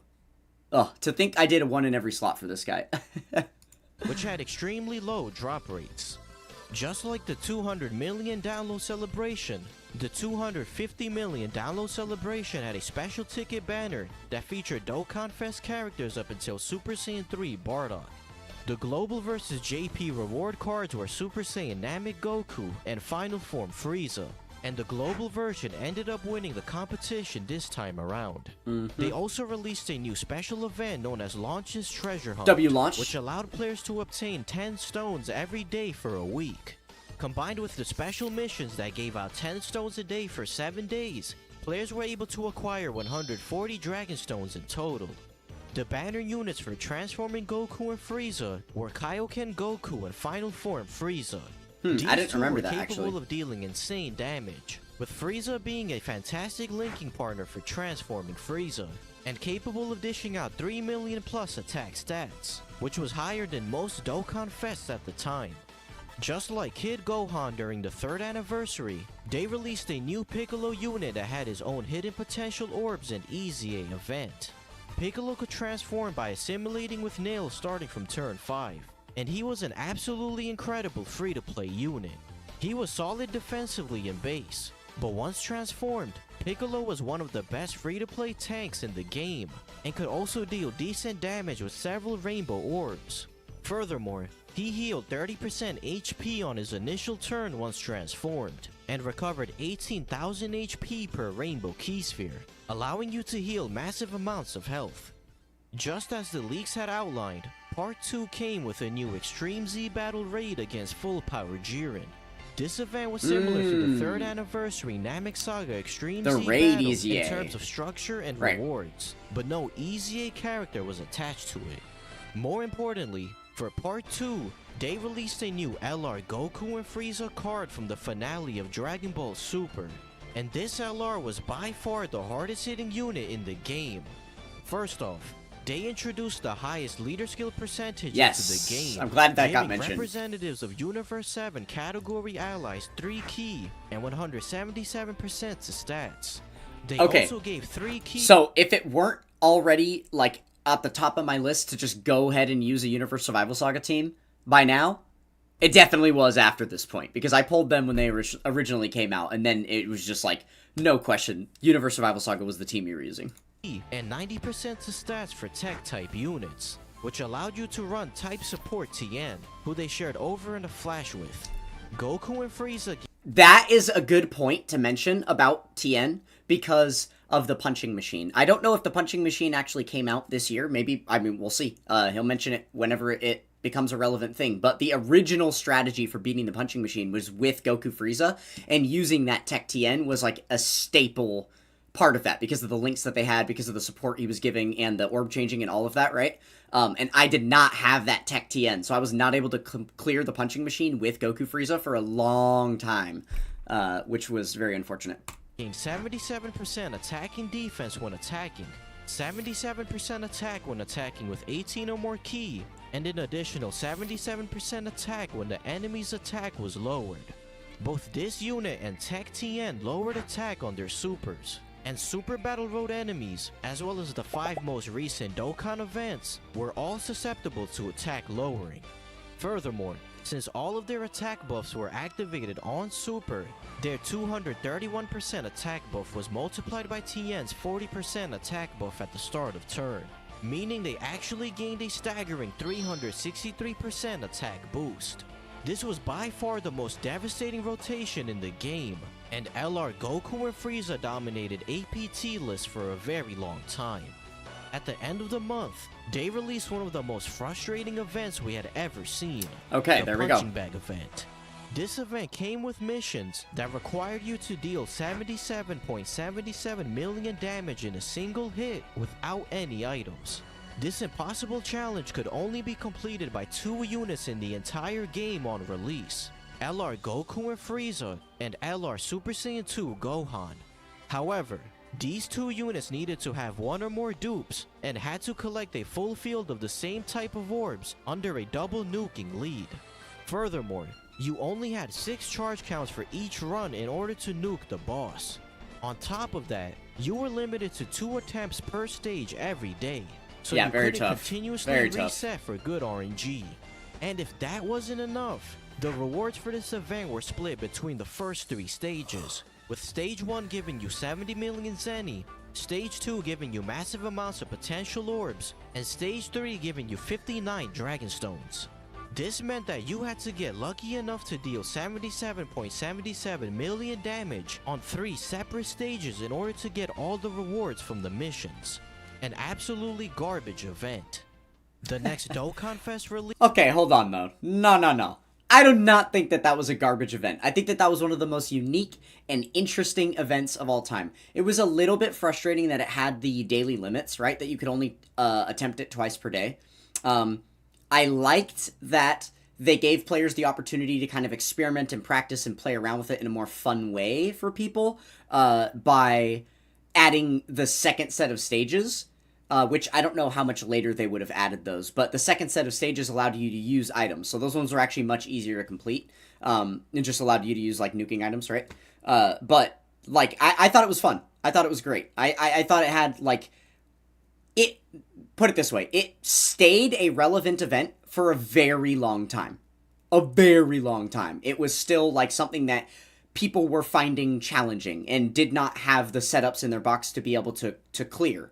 Some people just don't like the RNG fest of it because they're like, I know I have all of the keys to success here, but then every time I jump in, the RNG is bad and then I run out of attempts, and so I just have to wait another day, right? So that's why I'm saying the attempt limits weren't the greatest thing. That was a little bit unfortunate, but I really enjoyed the punching machine, and they have had a lot of different events since then that have, you know, had that punching machine style thing that have been, like, available for a limited time during special celebrations. I've always enjoyed those. I think they are great. So fun. So fun. The only nuke style event in the game that's ever released that I thought was total hot garbage was Million Arena. Was transforming Super Boo, and he was unfortunately very underwhelming. He introduced the Transformation Boost category into the game, which includes characters that gain a boost in power through transforming. This also includes units that have an in-game transformation mechanic, with the exception of AGL Turles. STR Boo gained 80% attack and defense at the start of turn, and that was it. He was a bare bones unit that offered absolutely nothing to the team in base, except for some attack lowering on super. He could transform starting from turn 5, and he absorbed a different character depending on your HP level. When HP was 49% or less, he absorbed Piccolo and became a defensive support unit that also healed 15% HP at the start of turn. When HP was between 50% and 79%, he absorbed Gotenks and became a mediocre offensive unit, needing to have the enemy's attack being lowered in order to get his extra offense. When HP was 80% or above, he absorbed Ultimate Gohan and closely resembled Super Saiyan 4 Vegeta, with the extra bonus of healing 10% HP at the start of turn. Even if you were able to transform Super Boo, he was still very unimpressive, and was comparable to units that were released over a year and a half ago. Overall, one of the worst Dokkan Fest releases ever, and that won't be the last time you hear me say that in this video. Int Hercule was Super Boo's banner unit, and not only was he better than Super Boo, but he was also one of the best defensive units in the game. He had a high chance to evade enemies' attacks, and reduce damage received by 50 to 90% depending on how low your HP was at the time. Yeah, this Hercule is a fun People gimmick. didn't realize at the time, but Hercule was actually bugged, and would stack his damage reduction when he was hit. After receiving one hit in battle, Hercule would have 100% damage reduction for the turn. And I did not know this bug that. wouldn't be rectified until many years later. I had no idea. That one Later, escaped me Physical Kid entirely. Buu received an easy A. He now gave 2 ki on top of his 50% support, and when HP fell below 80%, he gave a weaker but still very good 30% attack and defense buff to all allies. He was a the funny thing about that Hercule is that I used him a shit ton because he was really good, and that makes sense why now. I was probably using him bugged and not realizing that he was bugged that way. That's kind of insane. Support unit on many teams, and people would sometimes run him without a leader skill just to juice up LR Goku and Frieza. The Halloween free-to-play character this year was Super Saiyan Gotenks in Ghost. He was a rainbow orb changer who had a high chance to stun on Super, making him a fantastic option for Super Battle Road, especially in the Fusion category stage. At the end of the month, Dokkan Fest Metal Cooler made his iconic debut into the game. He led the Wicked Bloodline category, which includes members of Frieza's family. Cooler gained 80% attack and defense at the start of turn, and gained 10% attack per attack received, up to a maximum of 70%. He could hit very impressive numbers once fully built up, but his biggest strength was his giant form transformation. Just like AGL Tapion, when HP was 50% or less, Metal Cooler would enter into his giant form. Metal Cooler Core greatly raised attack on Super temporarily, allowing him to do even more damage than Hirudagorn once transformed. He was a Super Battle Road killer, but what people remember most about Metal Cooler was his stunning animations. While LR Goku and Frieza were the first unit in the game to have animations that blew people away, Metal Cooler marked the turning point for Dokkan animations becoming modern. He looked vastly better than every unit before him, and every Dokkan Fest unit released after Cooler would boast good-looking animations. The free-to-play type Metal Coolers also received Dokkan Awakenings, and they were the new best free-to-play team in the game. A team led by Dokkan Fest Metal Cooler, and all 5 type Metal Coolers could clear every Dokkan event in the game, and was even capable of taking on some Super Battle Road stages. Funny enough, this is not all the type Metal Coolers. There's a sneaky little, what's this Ultimate Clash LR doing in here? Hello? Hello? That's funny. Also, we used 8 items and it took us 30 minutes. What stage was this? What are we doing? What are we... Oh, wait, also, it said they got... Oh, Awakenings, not their Dokkan Awakenings. Right. Well, the first Dokkan Awakening that got them to 100. Okay. Alongside the Metal Coolers, they released the 4th Prime Battle LR, Super Saiyan Vegeta. He had a phenomenal leader skill, giving 3 key and 70% to stats for Pure Saiyans category allies. He was better than Prime Battle Super Saiyan Trunks, but not as good as Prime Battle Goku and Frieza on release. Tech Beerus was the next EZA, and he was disgustingly powerful. He now gained 80% attack and defense, and gained 40% attack for 4 turns after receiving an attack. Just like Metal Cooler, his extra attack buff from being hit was multiplicative, meaning Tech Beerus actually gained 152% attack for 4 turns. Oh, that could have been Boss Rush. That's a good shout. EZA stats, Tech Beerus was dealing a shit ton of damage, and his Fury mode can now activate twice per battle when HP was 40% or less. In the middle of November, we received various buffs to the Peppy Gals category via a new SSR Rib Brienne, as well as awakenings for numerous Peppy Gals characters. We also received some great quality of life updates that added labels, tags, a search function for characters, and a button that took you to a Dokkan event straight from the Metal tab. More interestingly, they released a new No, I think they just announced tags right there too. Hold on. Yeah. It looks like they added tags here. Wow. Okay, that's also huge. That is like massive. Also funny because the filter, like the filter down here is supposed to have an effect button that allows you to select and like filter for units that stun. So it's funny to have a tag for stunning units. I wonder if that just got added later or something. But yeah, tags being added here, that's crazy. It also looks like it looked a little different back then too. A little less invasive on the screen, huh? They're kind of worse now. That added labels, a search function for characters, and a button that took you to a Dokkan event straight from the Metal tab. More interestingly, they released a new Dragon Ball Heroes collab banner featuring 7 new SSRs, with the standouts being Super Saiyan 3 Xeno Goku and Dark Mask King, due to being the best defensively out of the batch.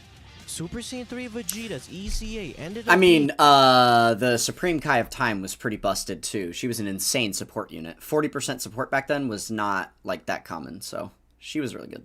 Defensively out of the batch. Super Saiyan 3 Vegeta's ECA ended up being very disappointing. as he barely changed post-EZA.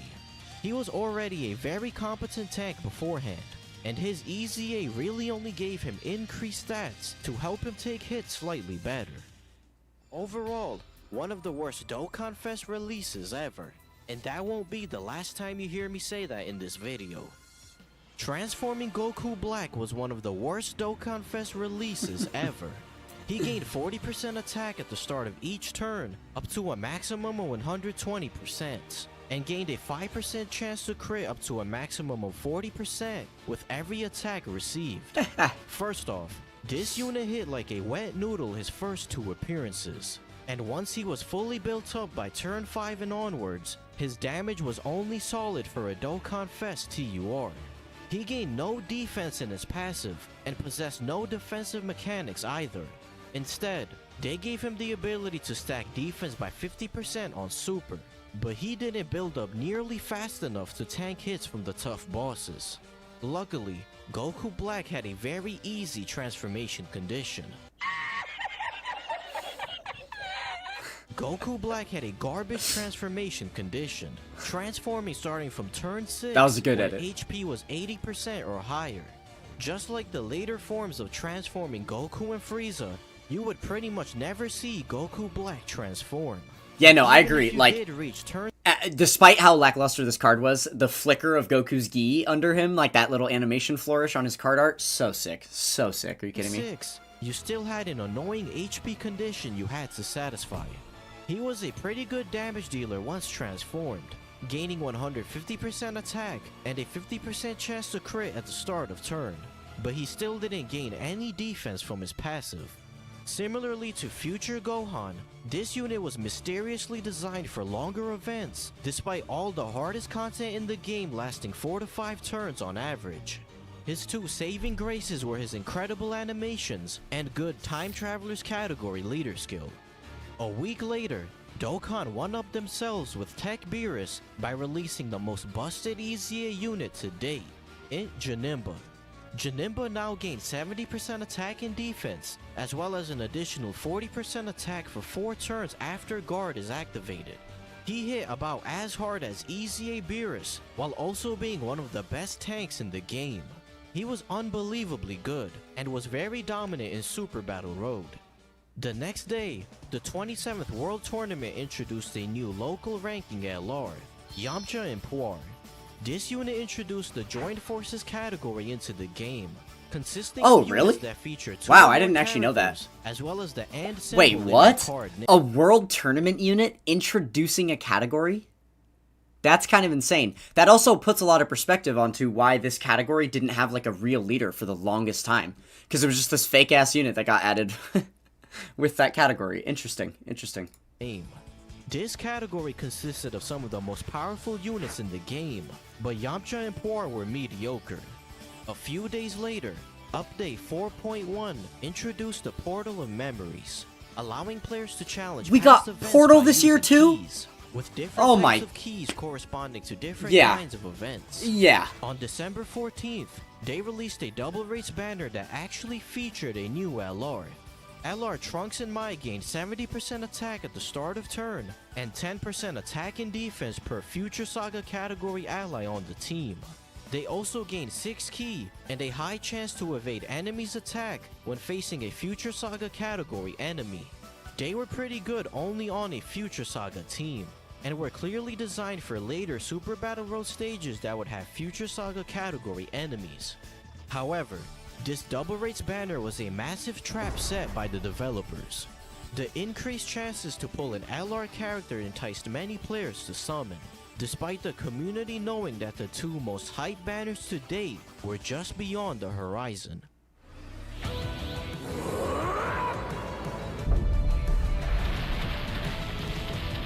そろそろ本番スタートさせるからな。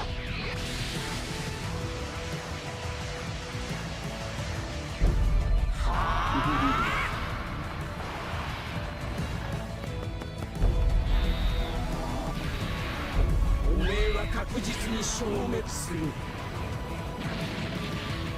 Transforming Broly and Transforming Gogeta descended as a dual Dokkan Fest at the end of the month. They were the first units on JP to lead 2 different categories, and both were easily the best TURs in the game. Broly gave Movie Bosses category allies 3 key, 170% attack, and 150% to HP and defense, as well as full power category allies 3 key, 170% attack, and 130% to HP and defense. His team consisted of powerhouses such as AGL Turles, Int Janemba, LR Broly, and LR Goku and Frieza. Broly was also an attack all unit, making his team by far the best team for World Tournament.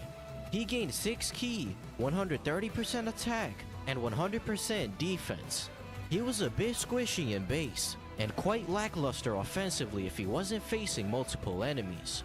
But thankfully, Broly had a very simple transformation condition. He transformed into full power Broly starting from turn 4 and became a beast of a unit. He gained 8 key, 188% attack and 120% defense, and launched an additional attack that had a high chance of becoming a super. He was I actually remember his transformation condition being really frustrating because the fact that he AoEs before transforming and he no longer AoEs after transforming. I can't remember what specific places in game I was attempting to use him before that, like, that became a frustrating factor, but I just think that that's really funny. That they finally get around to creating a unit with a transformation that's easy to get, and it was a transformation I honestly didn't even want to have. And it wasn't prompted by an active skill, because remember, active skills aren't a thing yet. Those are going to be introduced in the 4th anniversary.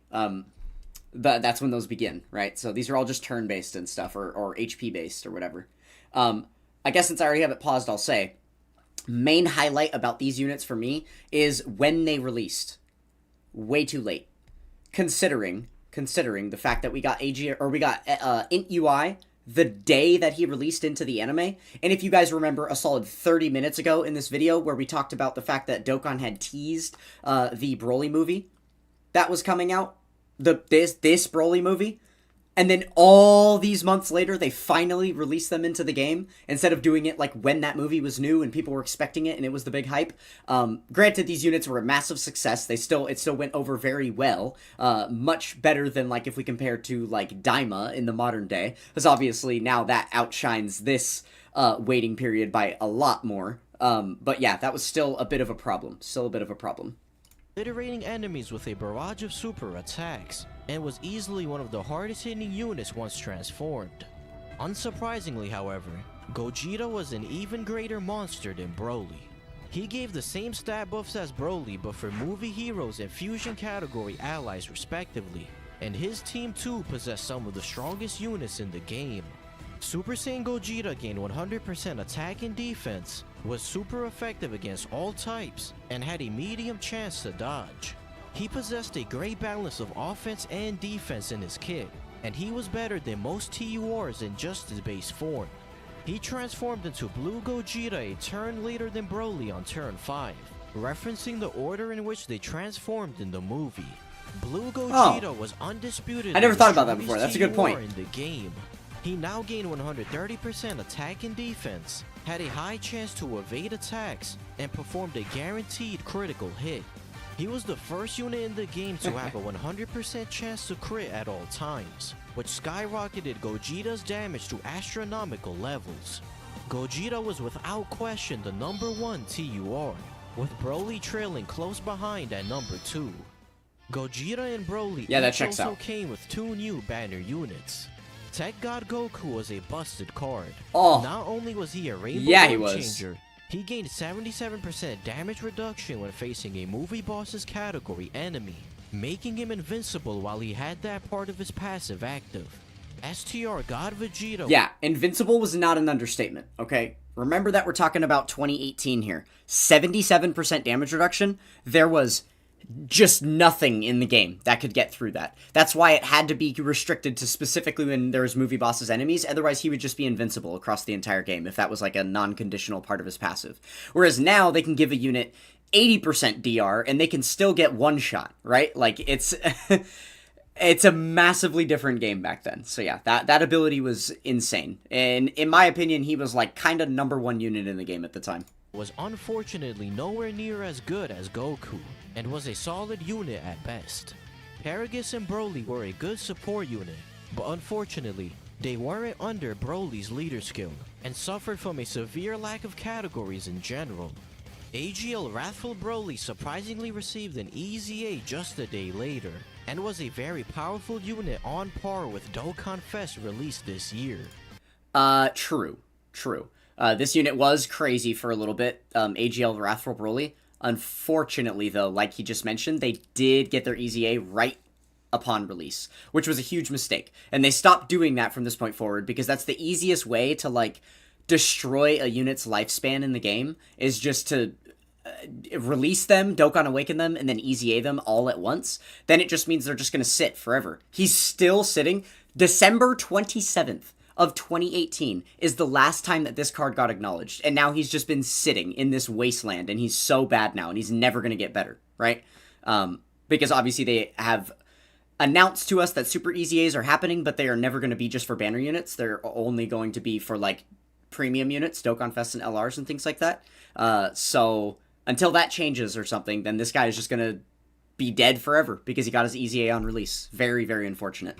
At least now, though, we have, you know, a new Wrathful Broly, who I'm actually link leveling right now. Broly gained 70% attack and defense, and gained 1 key at the start of each turn. Furthermore, he gained 20% attack for every attack received, and 20% defense for every attack performed, up to a maximum of 80%. He raised attack and defense for 3 turns on Super, led the Pure Saiyans category for 120%, and also had both shocking speed and prepared for battle. Broly boasted incredible stats, while also linking well with both Super Class and Extreme Class units. These new free-to-play units also received an EZA, and were some of the most powerful free-to-play TURs in the game, especially against movie bosses category enemies. The Broly Movie Celebration batch of units were ridiculously good, and were must-haves for every player. But Dokkan wasn't done showing off. One of the leakers that leaked all of the information for the 250 million download celebration teased that the biggest banner in history would be dropping on New Year's, and players were absolutely floored by this news. They had just released some of the most highly anticipated and best-selling banners ever, so surely there was no way that something even grander was about to be released, right?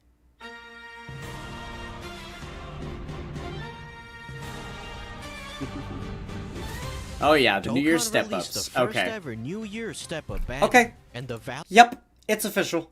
It's absolutely official. Someone said it earlier in chat. I don't know who it was. Credit to you. 2018 is the best year in Dokkan history for quality of life updates. That is absolutely true. Somebody else said that this was like the best year in Dokkan history, period, and I don't think so. I think I'll have some closing comments about that once we're through the last little bit here. But yeah, quality of life update wise, holy moly, this has been an insane year. The value of this banner certainly lived up to the hype. This banner consisted of 5 steps, with each step guaranteeing a unit from a certain pool of characters.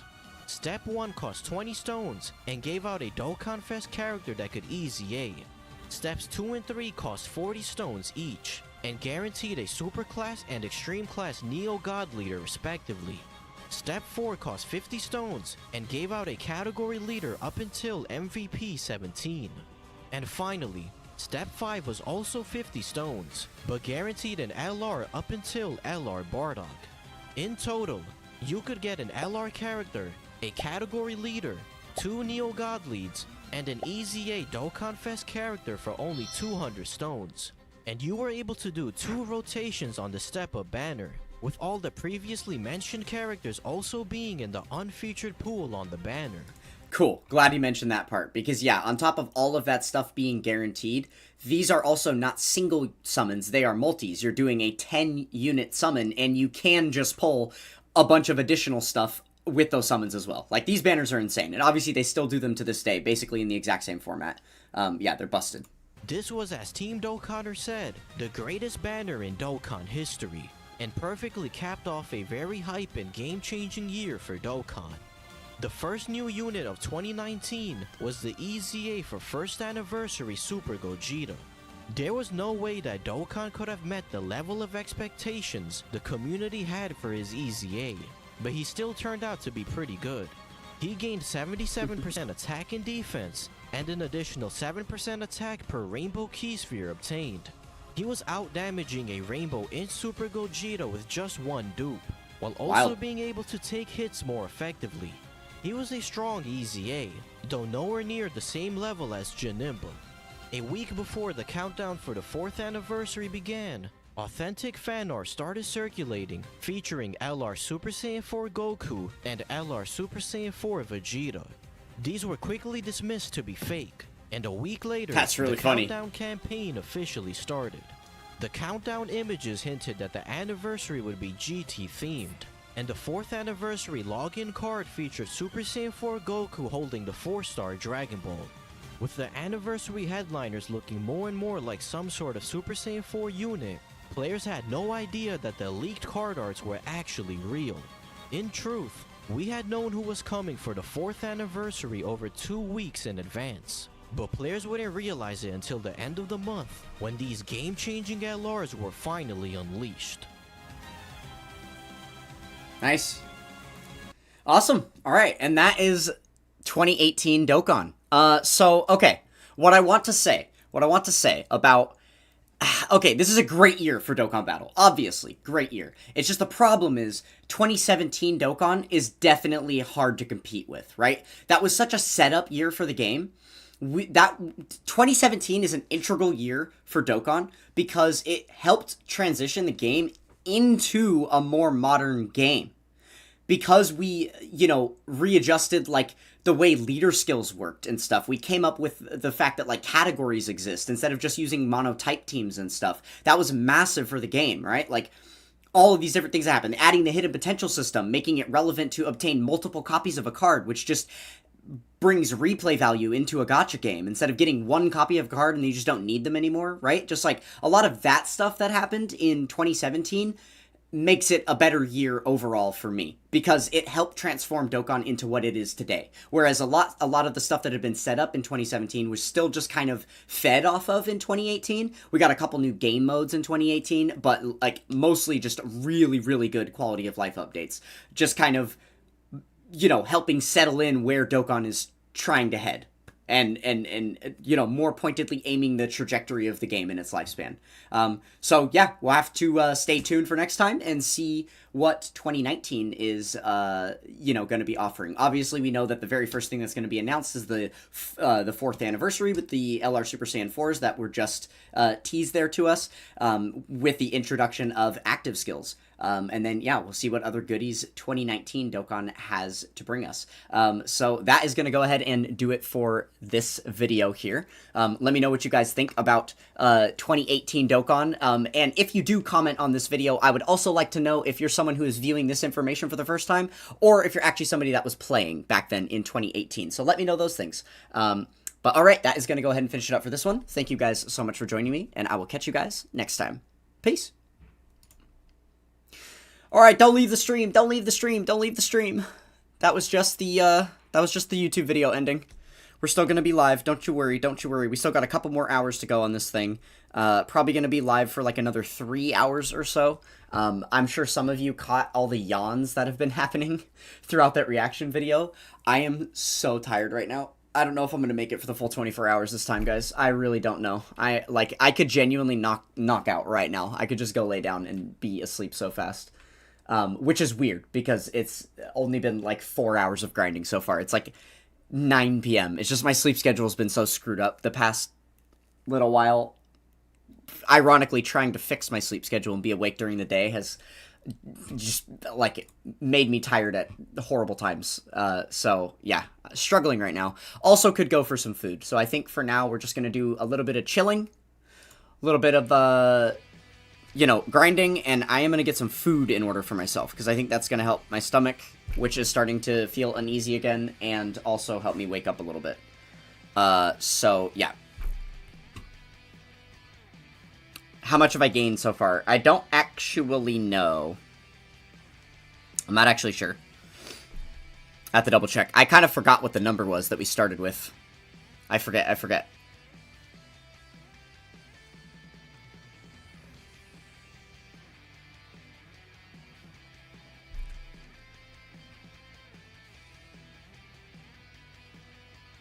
You have to work at 8:30 tomorrow morning? You're living in hell? Gosh.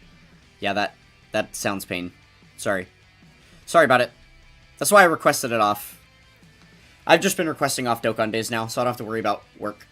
Just easier.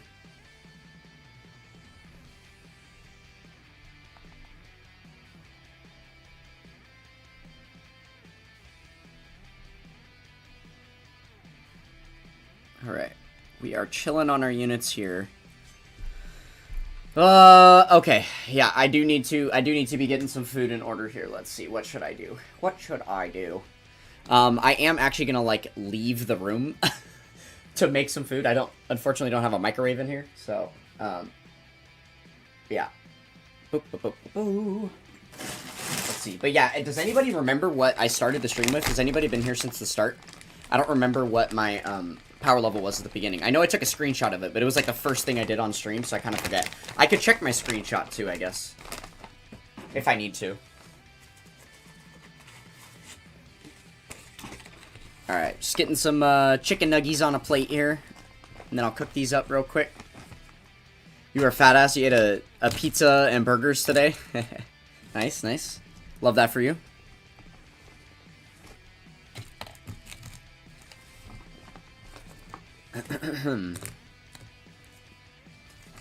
I was at 33 mil 543. Okay. Yeah, we'll double check what I'm at after this run. 33 mil 543.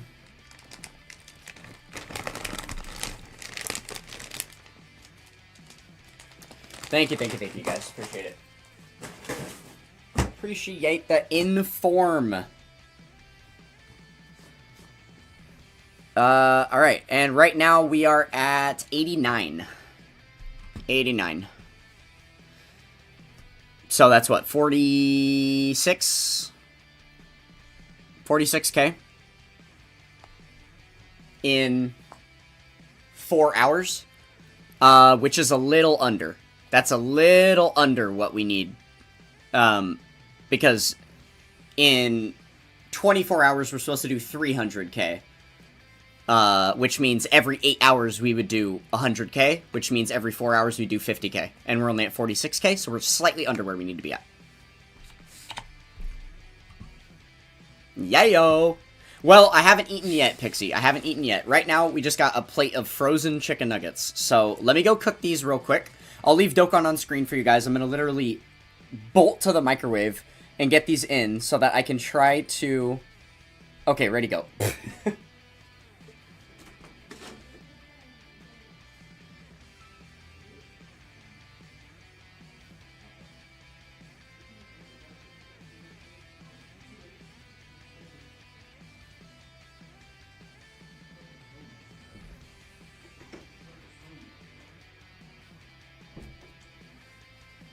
Okay, I'm back.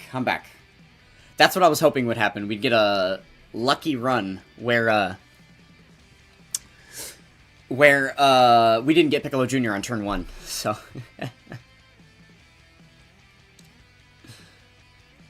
I guess, fair enough. I am still gonna eat it, right?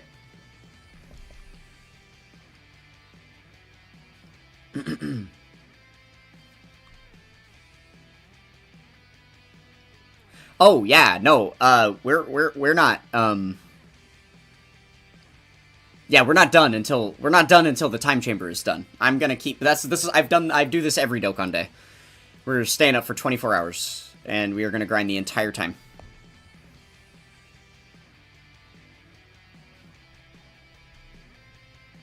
Exactly, Chewy. Dokkan day, not Dokkan 12 hours.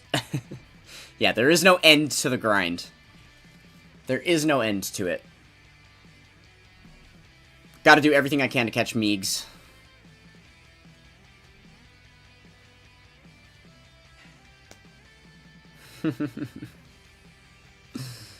Yeah. If it takes me much longer to catch Migate than originally planned, you know who to thank for it. Because somebody has been influencing me away from spending every waking moment power level grinding.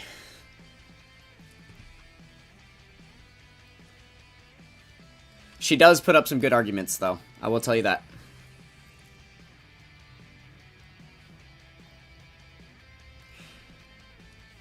Yeah, I guess you are ahead of me, huh?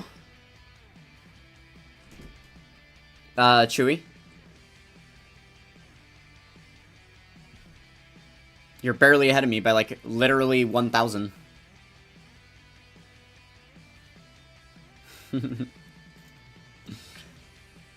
Yeah, that's right. For context, you see these messages right here? You see these messages right here? If you ever thought I was playing it up for the camera, if you ever thought that I was way different outside of my YouTube channel than the way it appears I am here, as far as this manically just obsessed with this game, read those messages from somebody that has recently met me, who's known me for 14 days IRL. And she says, "You don't eat or sleep. You just Dokkan." And that is goddamn right. Too good, too good.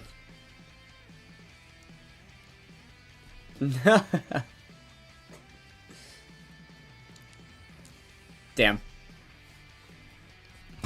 Not you guys pulling me in different directions. Oh my goodness. But I want to have a life. Why can't I just have a life and Dokkan as well? That's what Truth always tells Iron Cane to do. Live your life, but then also Dokkan.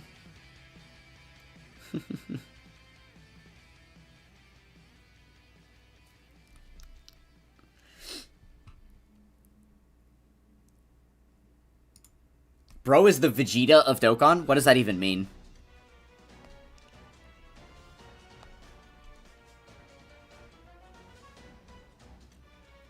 How can I play Dokkan if I'm dead? I mean, I live off of Dokkan, so how am I gonna die if I'm living off of the sustenance that my power level gives me?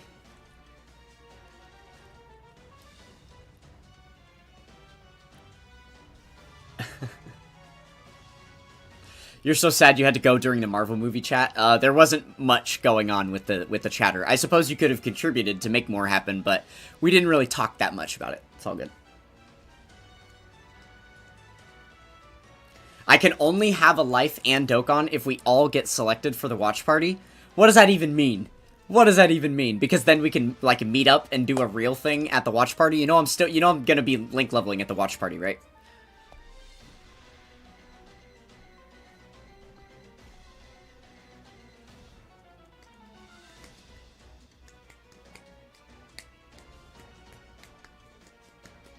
Oh, are you now? You're gonna make me catch up on the Marvel movies? I didn't even know that. Did we talk about this? Like, what Marvel movies? Like, all the new stuff? Like, everything after Endgame? I guess we did talk about that, but I didn't realize you meant just, like, everything new. Just, like, all of it. Have you seen everything, Pixie? Are you fully caught up on the entire MCU right now?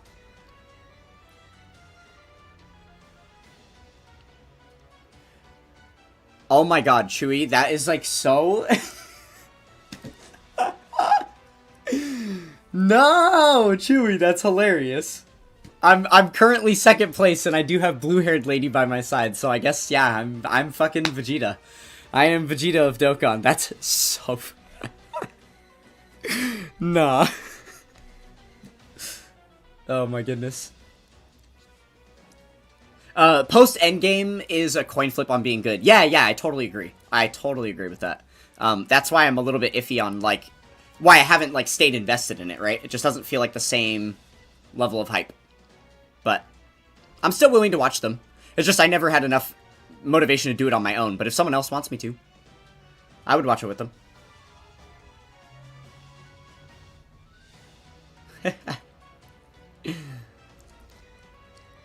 Yeah, no, genuinely, Delta Ryan, I don't think I would have figured that out.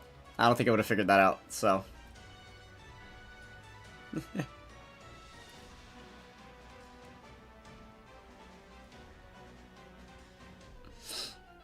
Okay, chicken nuggets should be done now. Let me go, or I guess I'll start a new run real quick, and then we'll go.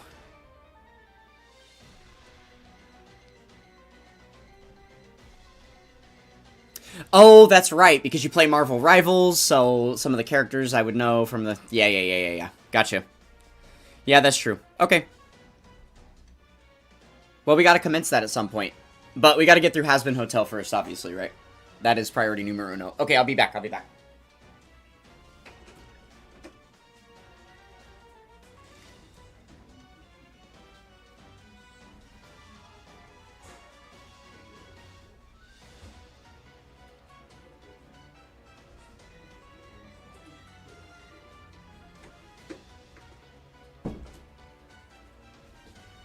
Oh, okay.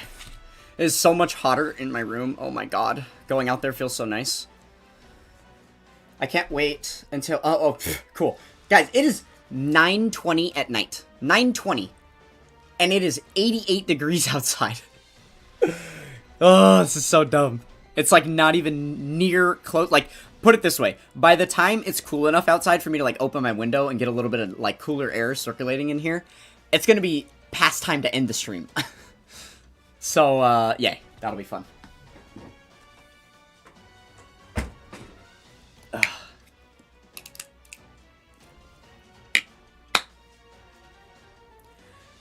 On Rivals, Pixie plays the Jeff. Jeffy the Shark. That's the one, right?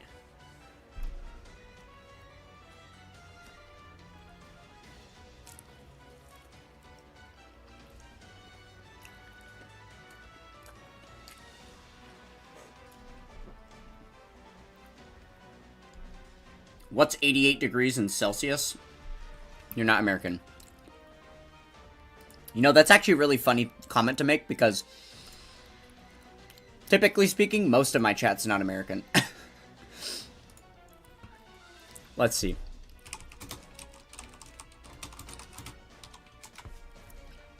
That would be 31 degrees Celsius. 31 degrees Celsius. No, I mean, I know that it's nothing, right? Like, I'm just saying the fact that it's this late at night. It's 9:20 p.m. You don't gotta be American to understand that one. Like, the sun's been down for a while, and it's still this hot. It's insane. Yeah.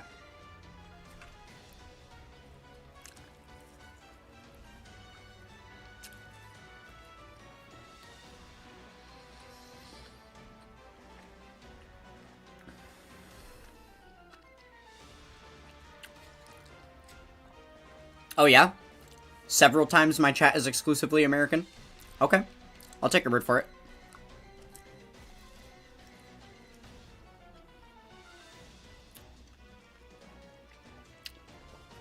I mean, right now it's not. Anytime Z has ever been here, it's not. Top Key's not American.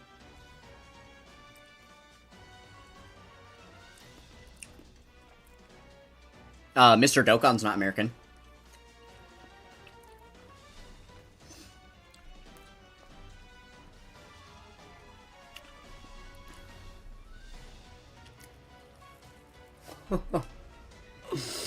Uh-oh.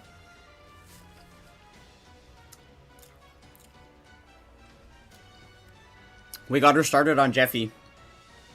Uh-oh.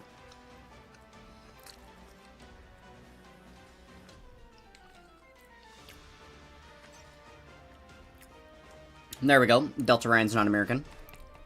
Oh yeah, you're Australian. That's right, you did mention that earlier in the stream. You're an Aussie!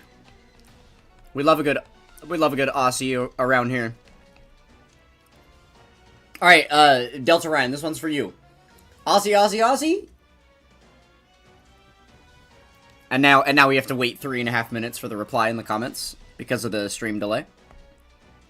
He'll do the thing, though. I know he'll do the thing.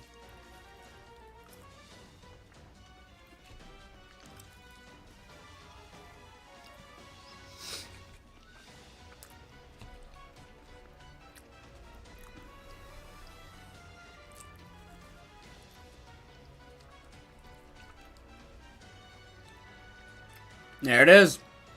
Oi, oi, oi.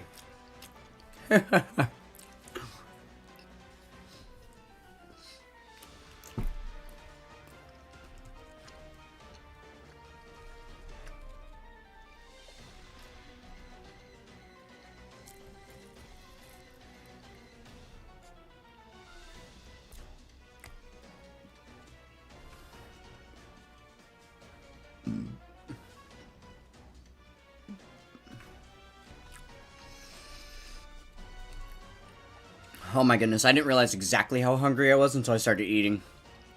It's insane.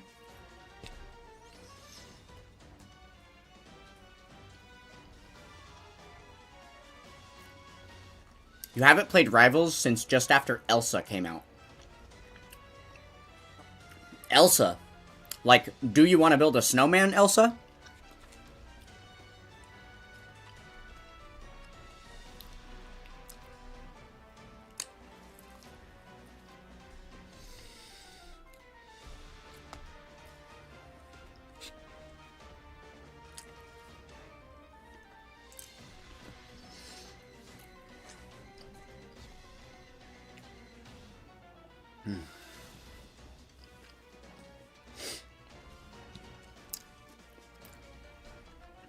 Lobster smells so bad. Man, the kitchen almost made me puke today. Awesome. Thank you for mentioning that to somebody who's sick to their stomach while they're eating. I appreciate you. Wonderful. What's my favorite Marvel movie?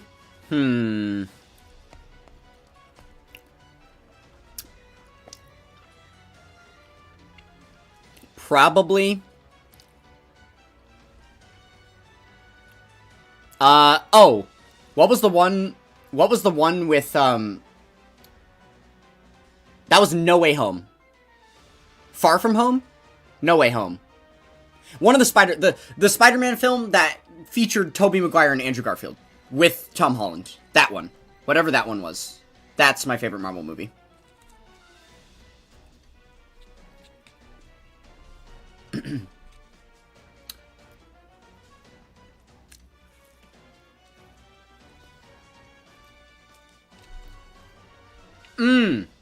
Either that or Deadpool 1. Deadpool 1. One of those two. Almost forgot about the Deadpool movies, but those count.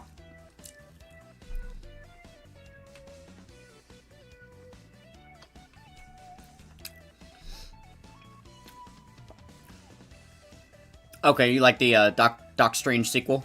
Cool. People hate my favorite Marvel movie. Yeah, people hate everything. There's gonna be haters for likers on everything. Yeah, Deadpool 1 is good. I feel like that's a better choice because, like, if I were to say, like, if I needed to pick a third one, I would just pick Infinity War, right? But, like, it's, like, a little bit eye-rolly, right? It's like, yeah, okay, obviously the most popular ones, the big-ticket films that everybody was waiting for, that they knew were gonna be hype, and then that's your favorite, like, cliche. But I feel like Deadpool 1 is, yeah, definitely a more base take. So I'll say Deadpool 1.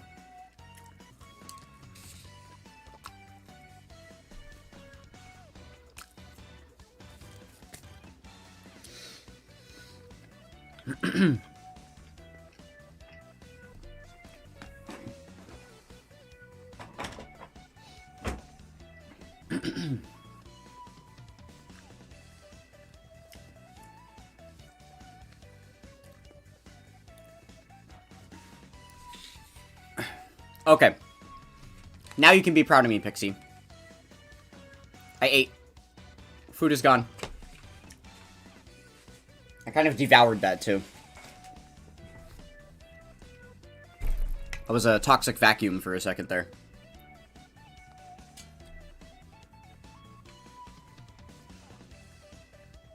Iron Man 1. Iron Man 1 is a really good film, too. Yeah. I mean, that was kind of the kickoff. That was kind of the kickoff of the whole MCU, right?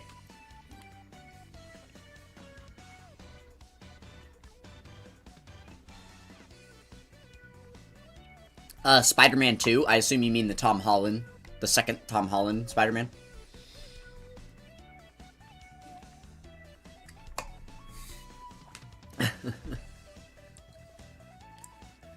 Oh my god. Why are we shitposting now, guys? What's going on? Are we bored?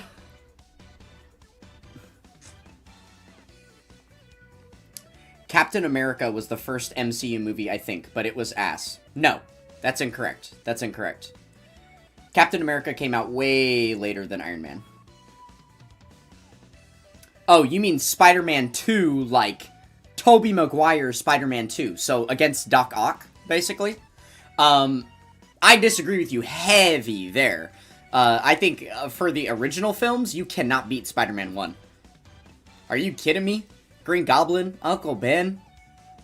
With great power comes great responsibility? Nah, dude, you cannot beat that film. There's no way. From the Tobey Maguire Spider-Mans, the first one is the best. Like, by far. OG Hulk was technically the first one. No. That doesn't count, because that OG Hulk didn't have the same actor, right? Or am I misremembering? No, the Incredible Hulk doesn't count. It has to be the exact cast members. It has to be the exact cast members that are in the modern, like, the Avengers squad. All of their movies.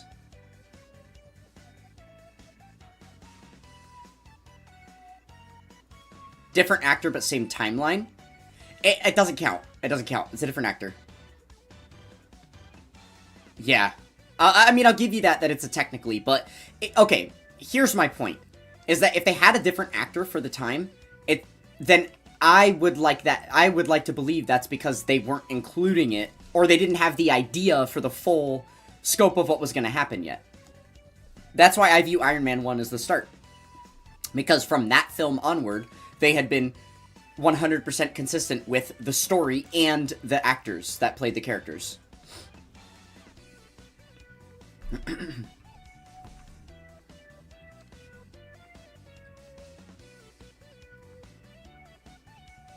What about the,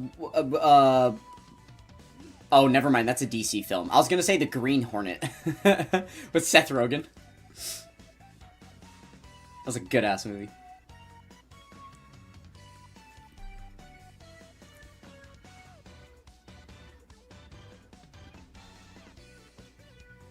Yeah, you enjoy Willem Dafoe's portrayal of Goblin? Absolutely. Yeah. Yeah. Like, Tobey Maguire and Willem Dafoe, like, did such big things for modern superhero films, right? Just because of how iconic they were in those films. Like, me in my childhood, watching Spider-Man 1 on the big screen for the first time, I probably wouldn't have been as into superhero films in general as a concept if those ones didn't hit as hard as they did, right? So, yeah.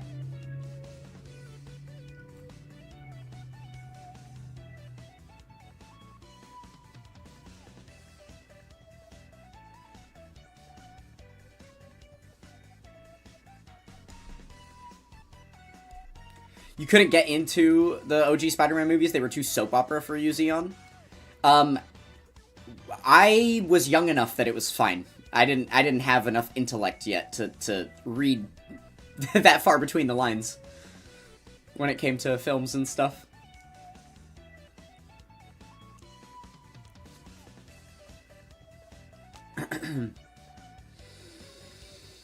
That was very rejuvenating, guys. I needed that meal, like, a lot. I kind of regretted when we started the reaction video, because, like, 10 minutes in, I was like, I need to eat. I need to, like, a lot of things. And I was like, alright, I guess we're just gonna have to power through this one.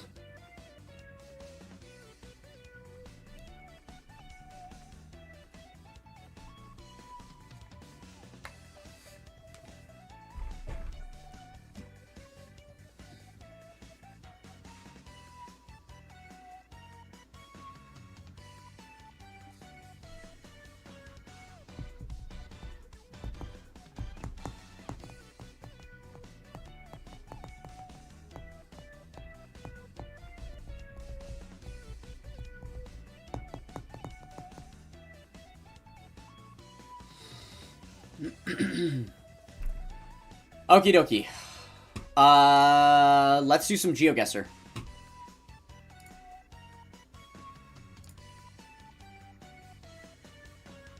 Bam, bam, bam, bam, bam, bam, bam.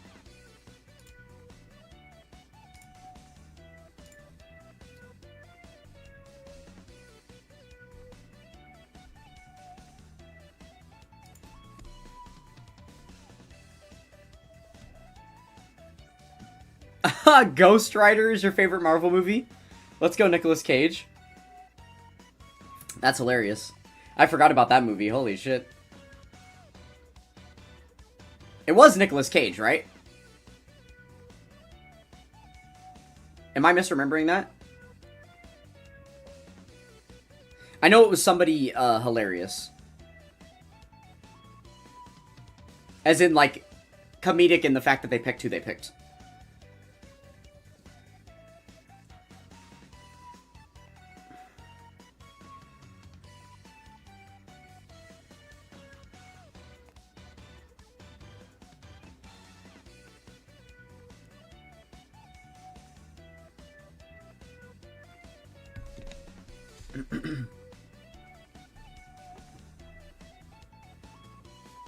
Oh, no worries. You were in a DBD game?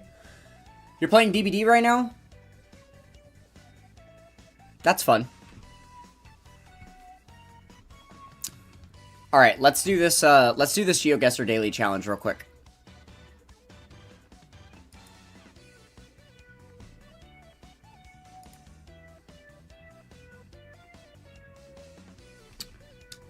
Okay.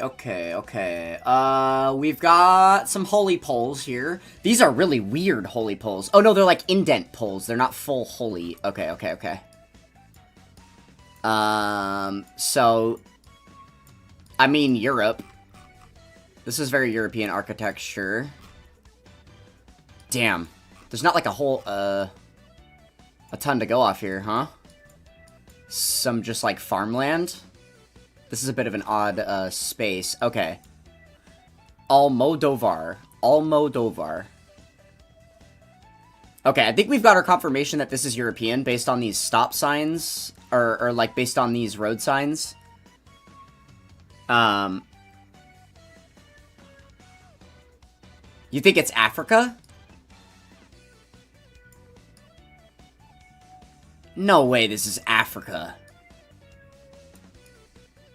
I mean, the vegetation does kind of scream that, honestly. Maybe we are onto something there. If only there was a person in the photo. That would help with the region guess a lot. Damn. But, like, these, like, modern, like, all these poles and stuff, really Africa? I don't know about that. Oh, wait, there's animals. What kind of animals are those? Those look like sheep? Like goats or something? Of course, it would be an animal that's, like, all over the world. You're gonna say Spain? I know that this isn't Spain because of the signs. I don't think that's what Spain's signs look like. Like the backings to them, even. Or like this over here. I don't think that's Spain. Also, this language right here feels more like it would be in this region. Something here. Like Poland and whatever else. You can't even really see with my webcam on, sorry, but I'm just gonna go for like a Northern Europe guess. We'll go in Latvia. Just to kind of hedge my guess, because it could be in that area. Wow! Oh my, it was Portugal. Spain would have actually been a really good guess. Dang. Good job. Who said that? Who said Spain? Zeon. Nice. Z, you're a little bit off. I don't know about Africa on that one, bud. I don't know about Africa. That was tough. I don't know what Latvian... I don't know. I had no idea. Portugal. Okay, great. Yeah, awesome. And then, okay, so white houses with orange rooftops is apparently Portuguese. Okay, cool. Cool. I guess we'll know that for next time. Alright, well, we're off to kind of a bad start. That was pretty far away. Oh, man. Yeah, that was actually the opposite side of Europe, so that's really unfortunate. Okay, white buildings, orange rooftops, indent poles. Are we just in Portugal again? Oh, is this Greece? This little, thing right underneath this... Oh, wait, that's Portuguese, right? The C with the little thing under it? We're in Portugal. Again. Nah. Are we actually... I mean, it looks so similar to the last one. Come on. Africa, unironically, would have been a closer guess. That's funny. Yeah, Spain without the S. Is this really just Portugal? Hold on, is that a person? I mean... Legit, I'm just gonna send Portugal again. Yeah, I'm absolutely running back Portugal. Like...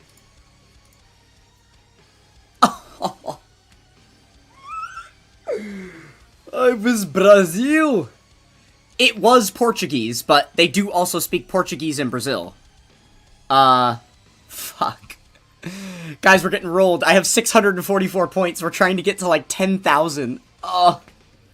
That's tough. It was literally one of 2 countries that it could have been with the Portuguese. That's so unfortunate. Alright. Okay. Okay, so this is Southeast Asia. Given by this architecture, like this fencing here, the way this roofing works, and this vegetation, we're in Southeast Asia for sure, especially because of the way that the roads are. Like, you know, shit and undeveloped. Is that a horse? Oh, it's a cow. Those are cows. Okay, so cows scream India. There's a tuk-tuk here, which could also be India. This could also be, like, Sri Lanka, maybe? Can we see the car at all? Big white truck.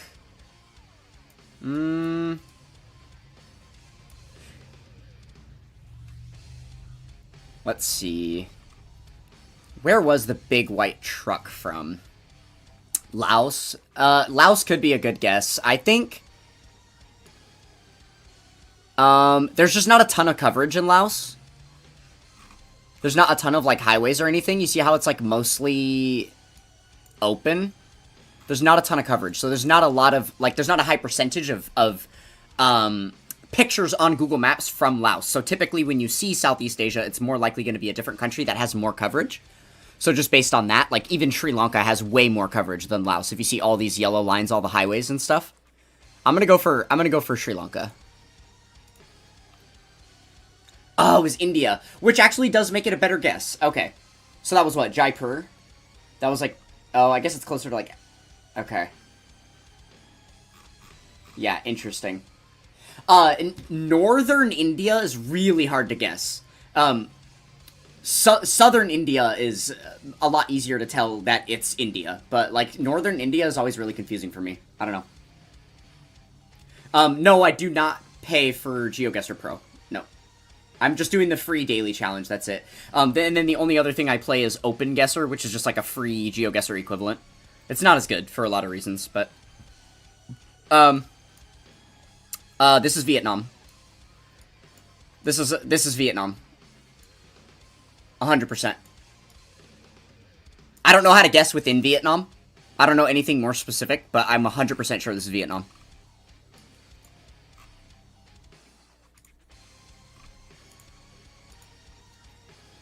What? No way! I swear to you, there have been at least 30 different photos. 30 different photos. Can I look back at the thing? I guess we'll have to look back at it at the end. 30 different photos that I have seen that have the red and white striped poles as the street signs, and those are only ever in Vietnam. Literally only ever in Vietnam. Like, if you guess Vietnam, and it is Vietnam, this little photo thing that gives you the hint about what you're supposed to be guessing for, it'll be like red and white striped street pole signs. Literally never seen them anywhere else.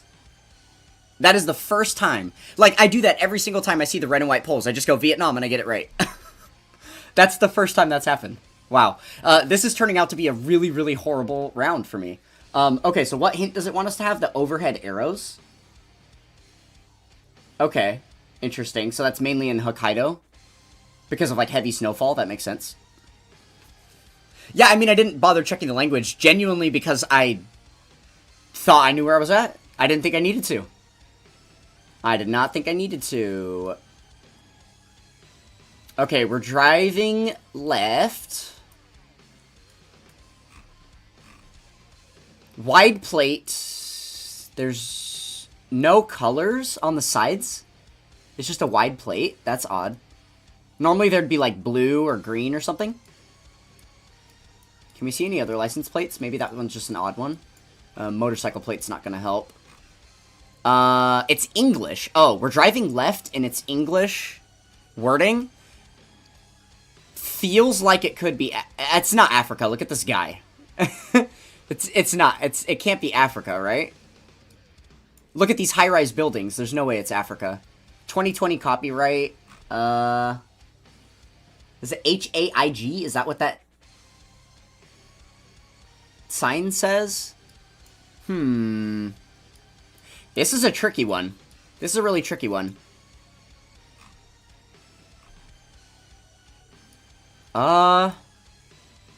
It's like a lot of English. It's basically all English everywhere. Which, I mean, because of all the English, like that, I understand, like, the South Africa, damn,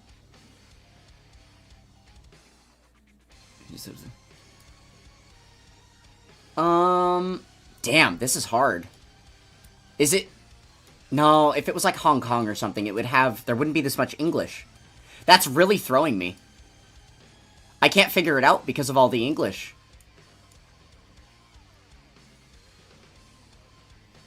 And we're driving left, which means... I want to say, okay, based on, like, the vegetation and the way that guy looked, I want to say Southeast Asia, but it needs to be something where the language is primarily English. That's the tough thing about this. I guess I'm just missing that little bit of info. The Philippines does have a lot of English. Could this just be the Philippines? This might actually be the Philippines. I'm just going to guess that because I don't really have a better guess, honestly. It was Singapore. Okay. Yeah, that makes sense. Damn, what a bad GeoGuessr round. Ugh. Wow, Malaysia was a really good guess. That would have been better even than what I guessed because it was right there. Singapore, yeah. Okay, that makes sense. That makes sense. Wow. You're pretty good at this, Xeon. Nice. Nice. It's good stuff. Alright, well, that was a very sour round. That was pretty terrible. Pretty terrible.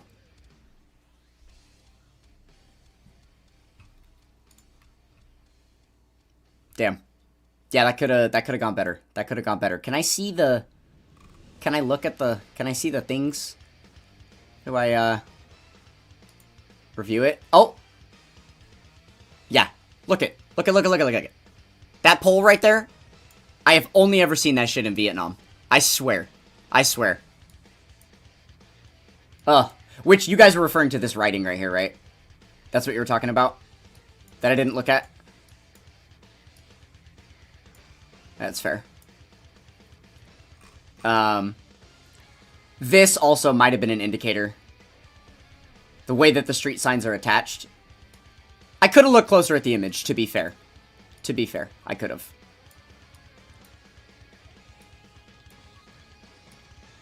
Yeah, interesting. Okay. Well, that was that. That was that. Oh, why are we just in Google Maps now? Thank you. Alright, yeah, we could do some open guesser. Keep playing this for a little while longer, I wouldn't mind. Let me switch back to this real quick. One sec.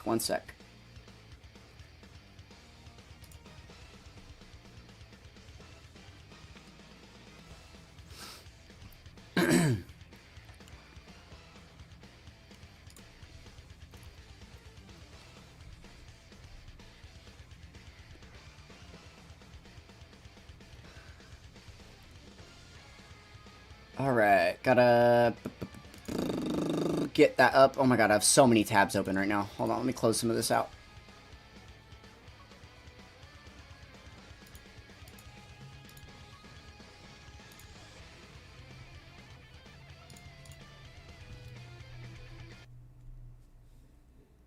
I was watching that, rude.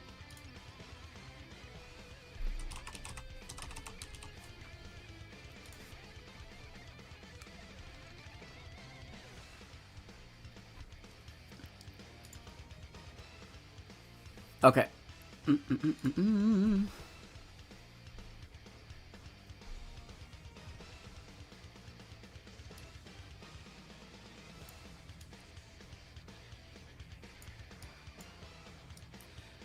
Okay, we got tuk-tuks. The red sand is throwing me off a little bit. I mean, is it just...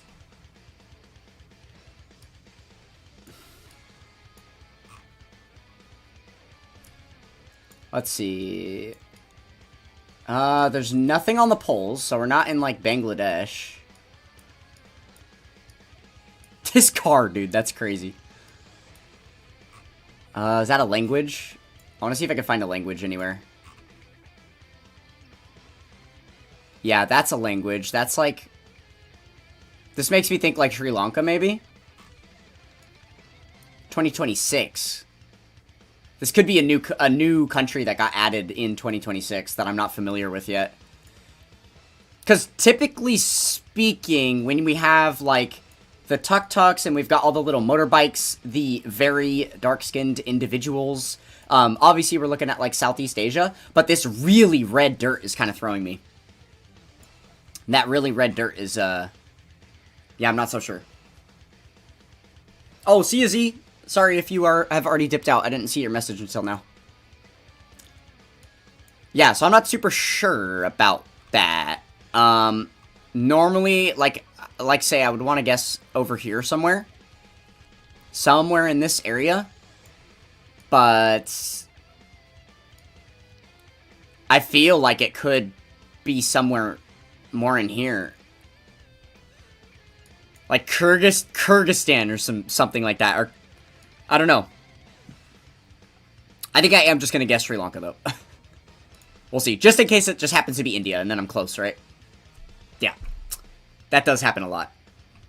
No, it was absolute... I knew for 100% fact it was not Bangladesh. I knew it was not Bangladesh. Because every single picture you see of Bangladesh, if there is a light pole, some type of or like a power line, right? Like a big pole, there will 100% be posters on it.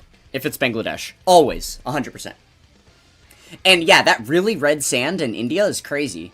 But I guess this is like, if you look at the topographical part of the map, it's like in the really lush area, so that makes sense that the soil would be more, or less arid.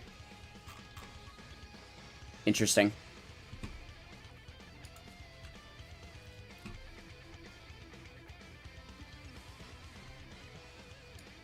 Okay,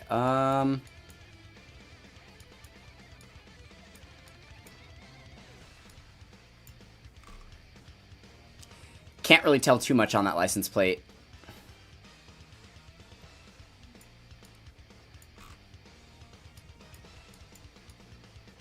This is a horrible picture.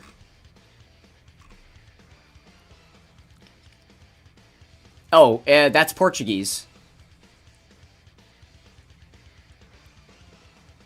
I think. I could be wrong, but I'm seeing like the little symbol underneath the S right there. I feel like it's Portuguese.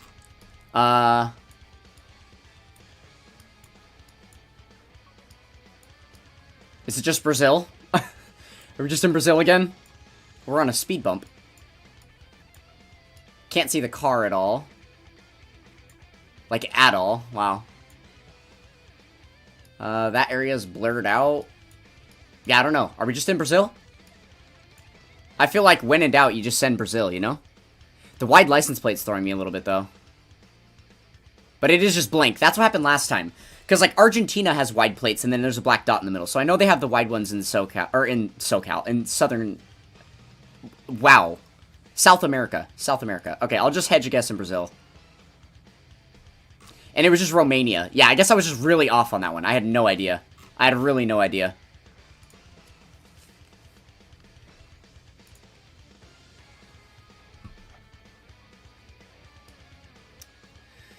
Okay. So we're driving right. This is Spanish. Oh, wait. Maybe that's Portuguese, though.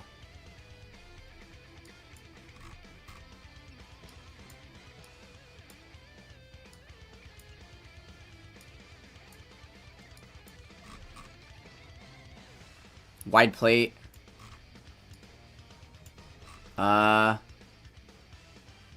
Oh, there's transformers on the power lines. Which is usually supposed to mean America. But this is obviously not America. So it's probably just Brazil.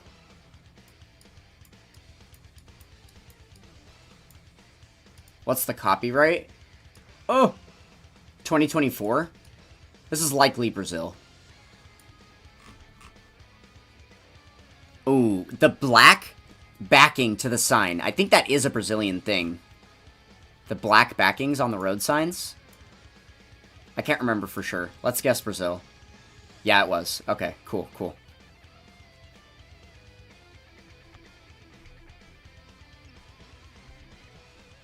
The streamer has eaten, yes.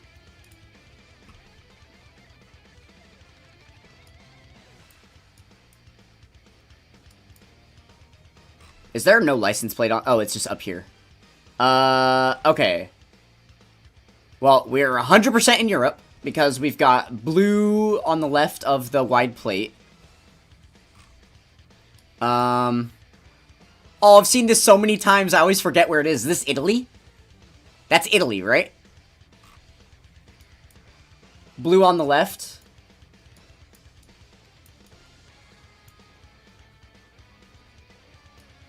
Oh, wait. What language is that? Is that Russian?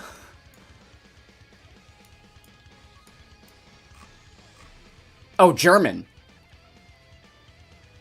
Okay, this is definitely German. So maybe we're just in Germany? Tank Center?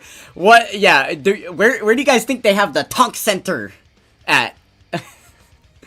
Surely this is Germany. There's no way I'm gonna get exposed on this one. Come on now. Yeah. Alright, alright.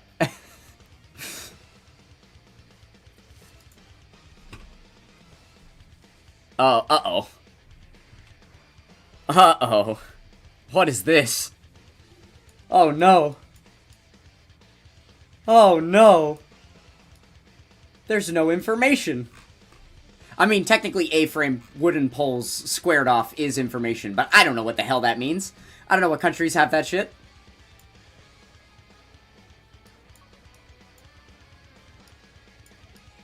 Wow. Horses?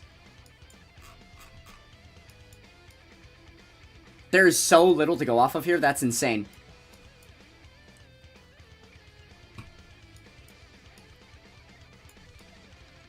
Yeah, there's really not much to go off of here. I have kind of zero clue where to even begin to guess. I want to say Russia, but it feels too warm climate to be that.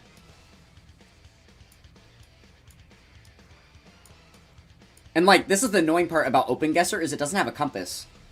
So I can't even, like, tell where the sun is to know if we're in the northern or southern hemisphere and stuff. A little bit dumb. Netherlands or something? I will not look at the letters on the ground, because you're not supposed to have that in GeoGuessr. That's something that this free version of the game gives that is not normally there, so I don't look at it. I don't consider it. Yeah, sure, we'll just send Netherlands. Okay, it was... Oh, it was Russia. It was actually Russia. Cool. Okay. I should have sent Russia. Damn. Interesting.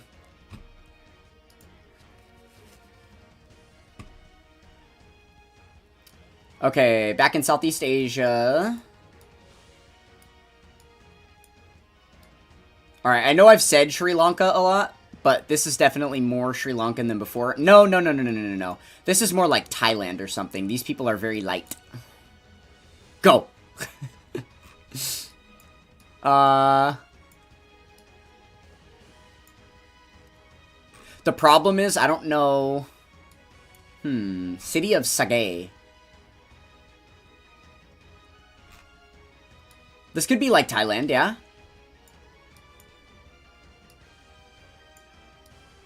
I'm gonna guess Thailand.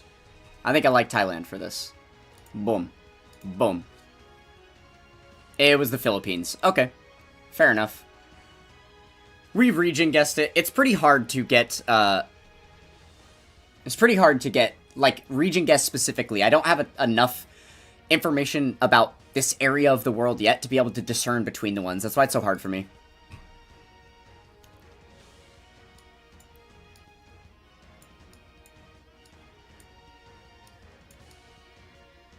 You guys enjoying me play GeoGuessr badly? Another 2026. Does that mean it's just Brazil again? Probably not. Probably not. This feels more... I don't know. There's palm trees everywhere. Like, everywhere. Maybe this is like Costa Rica or some shit. This little line on the pole, that's probably an indicator. I don't know what it means, though. As far as, like, what country that would indicate. I'm gonna... I feel like I want to put a guess here. It could very well be Southeast Asia, but I kind of want to put a guess here. Like, this architecture and stuff feels very Western Hemisphere to me. I'm gonna go for, like, Panama, like, right here. That's India, dude. Oh, that's so tough. That's so tough.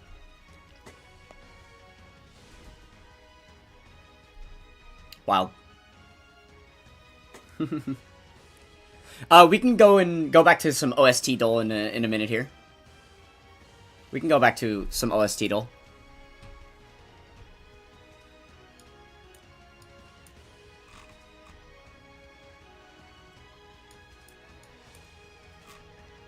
Alright, we got an orange plate there. I don't know what the hell that is. Is this just Japan? This architecture feels very Japanese. That's a thin car. That's a tiny car. It's probably Japan, right? People air drying their clothes because they care about the environment. So much so that they don't just have a wire. They have like a whole ass permanent setup out here with bars and stuff, right? Privacy. Things being blurred. Japanese. Small car. This is absolutely Japan. Look at that roofing. Oh yeah. This has got to be Japan. Am I gaslighting myself and telling myself things are things just because of that thought not being able to leave my head? I really feel like this is Japan. Yeah. Alright, there it was. Cool. Let me check my units real quick. I'll let you guys look at this random countryside and ponder for a moment.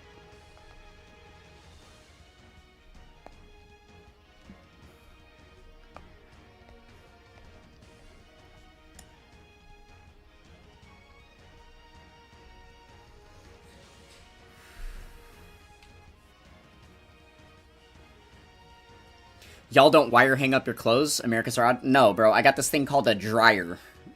After you put them in the washing machine, you put them in the dryer. Okay, this could be African.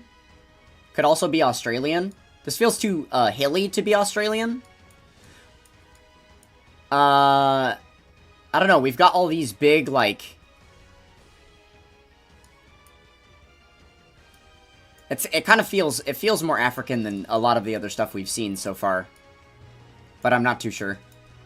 Is that a blue car? It's a blue car. The blue car is in Australia, but this is just so mountainous. Is there like mountainous places? Oh, I was gonna say we have to defer to Delta Ryan. We have to defer to Delta Ryan for this because you are Australian. Is this Australia? Yes or no? You say New Zealand? I mean, the fact that it felt Australian, but it's kind of off and more mountainous, probably is New Zealand, right? I think that's a fair guess. Let's go for that. No! It's just Brazil. It's just Brazil.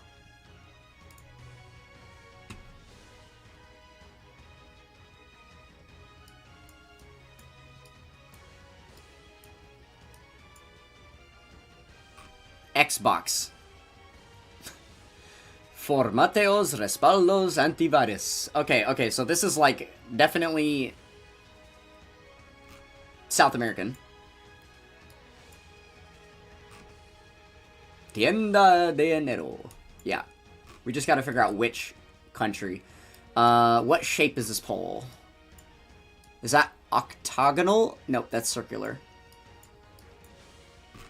Yeah, these are circular poles. Circular... Oh! That's an octagonal pole right there. We, very well, folks, might be in Mexico, because that is an octagonal pole. Right there, right there. I think that's a safe guess. I think we're in Mexico.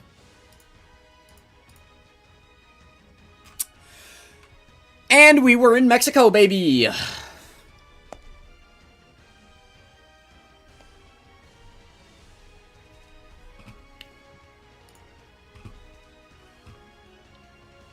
Oh, fuck me. What?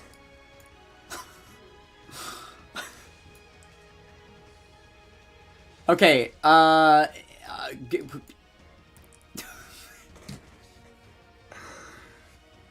am I looking at right now, dude?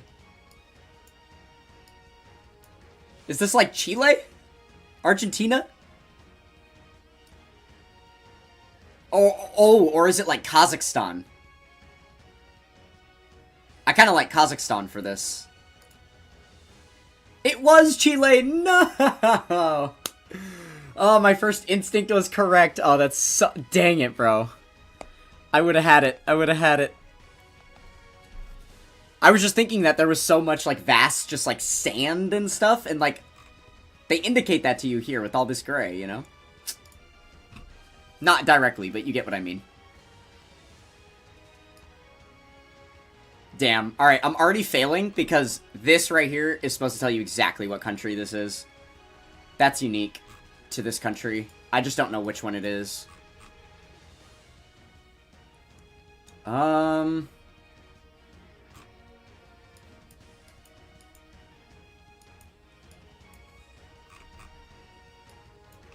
Could this be like South Africa?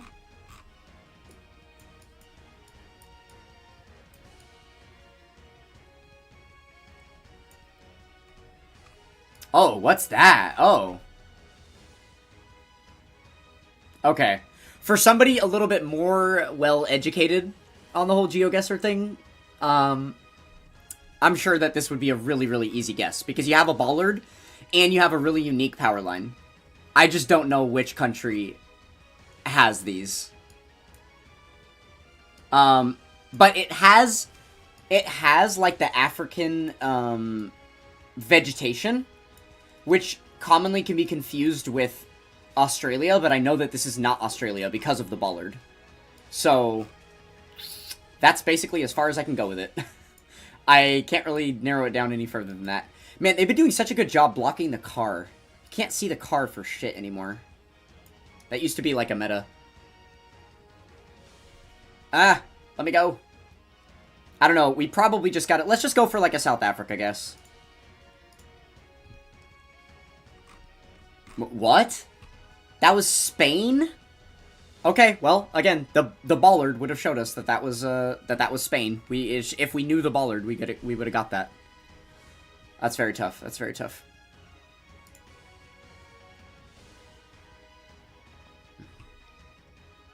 Okay.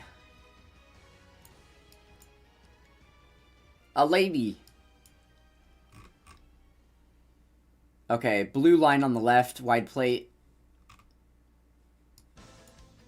Which was, Germany the last time that we saw that. That's odd. Let's see. Auto. Technically German, right? The word. What just happened? Oh my god. I clicked something. Okay, I'm just gonna guess Germany, because I don't like moving around the map. I feel like it's cheating. Okay, it was Germany. Cool.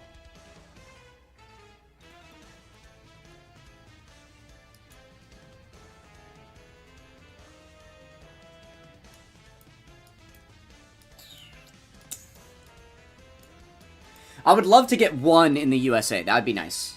That'd be nice. Sometimes we hop on here and I get, like, 5 USA ones in a row, and we literally haven't seen anything even remotely close. Horrible.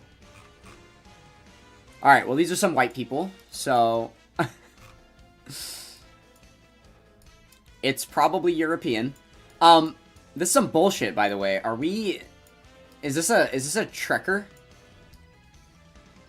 I'm pretty sure this is a Trekker cam. I hate these ones. So basically the image we're looking at right now is not a Google vehicle that's driving and taking photos. This is a guy wearing a backpack that has a camera, like, on a stick out the back of it. Which means that they can do a lot more photos that are hard to guess because they're not on a roadway.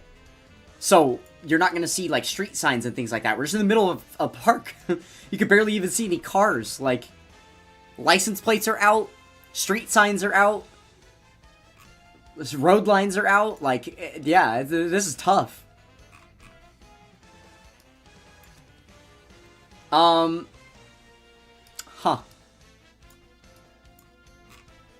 Yeah, I don't know.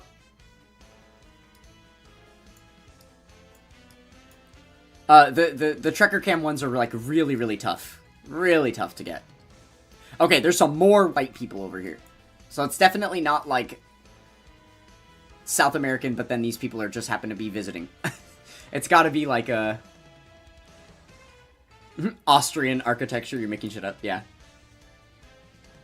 I mean, it's probably... That's probably the right region that we want to be in, is, like, here, right? I'll just guess it. It's fine. I don't really have any better guesses anyway. It was just in Berlin, Germany. Okay, great. Alright, we'll do, like, 3 more, and then we'll be done. We can go back to some OST Dole for a little bit. Or something. We'll see, we'll see. We're getting close. We still got a couple hours left in the stream. Gotta find a way to kill time.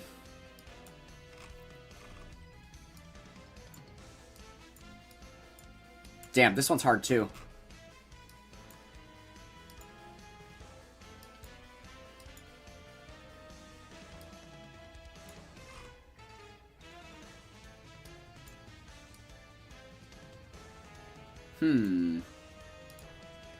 Yeah, I really got no clue. I don't even have, like, the beginnings of a guess on this one. I'm very lost at the moment.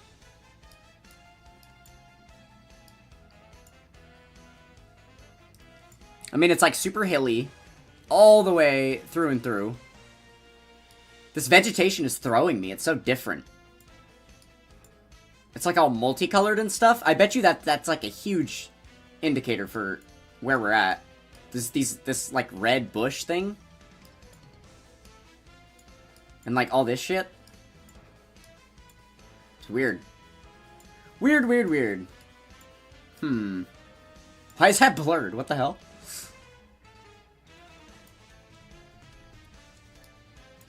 Is this in the States because of the transformer on the power pole? I thought about it, but I don't think so.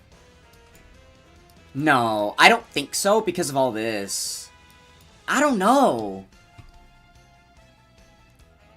I mean, it could be, but, like...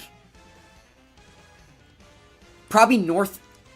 Okay, the problem is that this vegetation does not look northwestern or northeastern. And that's the only places that would be mountainous like this in the States, is northwest or northeast. And I don't think this vegetation matches either. Korean on the sign? Oh, wait, what sign? Here? Oh, shit! That's not Korean. That's Japanese. Right? I think that's Japanese. Okay, that would explain why it's so confusing. We might be in Japan. Is it Korean, though? I'll give you a second to call me out, but... I mean, I see you're seeing, like, a circle right here, but, like, it doesn't have the same... It looks more Japanese than Korean to me. Which I suppose both languages could be in both countries, but... It's not Korean. Yeah, okay. So then, I'm just gonna guess Japan. 6 miles, by the way. 6 miles away. That was a pretty good guess, I would say. Okay, I gotta remember that for next time. The really, like, extremely mountainous, but then the confusing vegetation that doesn't point to, like, one of those other specific mountainous countries. There you go. Japan. Makes sense. Makes sense. Okay, last one. Last one and we'll be done. Okay,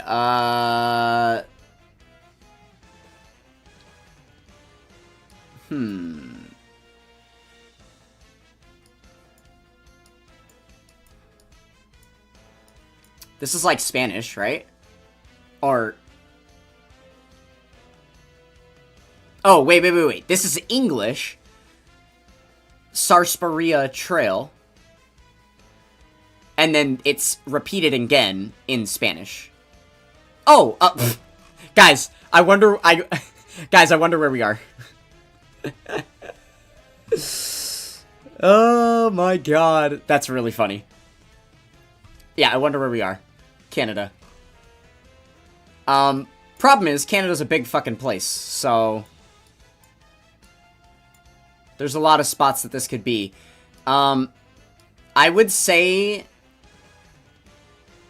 do we have, like, mountains in the distance? I don't know. I mean, it's very foresty, which maybe... speaks to, like... Western? I feel like it looks closer to, like, the Pacific Northwest. I don't know. Maybe this is, like, Eastern... I guess it could be Eastern. Yeah, no, it's not lush enough to be, like, Pacific Northwest. All this yellow in here and stuff, and these really, really dark tree trunks and stuff, that's usually what you would see on, like, the east coast of the United States. So I'm gonna guess more, like, east coast of Canada. Maybe, like, Quebec, Ontario. I'm just gonna hedge between the two, like here. Yeah! It was in Ottawa. Okay, sick. That was good. Nice.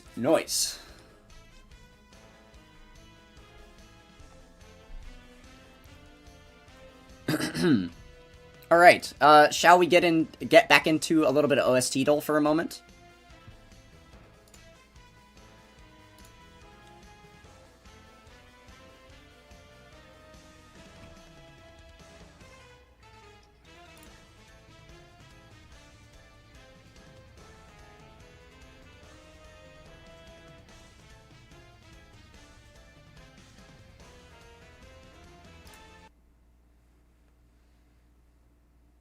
Oh, the words on the road literally said Ottawa. Oh my god. Okay, that's hilarious.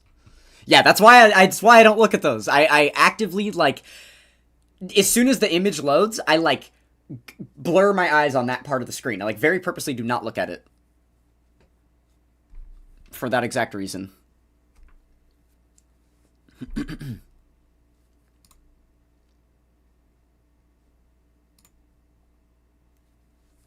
Alrighty. Funny thing is, I think that Top Key may have come and gone, waiting for OST Dole. He was here a little bit ago, but let's see if he shows back up. Alright, here we go.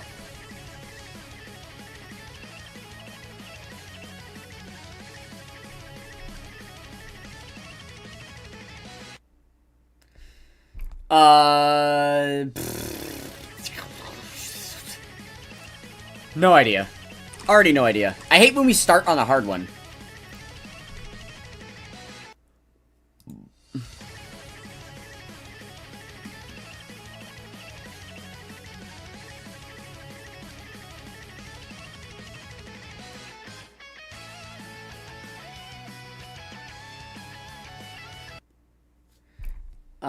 Okay, it's definitely a super class character after hearing that. Maybe it's a Vegeta? It's kind of sinister.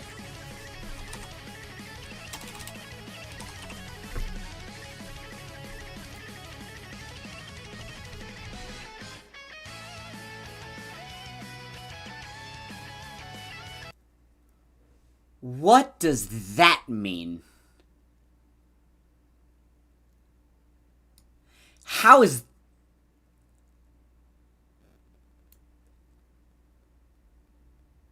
What? How can it be? How can it really... What?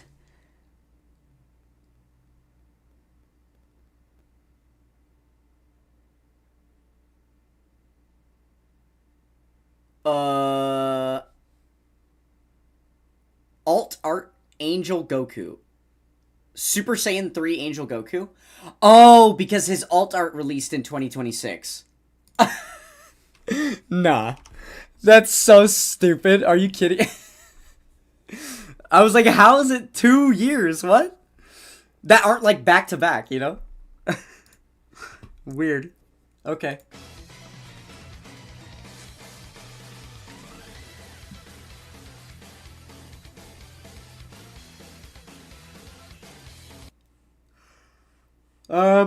Hmm.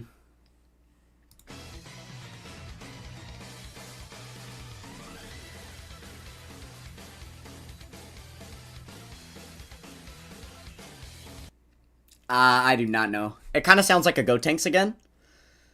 But I know it's not. I mean, I'll just get a little bit more to the song.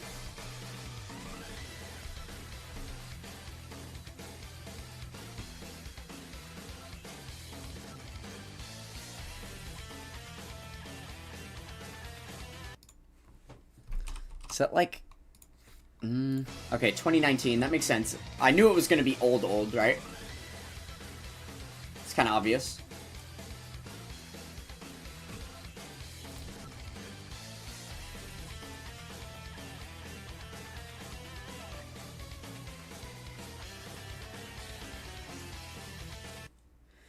Okay, so 2019, yeah, it won't be Slug. Slug's far too new. 2019 is 4th anniversary year. I mean, could that be, like...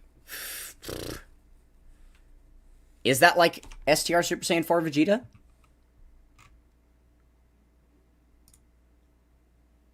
Okay, it is an extreme class unit.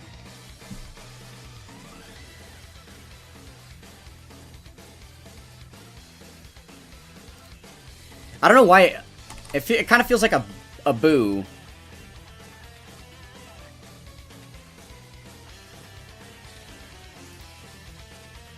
Okay, Extreme Physical 2019.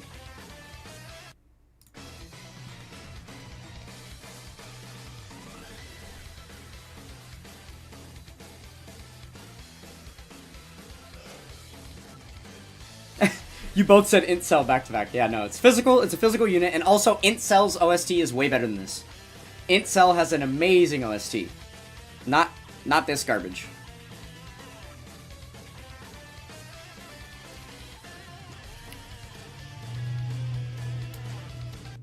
Extreme Physical. Damn. Oh, wait. Could that be Broly? Like Dragon Ball Super Broly? He released at the very end of 2018. Fizz LR Boo Tanks. Would that have been 2019, though? 4th anniversary year. Fizz 17, 18, and 16. I kind of like that. I'm going to guess that one. Yeah! Nice, nice, nice. Good guess, good guess. That is the Shout-Out Garesh unit. Some of you might not know, but the most impressive Rainbow Star that has ever happened on anyone's... for any unit of all time, on anyone's account in the world that's been recorded or that we know about, is Garesh rainbowing this unit. He did it in like 600 stones or something. It was fucking stupid.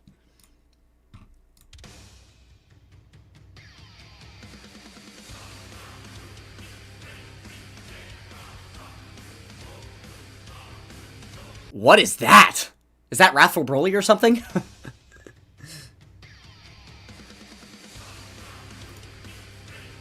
What the balls?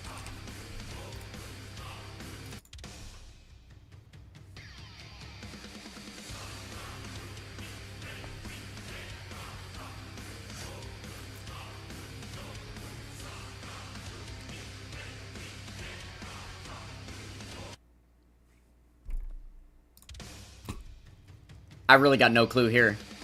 This one's a bit tough.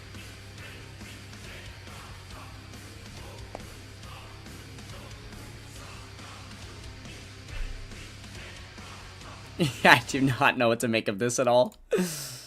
Oh, goodness. Is it like a...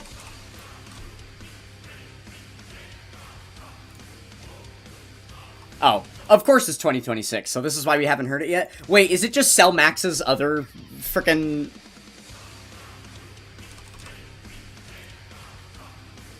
Okay, it's an Extreme Class... Here we go again. It's an Extreme Class 2026 unit. So... I don't think it's cooler. We already... Oh, is it, Turles? Oops.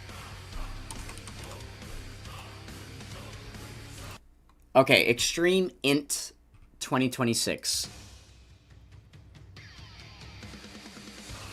What?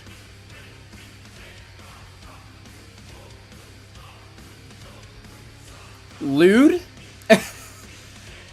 Is it lewd, my dude?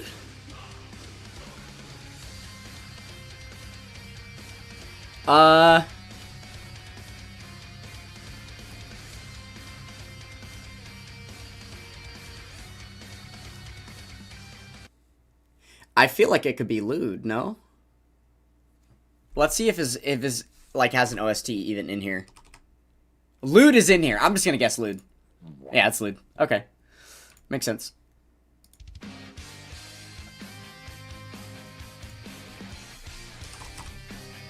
Ah. Oh. Excuse me?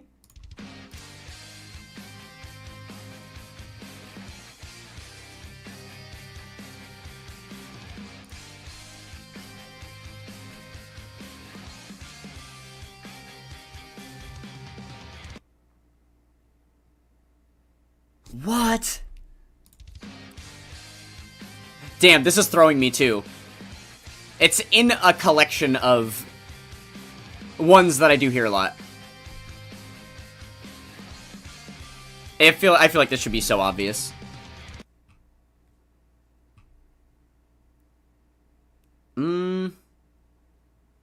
Damn.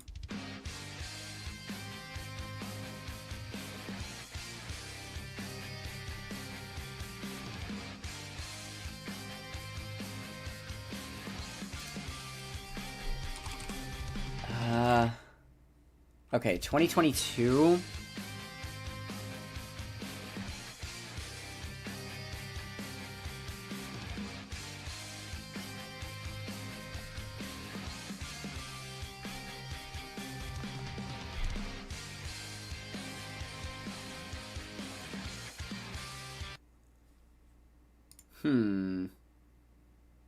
Is that like...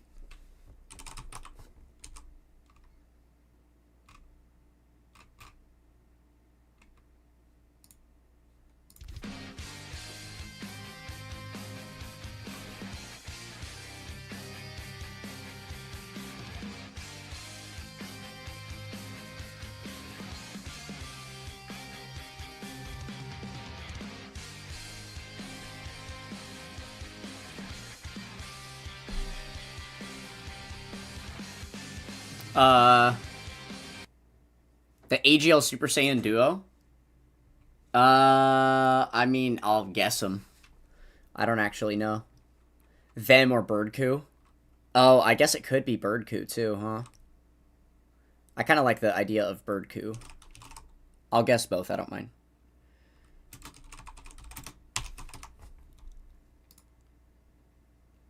I will not guess both. It is a physical unit. What the hell? Okay. Hold on. 2026 had the 11th anniversary, which means 2022 had the 7th anniversary? Is this just the LR Super Saiyan Force? Is it just the LR Force?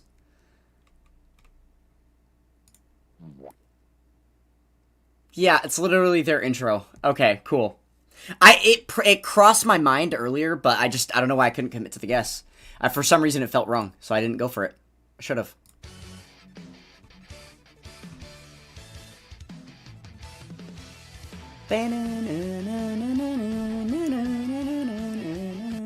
Okay, Immediately on the tip of my tongue.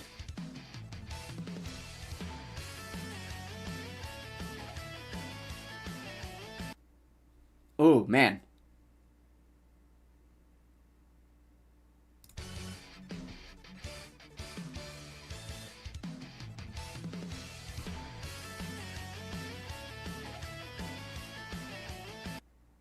Kaiku. Yeah. Yes. I think you're right about that, actually. Hold on.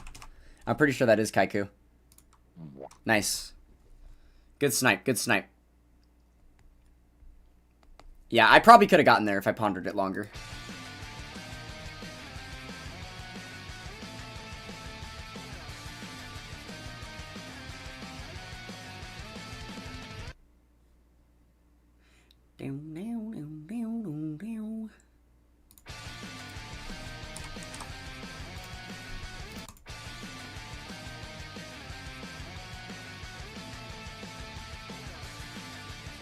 SGR cooler?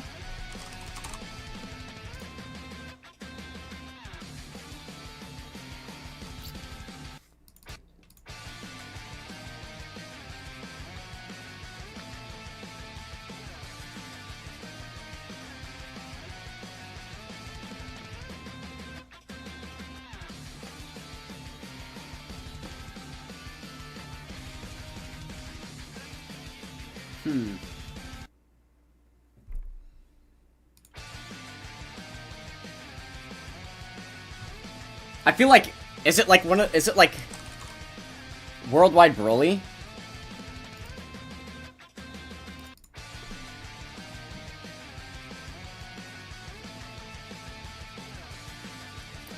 Yeah, Texamasu was this year.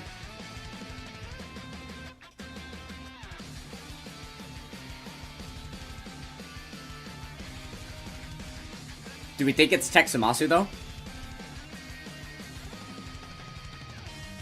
Ooh, physical metal cooler. No, I think that was 22, because 23 was, the Zamasu year. That was Zamasu and Vegito Blue. 2022 was the... Yeah. Okay, let's try Texamasu, I guess. No, okay, Extreme Int 2023. I'm glad I've already guessed this Broly. I don't even know if that's the right year, but I'm glad I guessed him. Okay, we have a Hirudegarn shout, and that would fit the bill.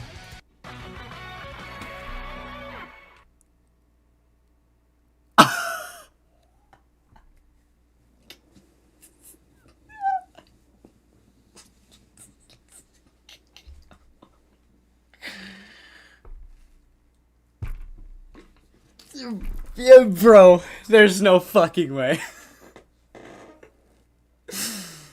Oh my god. Yeah. Yeah. I've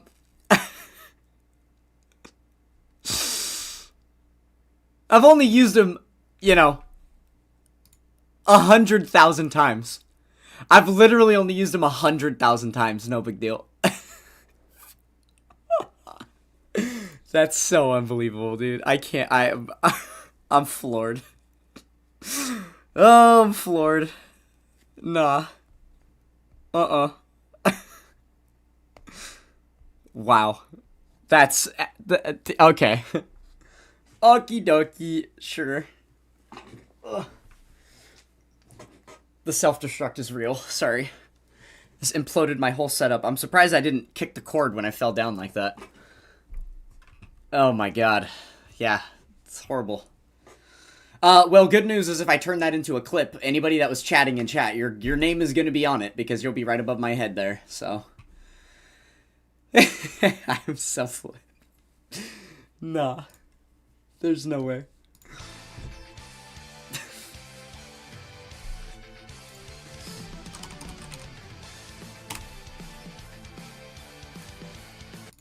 Nah. It's gotta be a Gotenks. Come on now.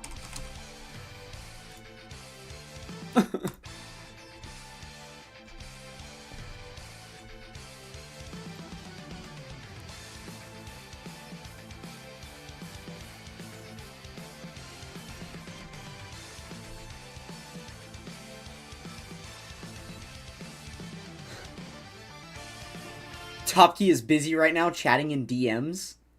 What the hell? Why? Why isn't he here? What a lame-o. Alright, it's not the androids.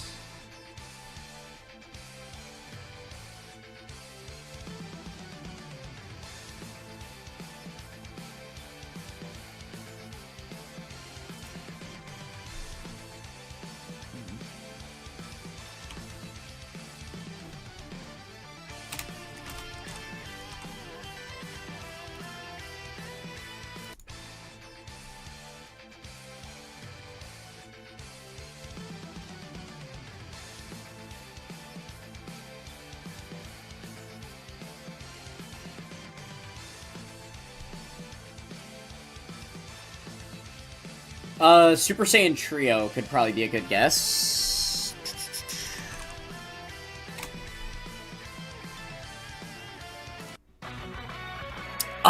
We've lost on this one before. I always forget about that guy. That free-to-play card has an OST. Damn. That's tough. That's tough.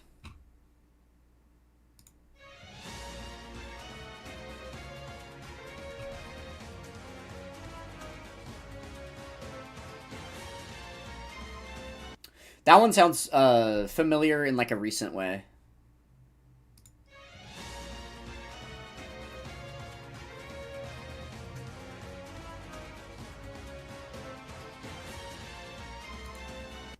Oh, you're saying this one here now is one of the 3 super characters with the domain?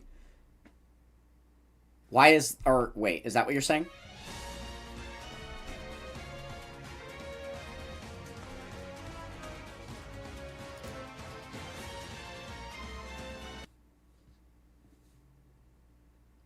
Tag Rose. You said definitely a superclass unit, and then you said Tag Rose.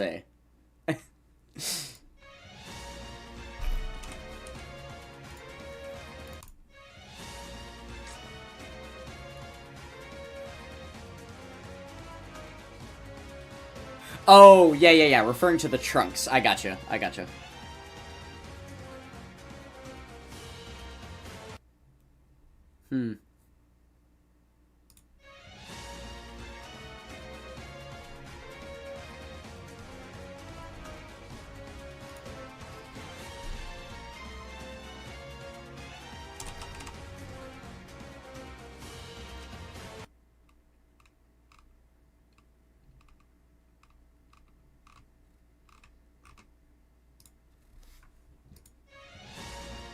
Okay, we got a 2024 unit here.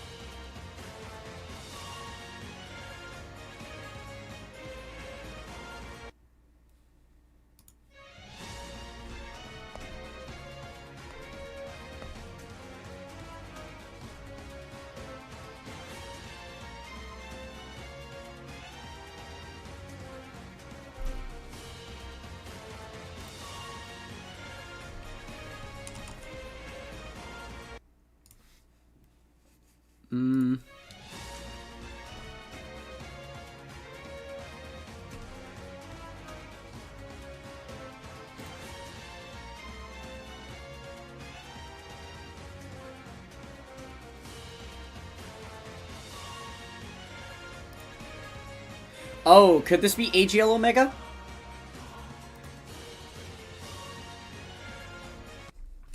That could be one of AGL Omegas. He's got multiple.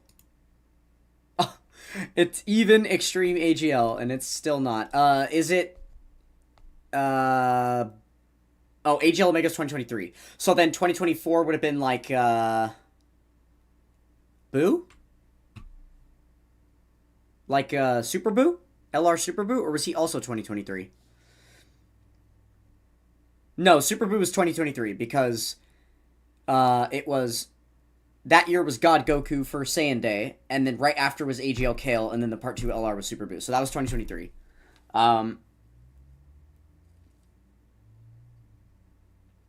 Right?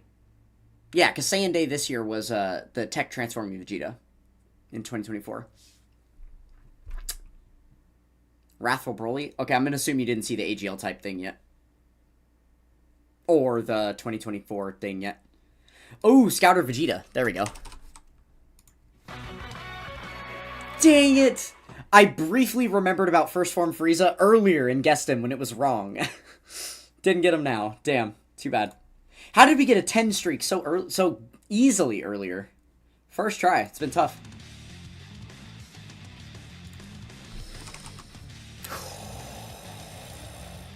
What?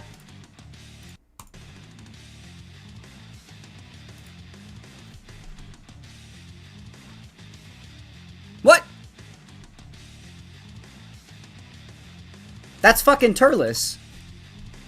Oh, I clicked physical Turles. Sorry, my bad. I was like, that is 100% Turles. That is the most not song in the game. Like, I know that one instantly.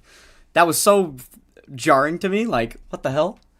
Not music. Gross. Get off my screen.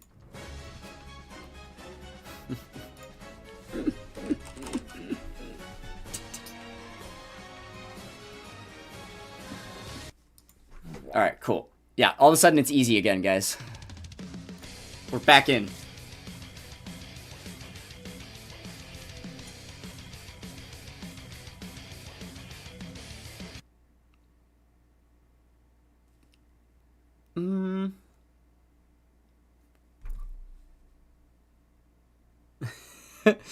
I like you singing along, Chewy. That's wonderful.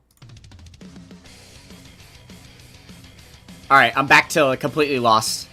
I did the first two for you guys. You're gonna have to... Oh my god. Yeah, you would have thought that was a Golden Frieza? No, Hearts has one of the most original OSTs in the game.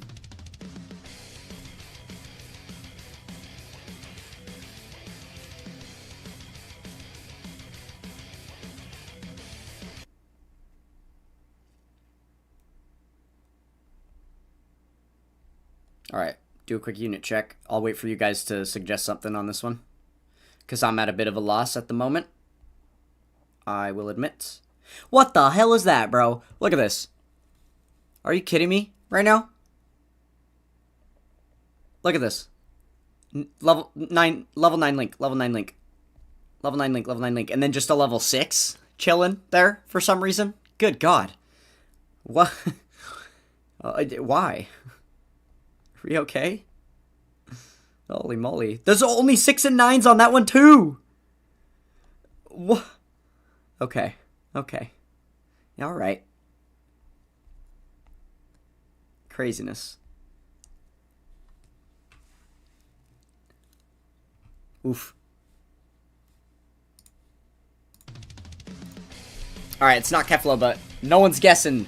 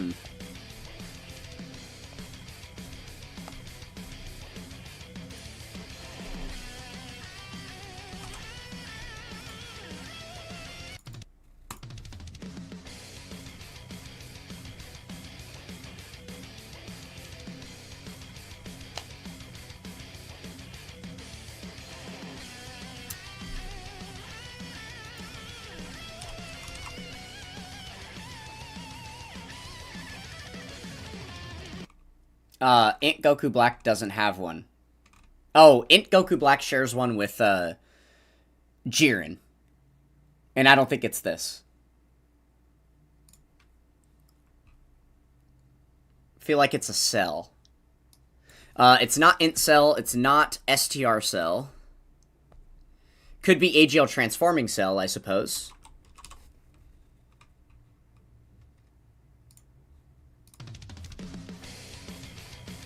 Oh, that was a stupid guess, because AGL Cell is 2021, not 2022 anyway.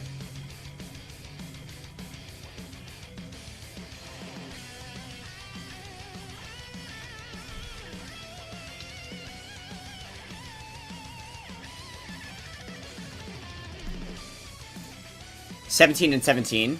Okay.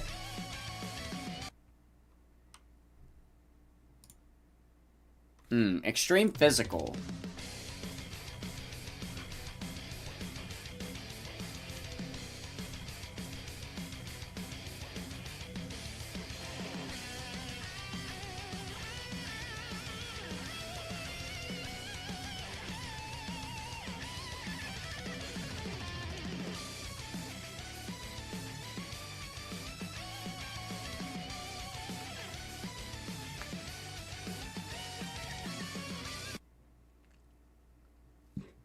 Damn. That's tough. That's really tough. Oh, Raditz? Wait, that's actually a good guess. I think it is Raditz. Hold on. Nice. Good shout.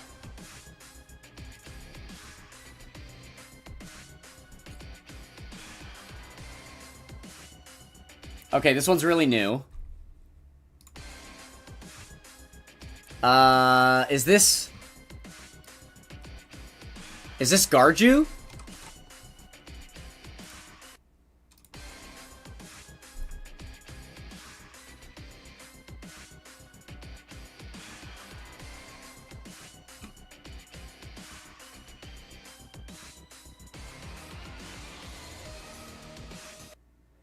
Damn, this one is like right on the tip of my tongue. Alright, Zeon, have a good night. Thanks for hanging out, man. Ah, Weelo. There we go. That's a good guess. Fuck.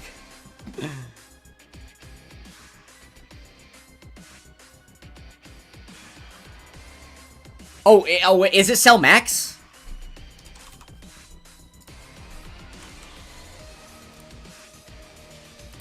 Damn.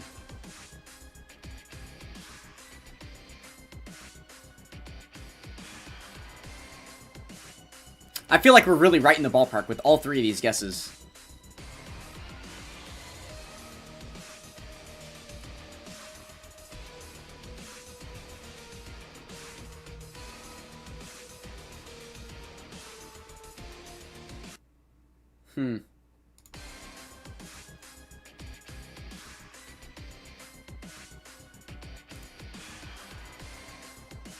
I feel like it could be a Broly, yeah. Maybe we should go for Imp Broly on that one. Oh! Extreme Tech? So then, is it just Tech Broly? I feel like that's not the worst guess ever, to just be like Tech Broly.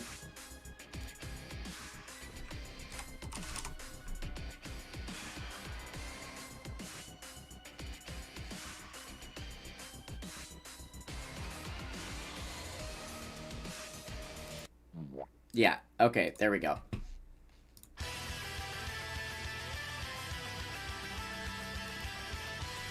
Is this Kaioken Goku? Is that Kaioken Goku?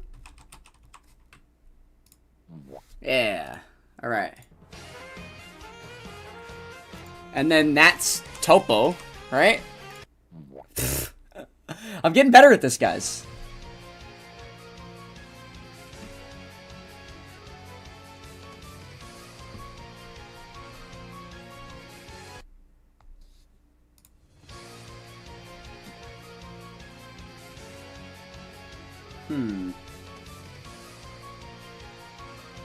Oh. And then it goes like da da da da da da da da da da da. Which that violin part makes me feel like it's like DB Saga. And now we're looking at like Tien, Tao, Goku Youth, things like that. I could be off. I could be off.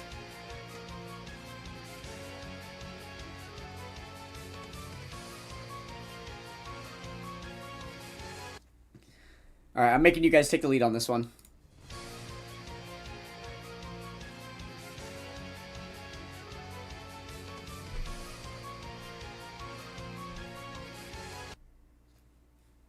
Tien, you like most of those? Alright, I'll just do Tien. It's not Tien.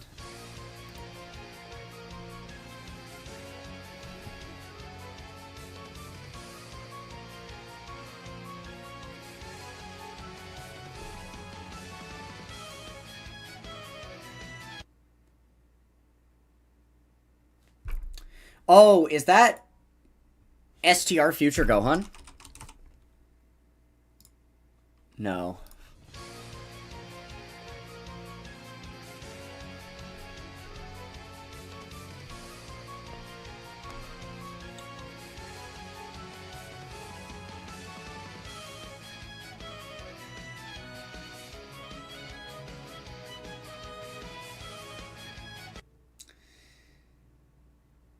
I don't know. No, yeah, I do know the song. That happens a lot, where I can hear the first 5 seconds of it, and then I can sing the entire loop. I know the songs. Like, I know all the songs. I hear them all the time. It's just a matter of assigning it to the character, right?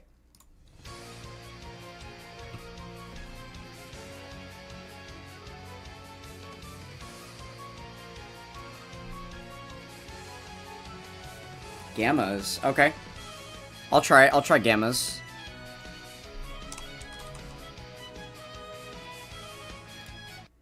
No. Damn. We're struggling.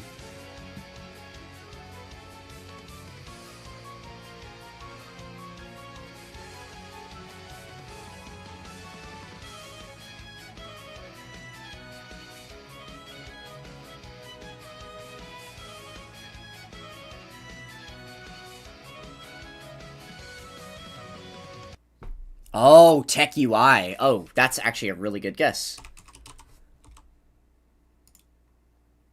STR. Super STR. Wait. Oh, is it it's the family Kamehameha Gohan, not future Gohan, right? Hold on. It's, oh wait, I almost clicked the int one. This one. That was the one that I kind of meant to think of earlier when I went for the future Gohan. That's silly of me. I knew that. I knew that.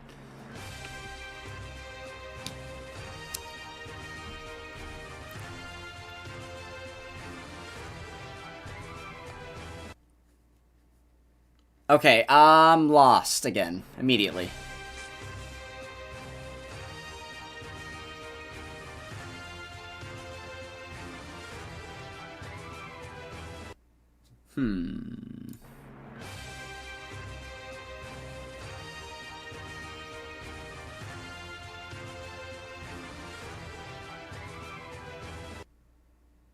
This should be obvious, we can't place it. Yeah, I kind of feel the same.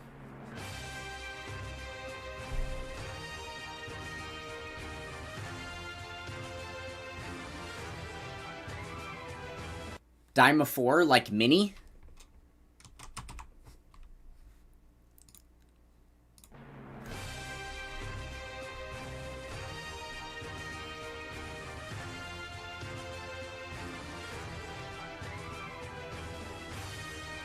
Big? It's not big. It's not big.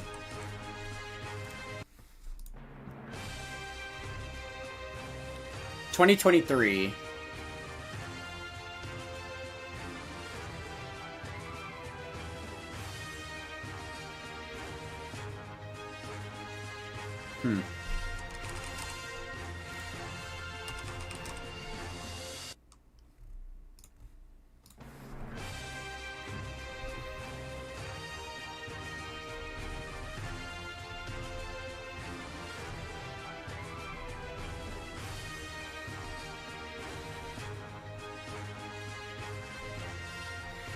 It could be Sword of Hope.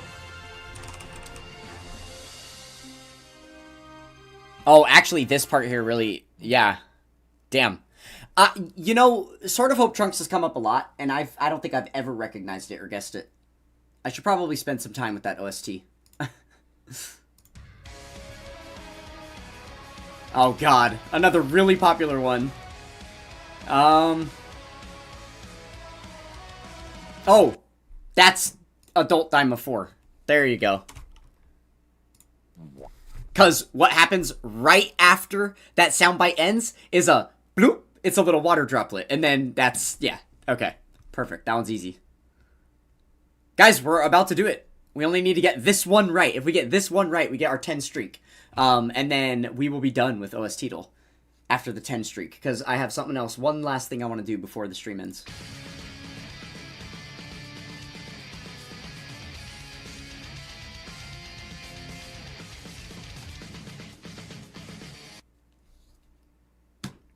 Yep. Yeah, I've jinxed it. What the fuck is that?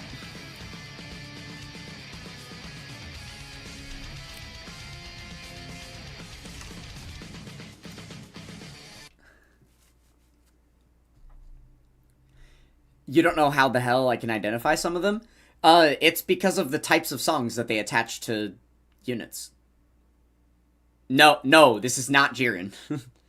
Oh, AGL Jiren maybe, but this is not Tech Full Power Jiren, and this is not STR Jiren. It could be AGL Jiren.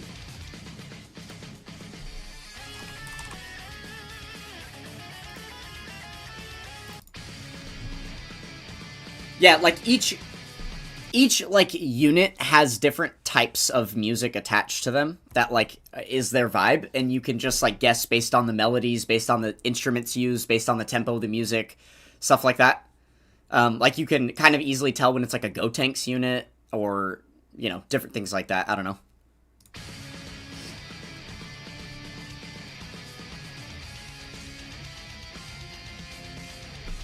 STR cooler. Okay. Nice. Sick. Leave it to Nightman to win us the game on the cooler guess. That definitely checks out. For those of you that don't know, Nightman is a huge cooler enjoyer. Nice. Alright, well there we go. We got our 10. So bada bing, bada boom, we are done with that. Alright, now there's one other thing I want to do before the end of the stream. And that is play a little bit of Dead by Daylight. So we're going to do that for the last hour here.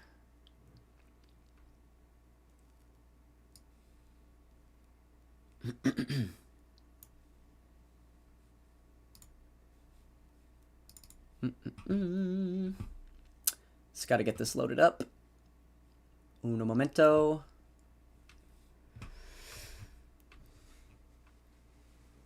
Oh, that's funny. So you know that one, and you know BoJack, and that's it. I'm sure there's at least a couple others you would be able to recognize. Surely.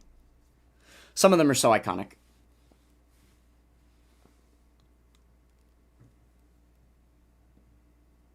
Which side you play? I mostly Survivor. Mostly Survivor.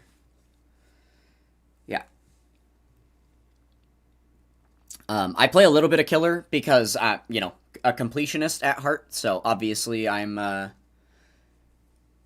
interested in like completing the entire game, which includes a lot of achievements and in-game like missions and stuff that require you to play Killer. But I'm very behind on all that stuff. I basically have the entire game done for the Survivor side, though.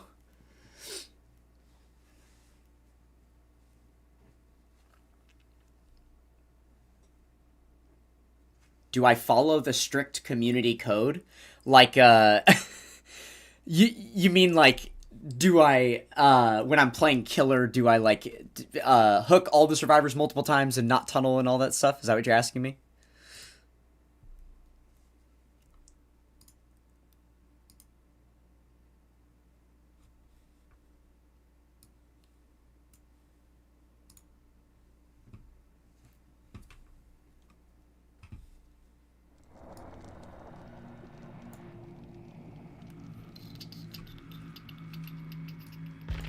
Shit. There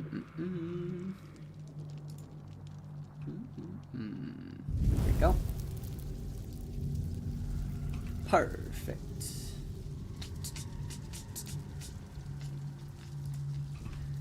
Sorry, I'm not even displaying the right thing to you guys. 1 second.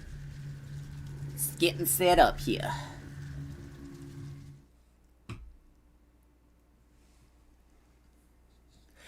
Yeah, there's just, like, weird unwritten rule drama in this game. Yeah, it's whatever.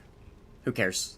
What's the worst that could happen? Someone bitches about it in the endgame chat that you don't have to read or listen to? I don't. It's whatever. It's a video game. I just play it, you know?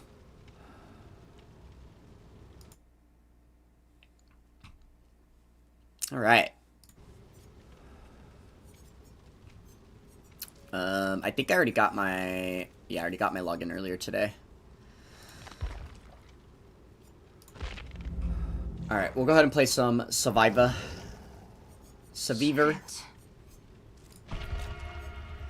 But yeah, there's this new... Here, let me...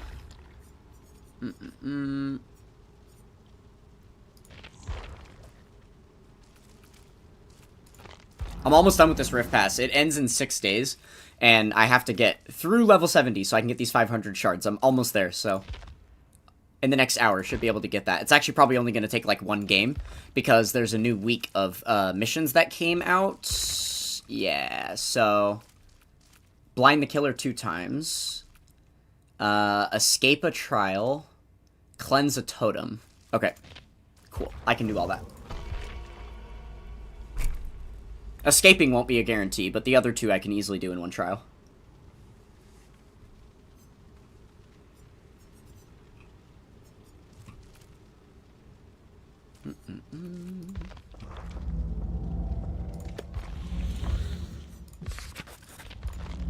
Alright. So my loadout here that I'm using on Nancy Wheeler from Stranger Things, she is my main, as you can see. Got my whole thing is themed around her. Oh, it didn't even show it before we got the game. All good. But yeah, I've got her Prestige 100. She is maxed out compared to a lot of these other characters that are not.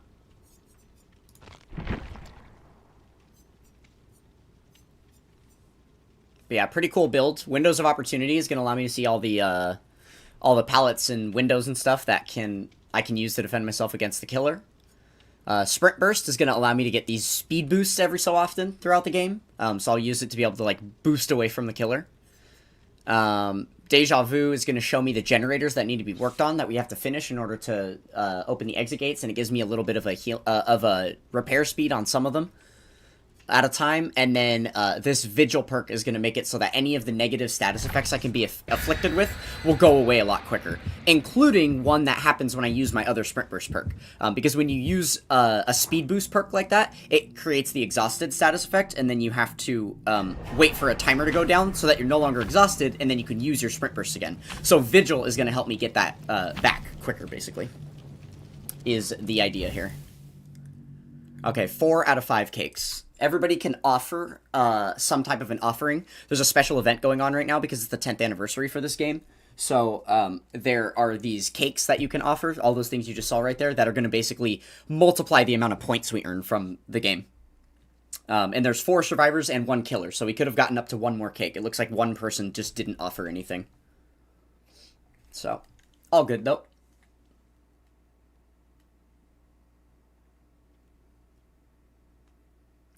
What? Wait. You've only seen... You don't know that character? Is she in later seasons? What are you talking about? Nancy Wheeler? You don't know Nancy Wheeler? Is that who you're talking about? She's literally the main character of the entire series. She's in every single episode of every single season.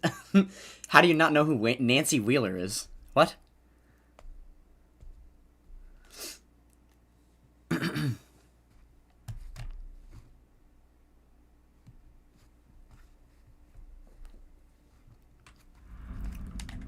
Alright, here we go. Here we go. It's a long way home.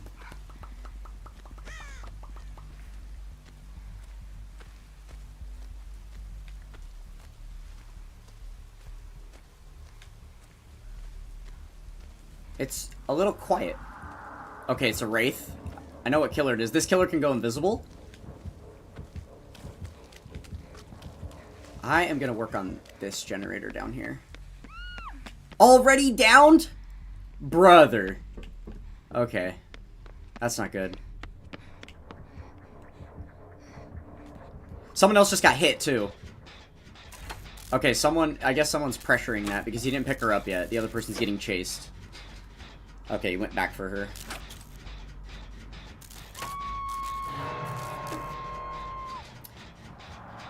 She's running toward main. She's right above me. Everybody's here. This is not ideal.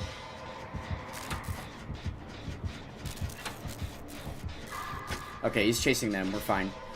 That other girl needs to go get the unhook. Please! Okay, I think I'm playing with, like, brand new players. Oh my god, she got up. What the hell? Oh, wow. The other girl saved her. That's insane. I think she might have flashlight blinded the killer. They're still not doing great. It's alright, though.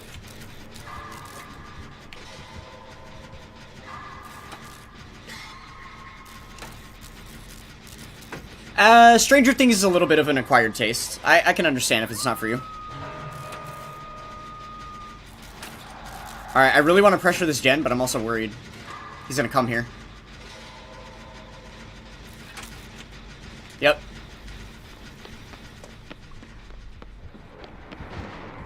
Okay, he kicked it, so he's still down there.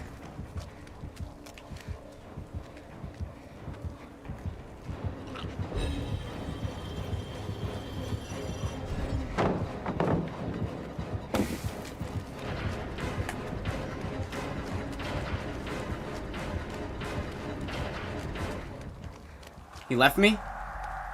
Okay. Okay, buddy. He didn't want anything to do with it, huh? I'm gonna go back to my gen.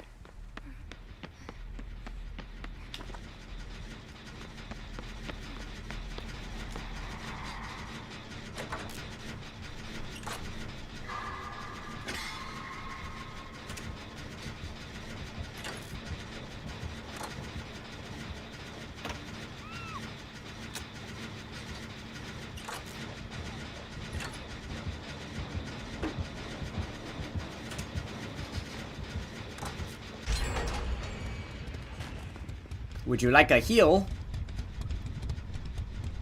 Oh god, this is a horrible spot to heal. Okay.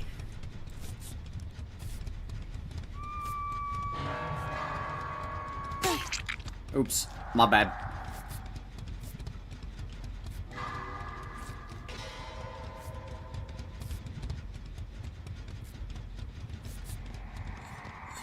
Okay, she just got kicked off that gen. I am gonna go take over.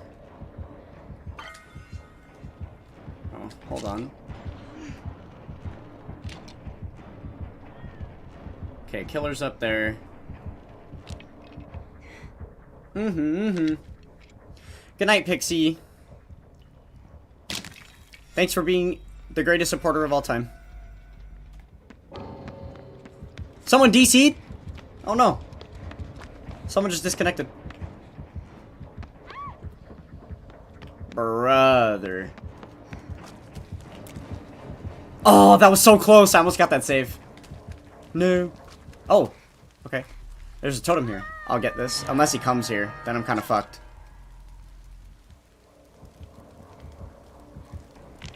Yeah, he's coming. I'm not going to get that.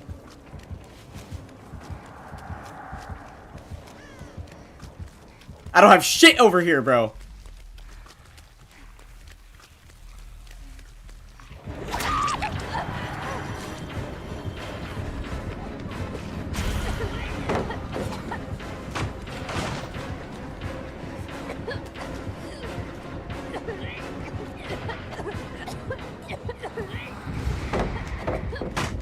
What?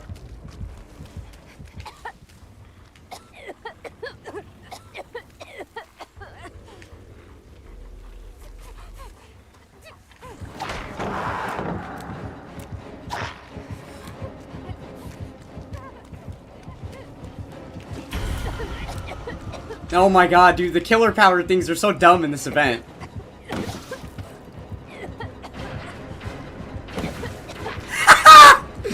Oh my god. No! I can't run! I can't run! The killer power! Ah!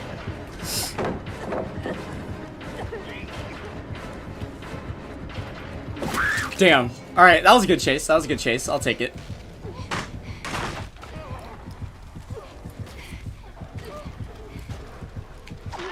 No way.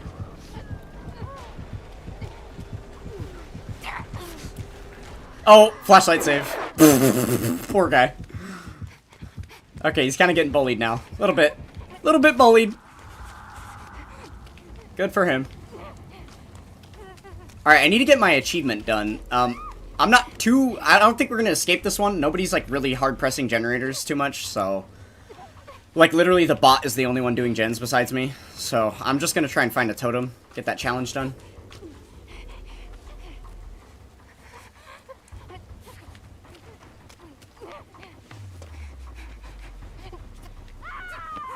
Get a, It's over there. I'm just gonna go on this side of the map. Because, like, that side's been hot the whole game. Okay, here we go. Here's a totem. I'll just do this real quick.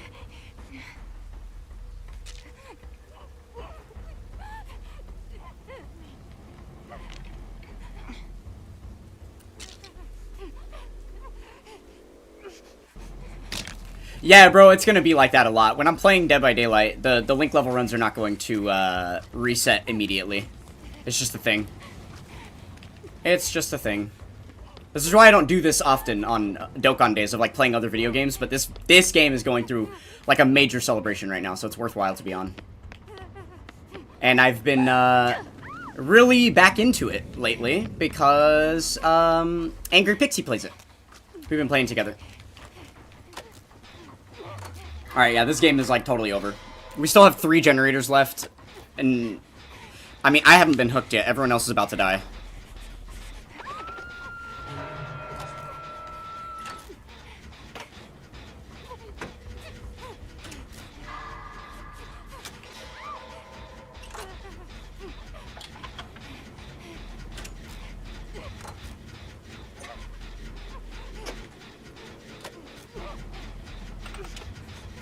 Yeah, at times, DBD definitely requires full concentration. I don't know about while I'm working on a generator.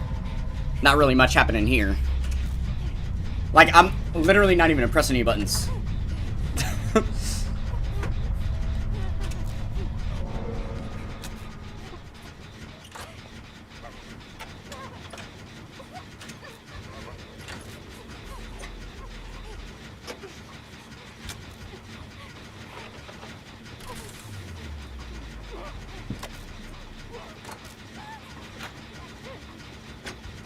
What? Press start. Well, no, I mean, like, not at all times. I just mean, yeah, while when I'm doing the generator, it doesn't. But if the killer's next to me and I have to pay attention to what's happening, then yeah.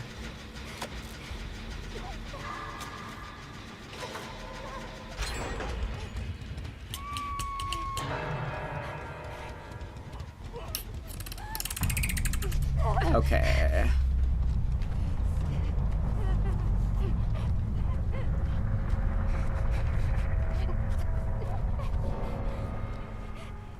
I'm not in a great spot right now.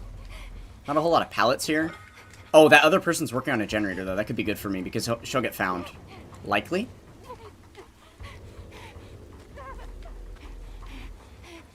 Okay, I have a couple pallets here. I like this area a little more. I'm gonna hang out here. Oh, that's where she is. Shit, okay.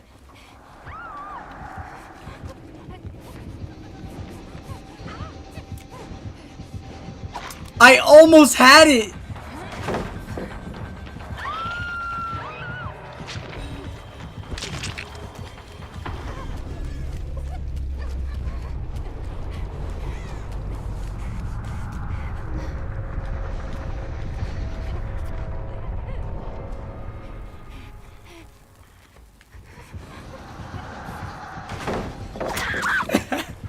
No!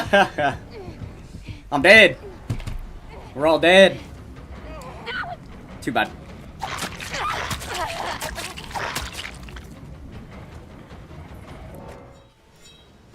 This game is like horror Fortnite with their skins. Yeah. Yeah.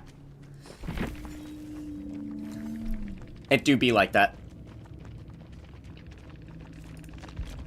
What is this chat? You want to say a word, please? GDWPGLHFNM. Smiley. Damn, we got rolled that match. That was not good.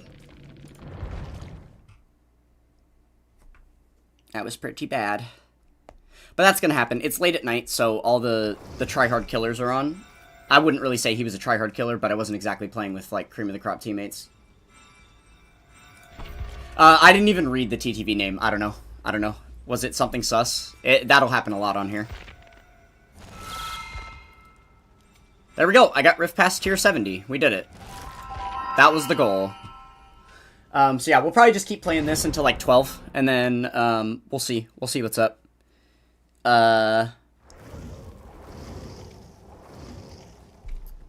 Yeah, full disclosure, Pixie said that she's gonna go to bed, and if she has trouble sleeping, then she might jump back on. If so, we might end up playing this together for a little bit. Maybe, but we'll see. I think it's more likely that I'm going to be ending the stream before anything like that would happen, so we'll see. Alright, this is kind of brutal. There's 3 flashlights in the lobby again. Wait, is this the same Feng Min we just played with? It might be. I don't remember.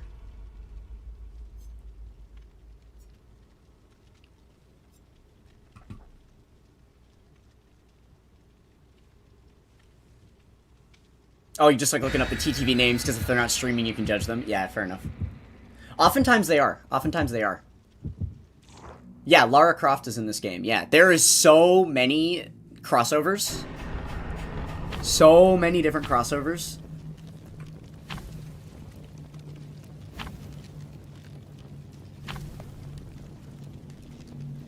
I'll check my units in between the match here. 9's 8. Oh. Yep.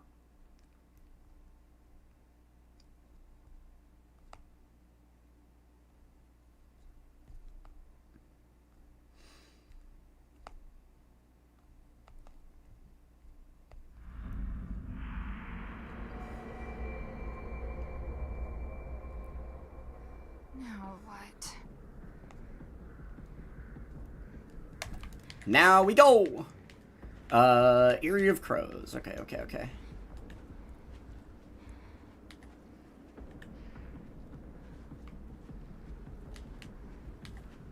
What's our power in this game? It's an invincibility again. Oh, it's an unknown? Ooh, okay. This could be a tricky game. This could be tricky.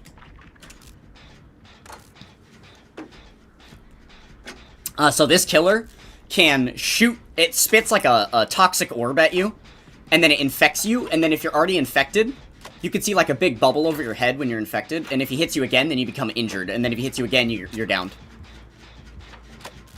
But yeah, he has like that ranged attack, so you gotta play around that. It's quite interesting. He can also teleport. As he runs around the map, he'll leave like these carcasses of himself, and he can teleport to them later.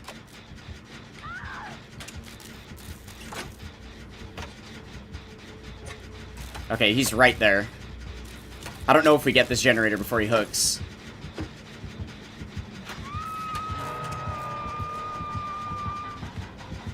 Okay, he went for her. I'm just gonna stay on the gen. Hopefully he full commits her so I can finish this. If he turns around, I'm dead. He lost her? It's on me. Yeah, he kicked the gen. Okay. I'm just gonna go back to it.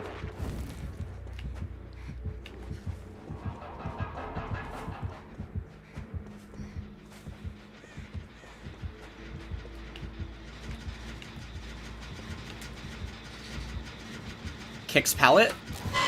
Oh! And that would be an example of him teleporting.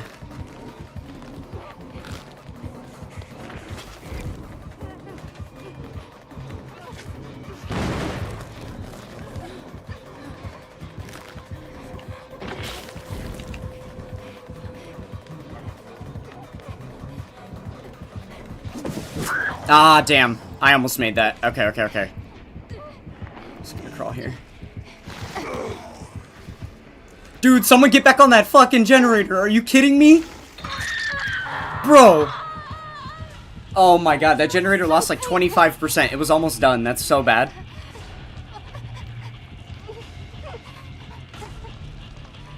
Yeah, well, okay, here's the thing, though. He can't choose where to put those clones. The clones come out, like, every so often. It's just on a timer. So, it just depends on where he goes in the map that they show up. So, it's not that OP. He just got really lucky that it showed up there. Like this one, I'm gonna get rid of this one so he can't just teleport to us immediately. There we go. Now I'll work on this. I'm honestly gonna leave that other generator alone because he's gonna keep pressuring it. And, like, I'm injured and I've already been hooked, so I'll just be here.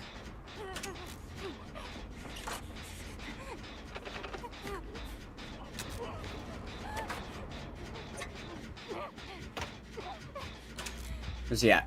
There he is. Okay, so he's kicking that one now, so if someone goes back to the other... Man, no one's touched it. Everyone just abandoned. That's so dumb, dude. I should have just committed it. When I first left it, I probably could have finished it. Okay, he has Eruption. That's good to know. When he downs a survivor, it's going to explode any generators that he's previously interacted with. Like, kicked them.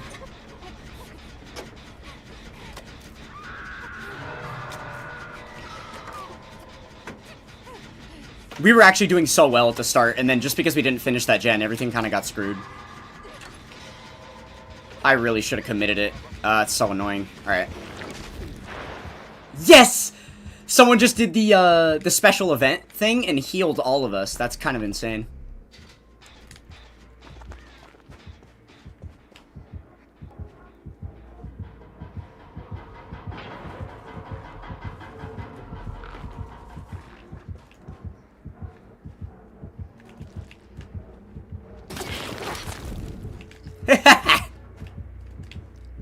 He has nowhere to hide. When he kicks a generator, he can see your aura through walls. Okay, he just teleported there, so that's gonna disappear. I'm going back to this. Dude, we're still at 5 gens. This is so bad. The morsel is like a special event thing, and right now, on this match, it gives us invincibility. So if I eat the morsel, then for like the next 5 seconds, if the killer swings at me, it won't injure me. Or like, if I'm already injured, it won't down me.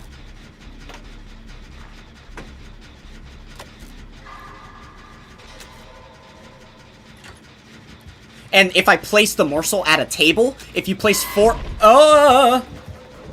Sorry, he's on me. If you place 4 morsels on a table, the whole team gets healed. And then all the pallets in the map become unbreakable by the killer.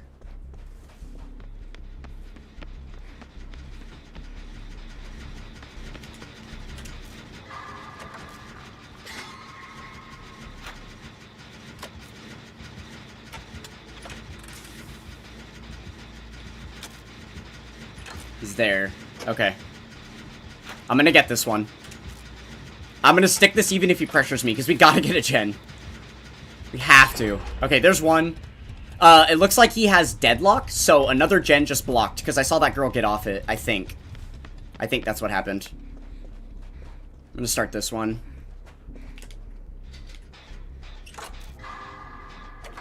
Please tell me it's that gen that's about to finish.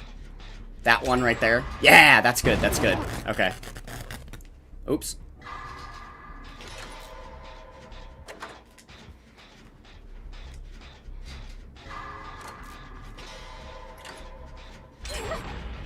Yeah, he has deadlock. Okay. So basically, whenever a gen completes, the gen with the next closest, like, highest progress blocks for a little while, and you can't work on it.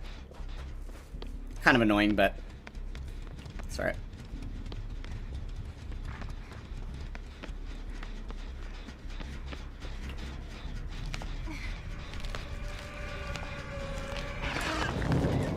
It's really frightening when he teleports on you while that's happening, by the way.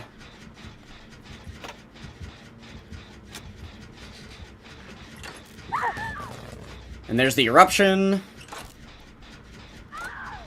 2 of them down at once? Hello? Oh, that girl's dead too. Oh no. He's been tunneling her the whole game. That sucks. It's actually probably going to be really hard to win now. We were doing pretty decent until that.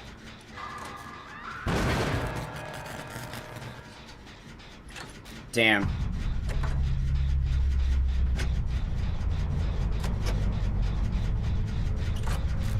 Dokkan stream is frozen? Oh, like the Dokkan display? Okay, okay, I'll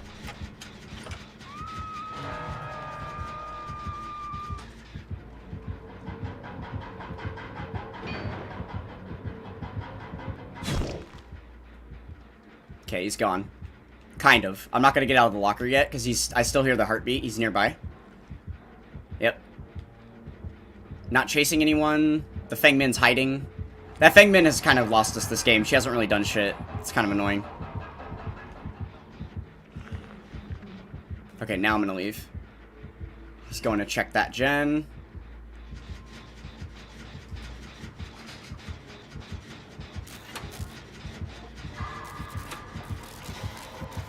He's on the Feng Min now.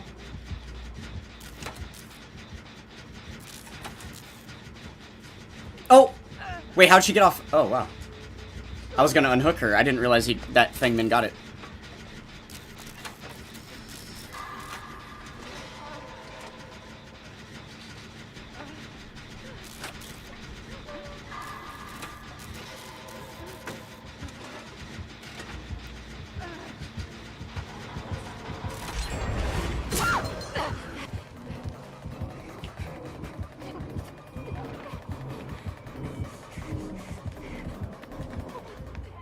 Okay, he went for her, not me. I'm just gonna go here. Good. The Fang is starting a gen on that side. This one's gonna be blocked for a second. Is there a chest? Let me see if I can get a med kit out of here. If I get lucky. I can heal myself real quick. If it's not a med kit, fuck it. I'll just work on the gen. It's a key. Okay. Okay, she's down all the way there. I would assume Feng Min is working on that gen right there. That red one, instead of this one. Over here.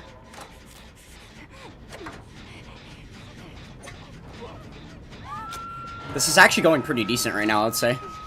Not too bad.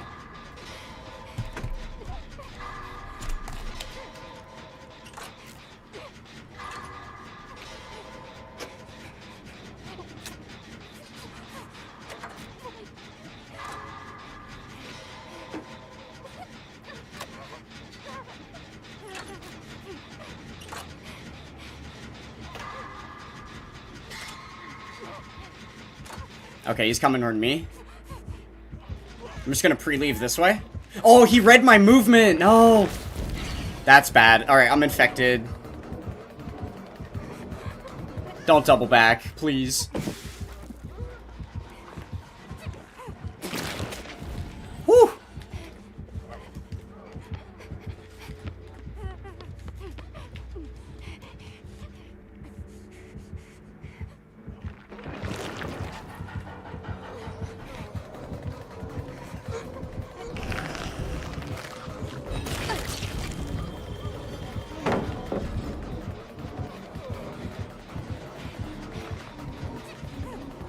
Get jiggied! No! He's so good, dude! Alright, I'm gonna force lockers so he has to pick me up.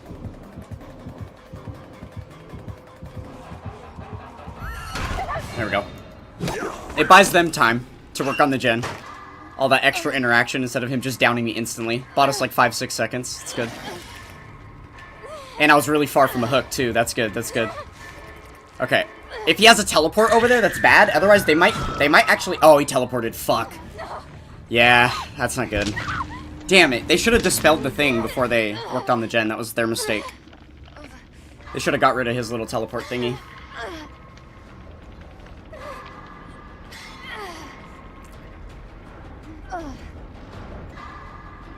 Alright, Feng Min taking the scenic route to come get me, even though she's never been hooked the whole game. Cool. She definitely only has a couple 100 hours in the game. That's tough.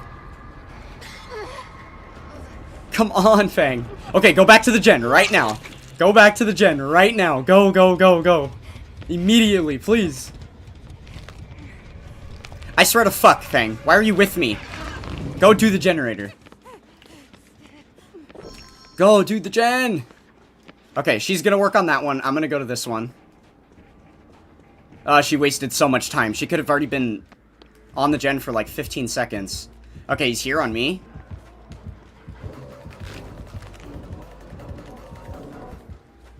Okay, left me. He's going to the gen. I need a morsel to stay safe. Oh, it's last gen, so the morsel just gives us speed now, I see. Oh, dispelling that. Oh, he left her on the ground? Wait, what the fuck? I didn't realize he left the other girl on the ground. Where is she? Where is she? What the fuck? She's on the ground. I should see her aura, but I can't. Dude, he has teleports everywhere. Where is this girl? She's supposed to be... I'm supposed to be able to see her aura if she's on the ground. Oh, is she inside the generator? Dude. Oh, now she's on her feet. I have no idea where in the map she was. I'm just gonna work on this gen at this point.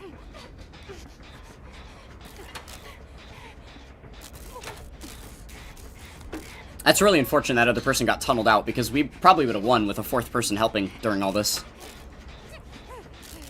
Maybe if that Feng Min wasn't hiding all match and actually took some chase, we would have had the extra hook states to keep everyone alive.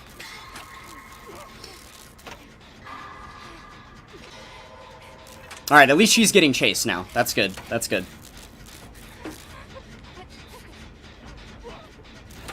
Because if he downs her and hooks her, that's fine. Because she'll still be alive, whereas me and the other girl will both be dead.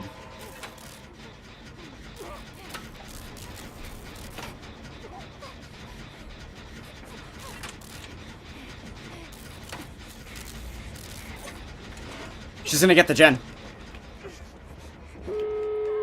Okay, gates are there and there. I honestly, I need to be healed. It's very unsafe for me to go to that gate to try to open it right now when I'm injured.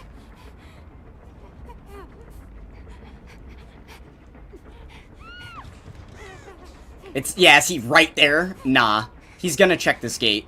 Oh, he's on her? Okay, fuck it. I'm just gonna open then.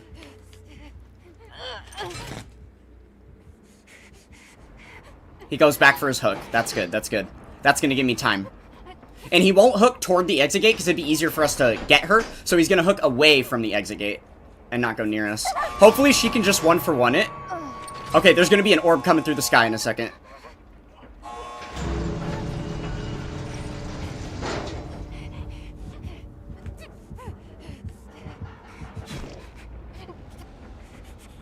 Okay, cool. Are they good? Come on! Come on! This way! This way!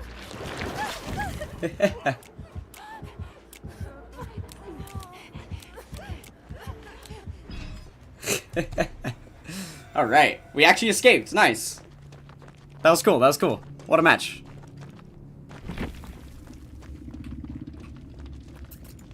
Zetis, how it's done. Damn, you guys have no frame of concept of this if you haven't played this game, but that is a lot of points. 230,000 is insane for one match.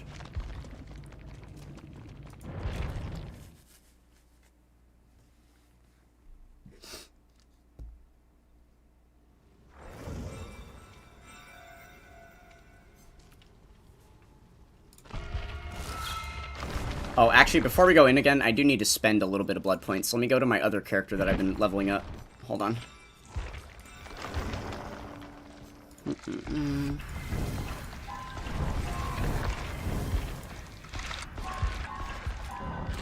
There's a limit to the amount of blood points you can have at once. It's 5 million, and I'm at like 4 million right now, so I just want to make sure it doesn't overfill on me. Here, we'll auto like 40 levels. As long as I can make sure to get through the end of the stream here, another couple matches, and not max out on blood points will be alright. Alright, that should be fine.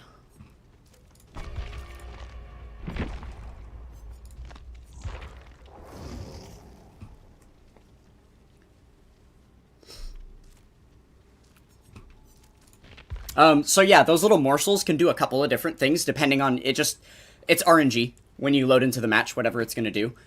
The little morsels can give you invincibility, which is what we saw the last 2 matches, where you get like those iframes.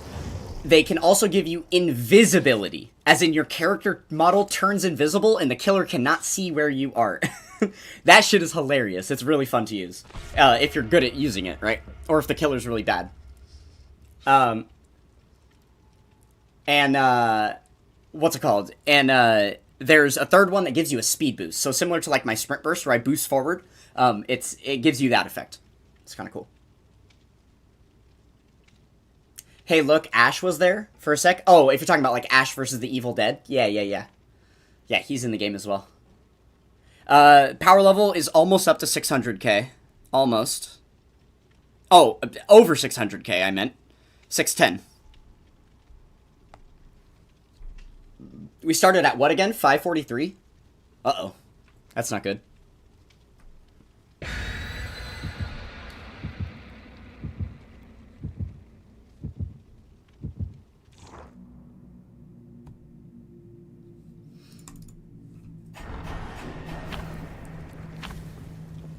Yeah, the invis is kind of crazy. The downside is that it only lasts for a couple seconds, but if you can manage to, like, fake the killer out hard enough and buy distance, it can really save you.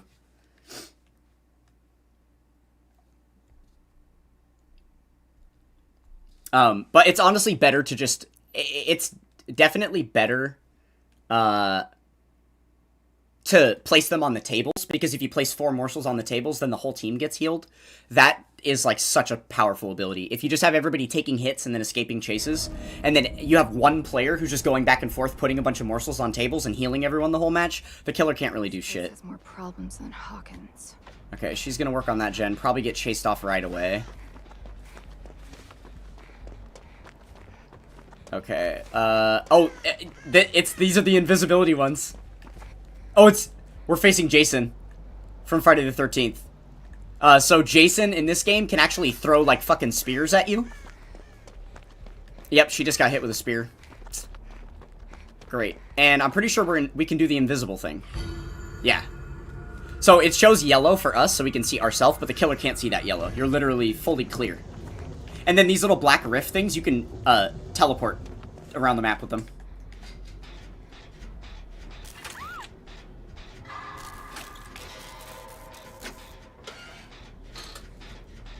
Okay, perfect. They might get that first gen. Let's see. Okay. Yeah, they're gonna get it. They're gonna get it. Oh, she got grabbed off it? Wow, they still finished it, though. For a yoink? So he grabbed her off the gen, which means she loses an entire health state. She just lost everything. What are we doing? Why did they unhook in front of... Oh my god. Okay. You guys might not be able to tell what just happened, but the information on the HUD told me exactly what happened. They just made like 4 mistakes in a row that are probably going to cost us. Alright, he's definitely going to be going for them. I am safe on this side of the map. Whenever that this happens, he's in power. So he moves really fast and he can go around the map invisible. And then he pops out and kills you. Fun. Yeah, this team is not that impressive.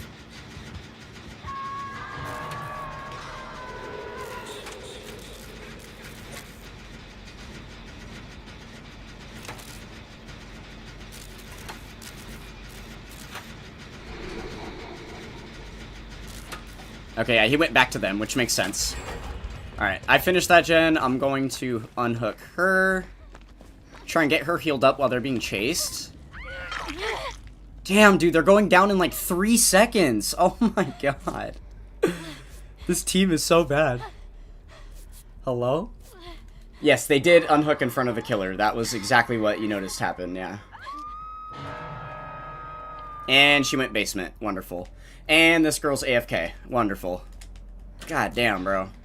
What a team. What a team.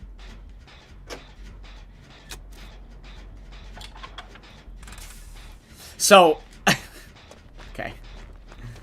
That girl's AFK. We have 3 teammates instead of 4. Fuck me, bro. So stupid. And now she's down. Bruh. Oh my god. Okay. Well, that's just the nature of online gaming, I guess. Solo queue is always a shit experience, huh? That's why I get more into this game when I have people to play with. Because even if you have one teammate to buddy up with, things can go a lot better for you. Hello? Are you AFK too? Get out of the basement! No, my god. Unreal. Unreal. This fucking team, bro.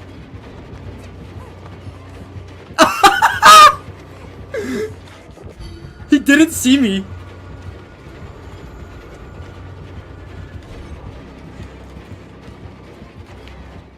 He has no idea where I am. That was such a good jiggy. I went right around his back as he turned the corner. For those of you that don't know, the killer is in first-person point of view, so they can't see their surroundings nearly as easily. That's how I was able to go around him like that. I knew he was rounding the corner, so I just pulled it wide so he wouldn't see me.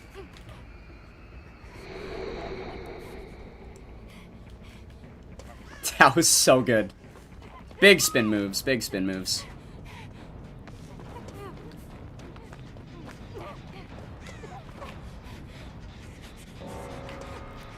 Mori? Okay. Damn.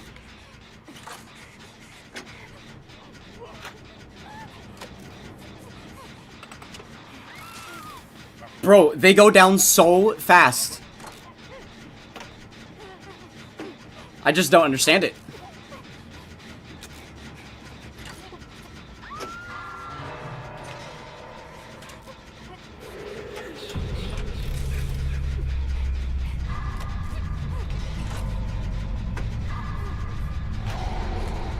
On me?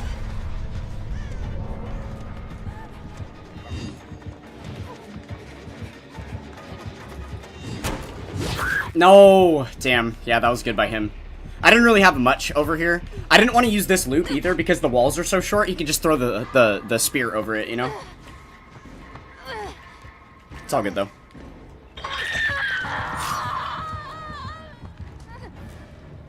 I probably should have faked that vault and made him, like... Okay, there's only 2 people left, so I can try and get myself off hook. You only have, like, a 4% chance for this to work, though.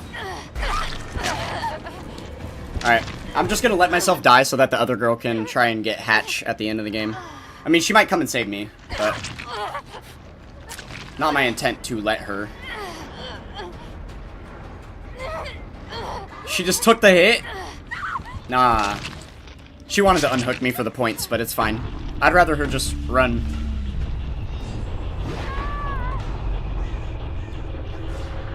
Holy moly. Yeah, that team, like, could not have sucked worse.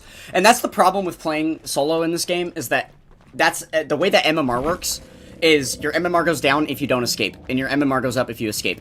I'm never going to escape as long as I'm playing with these trash-ass teammates. And so my MMR is just going to keep going down, and I'm going to keep playing with worse and worse people. It's like really a problem. That's why I hate playing solo. It's not good at all.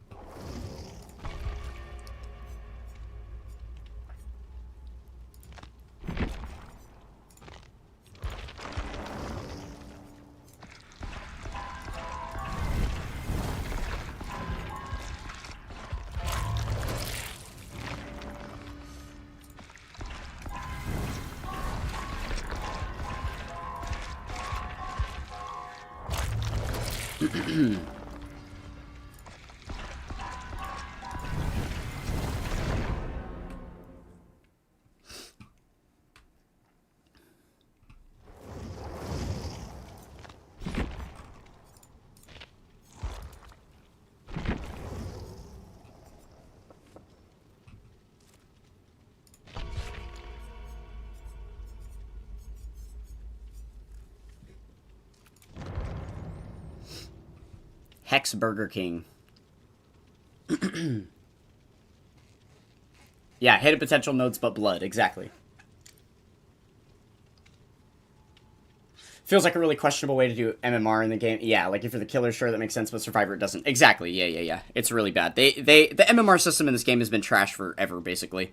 It's been so bad at points that they have just experimented with removing it entirely. Because the game is kinda better without MMR. Because of how bad the MMR system actually is. The other problem is that there isn't a big enough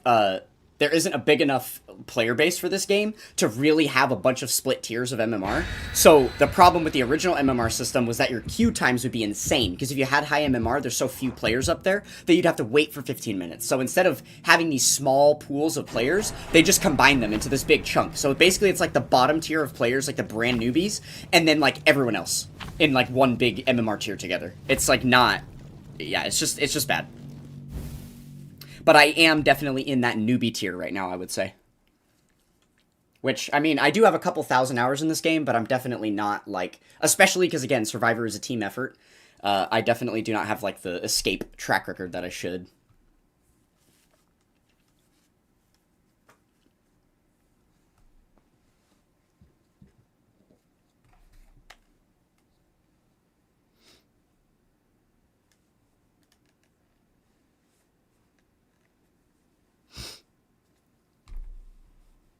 What's the temperature outside right now? There's no way it's 85 degrees outside right now. It's fucking midnight. Are we kidding? I hate it. Okay. Alright, we get invincibility again.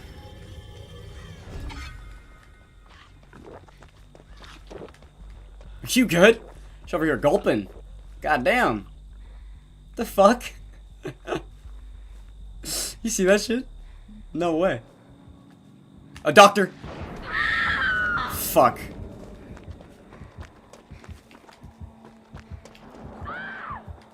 Okay. Okay.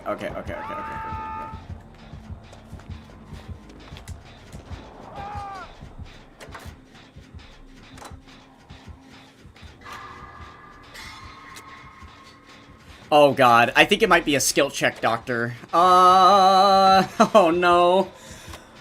No, please no. Okay, so you know these little like skill checks that I'm getting where I have to tap the button on time to not blow up the generator or whatever? This Doctor has a bunch of perks, and the Doctor's power in general has some like things that make it harder to hit skill checks. So I'm pretty sure he's playing up that build and it's going to be really hard to hit skill checks for like the entirety of the match. Okay, he kicks my gen. I'm just gonna cross. Yeah, he's probably gonna have overcharge, so when I go back and tap that gen again, it's gonna have a really challenging skill check. That's gonna be tough to hit. Oh, he didn't. Okay. Maybe it's not a skill check Doctor then. Fuck.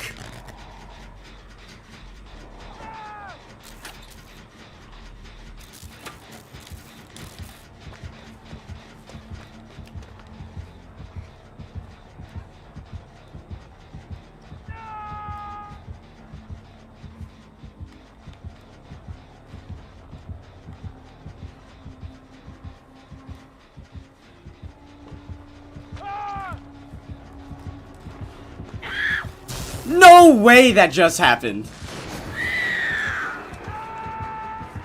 God damn it. I thought he was gonna pick her up so I could do a quick little flashlight savey, but that did not work out.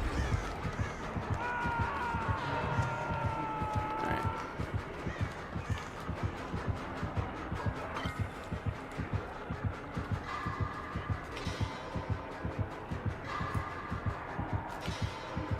He shocked me enough times. I'm in Madness Tier 3. It's so annoying.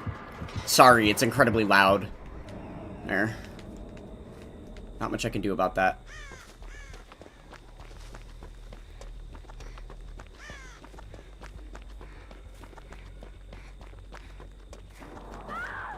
Alright, see ya, Delta Ryan. Appreciate you hanging out. You stuck it out almost to the end. We're about to be done with the stream soon here anyway, so. Oh no.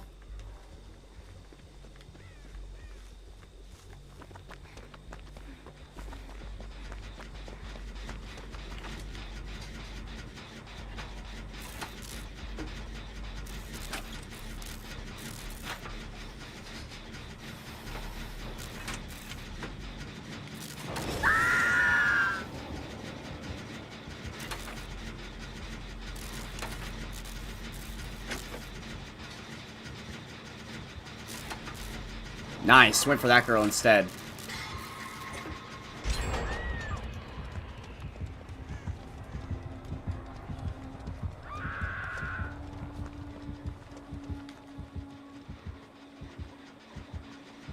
Alright, I'm just walking right now because I want to save my sprint burst. If I run, it's going to use it.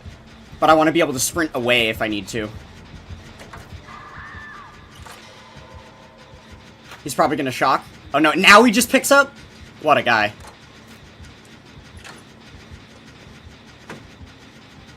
Alright, pressure, pressure. Oh, he's going basement. He's taking her to the basement, so I'm gonna get this gen for free then.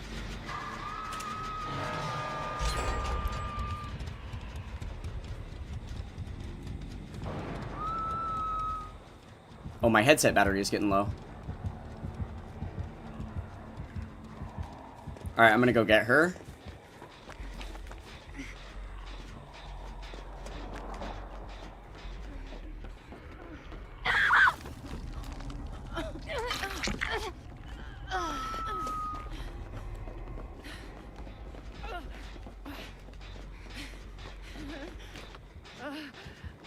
Oh!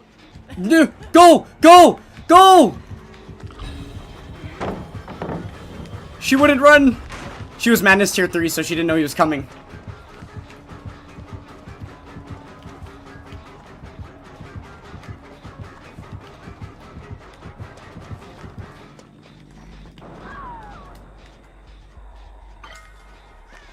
Just gonna get back on the gen.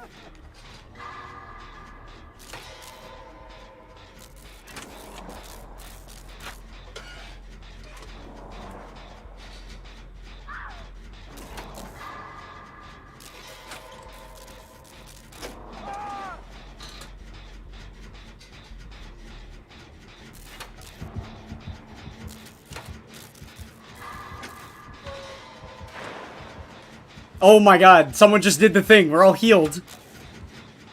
That's so clutch. Wow.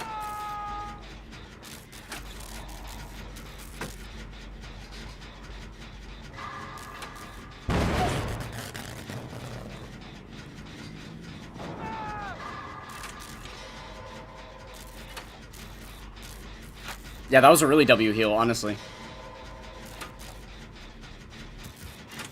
Why is she doing a totem? That better explode like a real totem. Oh, nice, it did. Okay, so that was one of the killer's perks is now gone. Whatever that was. I guess it could have been Huntress Lullaby, which is like a skill check related perk.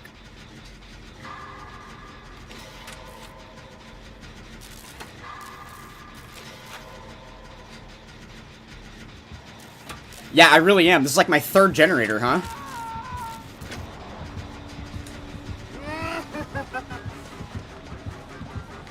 God, Sprint Burst just saved my life right there. Alright, I'm Madness 3. He went back inside to kick the generator, which means I get hella distance. GG's. I'm literally going all the way here. Hopefully no one's working on this gen.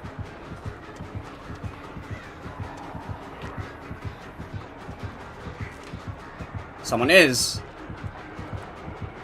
Alright, here he comes.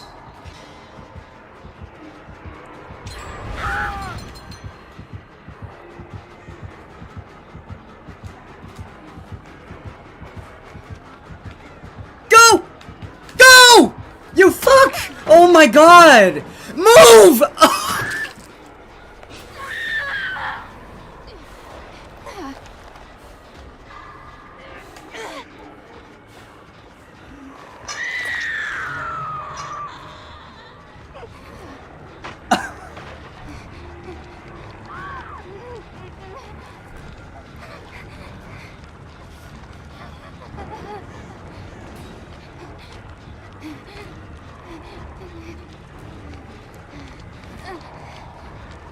Holy fuck, dude. There's no way.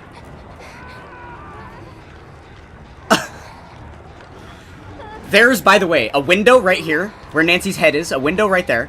There was the pallet that he just cucked me on, and then there's another pallet right here. This is literally the safest spot in the entire fucking map. I actually can't believe that. That's so insane.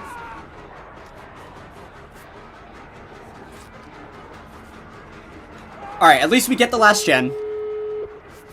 Dwight had adrenaline. He got, did you see that? He got healed right at the last second when the last gen finished because of his perk, and then he got injured again. So that was actually kind of clutch. Alright, I'm gonna go for this exit gate over here. Oh, wait, he's there. Okay, hold on. I'm gonna stay here for now. Doctor will pick him up, and then Doctor is gonna do a big shock that hits a big portion of the map. I'm gonna be outside that shock radius.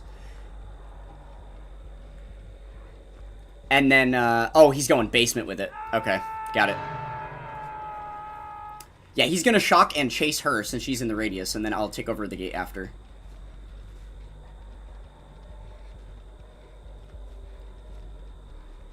Yeah? Nah? Hello? Is he just camping the... He might just be camping that.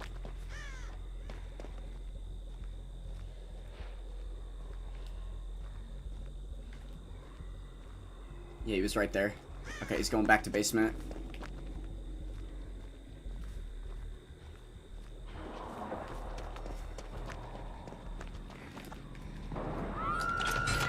Okay, there we go. He got the two of them.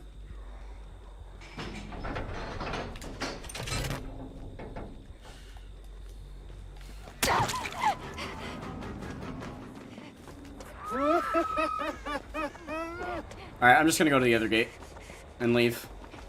We're not getting the Dwight, clearly. No one went down to basement or anything. They're, like, not even trying to close in for helping, so... Oh, they got him! Wait, they got him! Okay, hold on.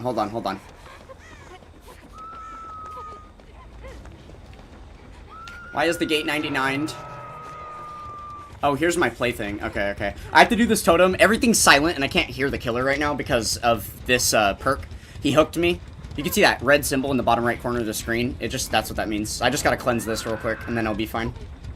All those status symbols will go away. There we go.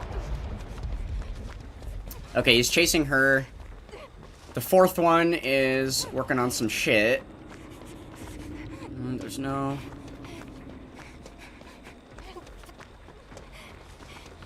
Ideally, I'd be healed here.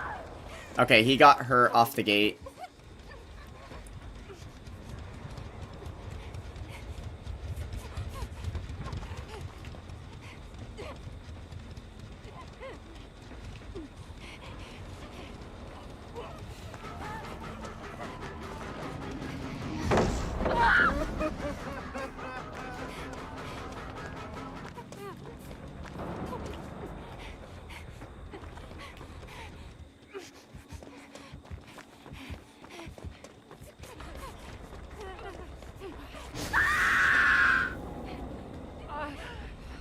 Oh my god. Yeah, this is like one of the most miserable killers in the game to play against, by the way. I fucking hate Doctor. It's so annoying. He just like has all this time waste. Oh god, go.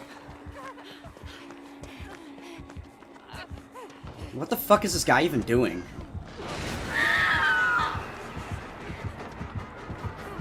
She's dead. I literally can't help you. Why are you here? Okay, this game is over. This game is over. These teammates are so bad. They just have zero concept of what the fuck to do in a game of DBD. None of them were, like, coordinating for heals or saves or anything. Everyone's just, like, running to opposite corners of the maps, letting people die in basement. Like, what are we doing? Jesus.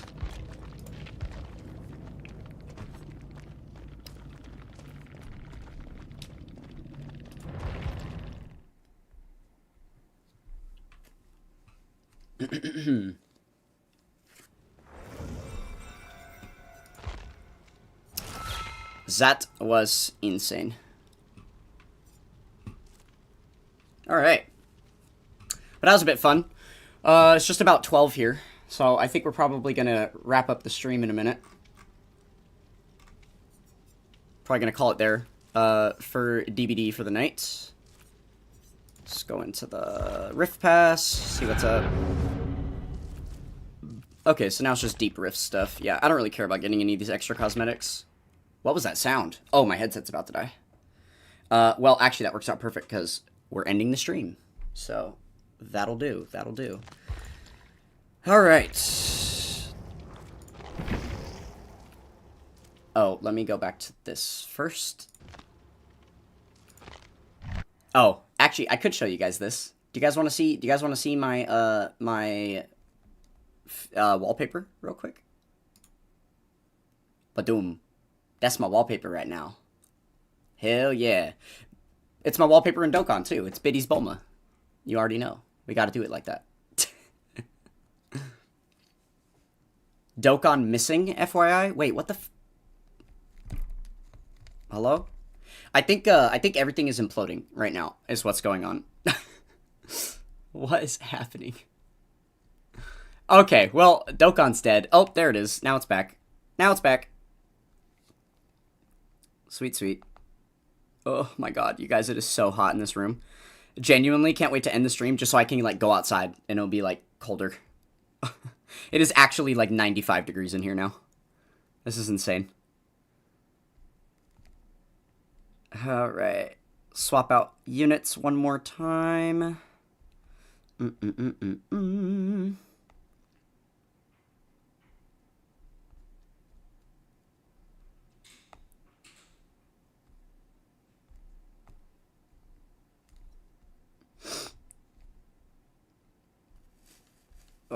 Okay.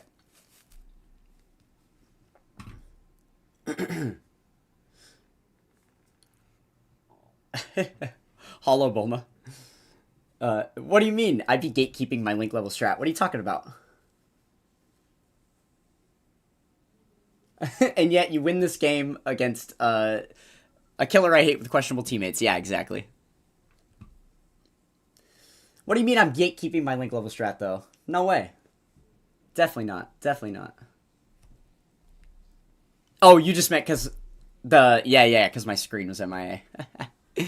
Funny stuff, funny stuff. Okay, how did we do so far? I know that we kind of slacked a little bit there, but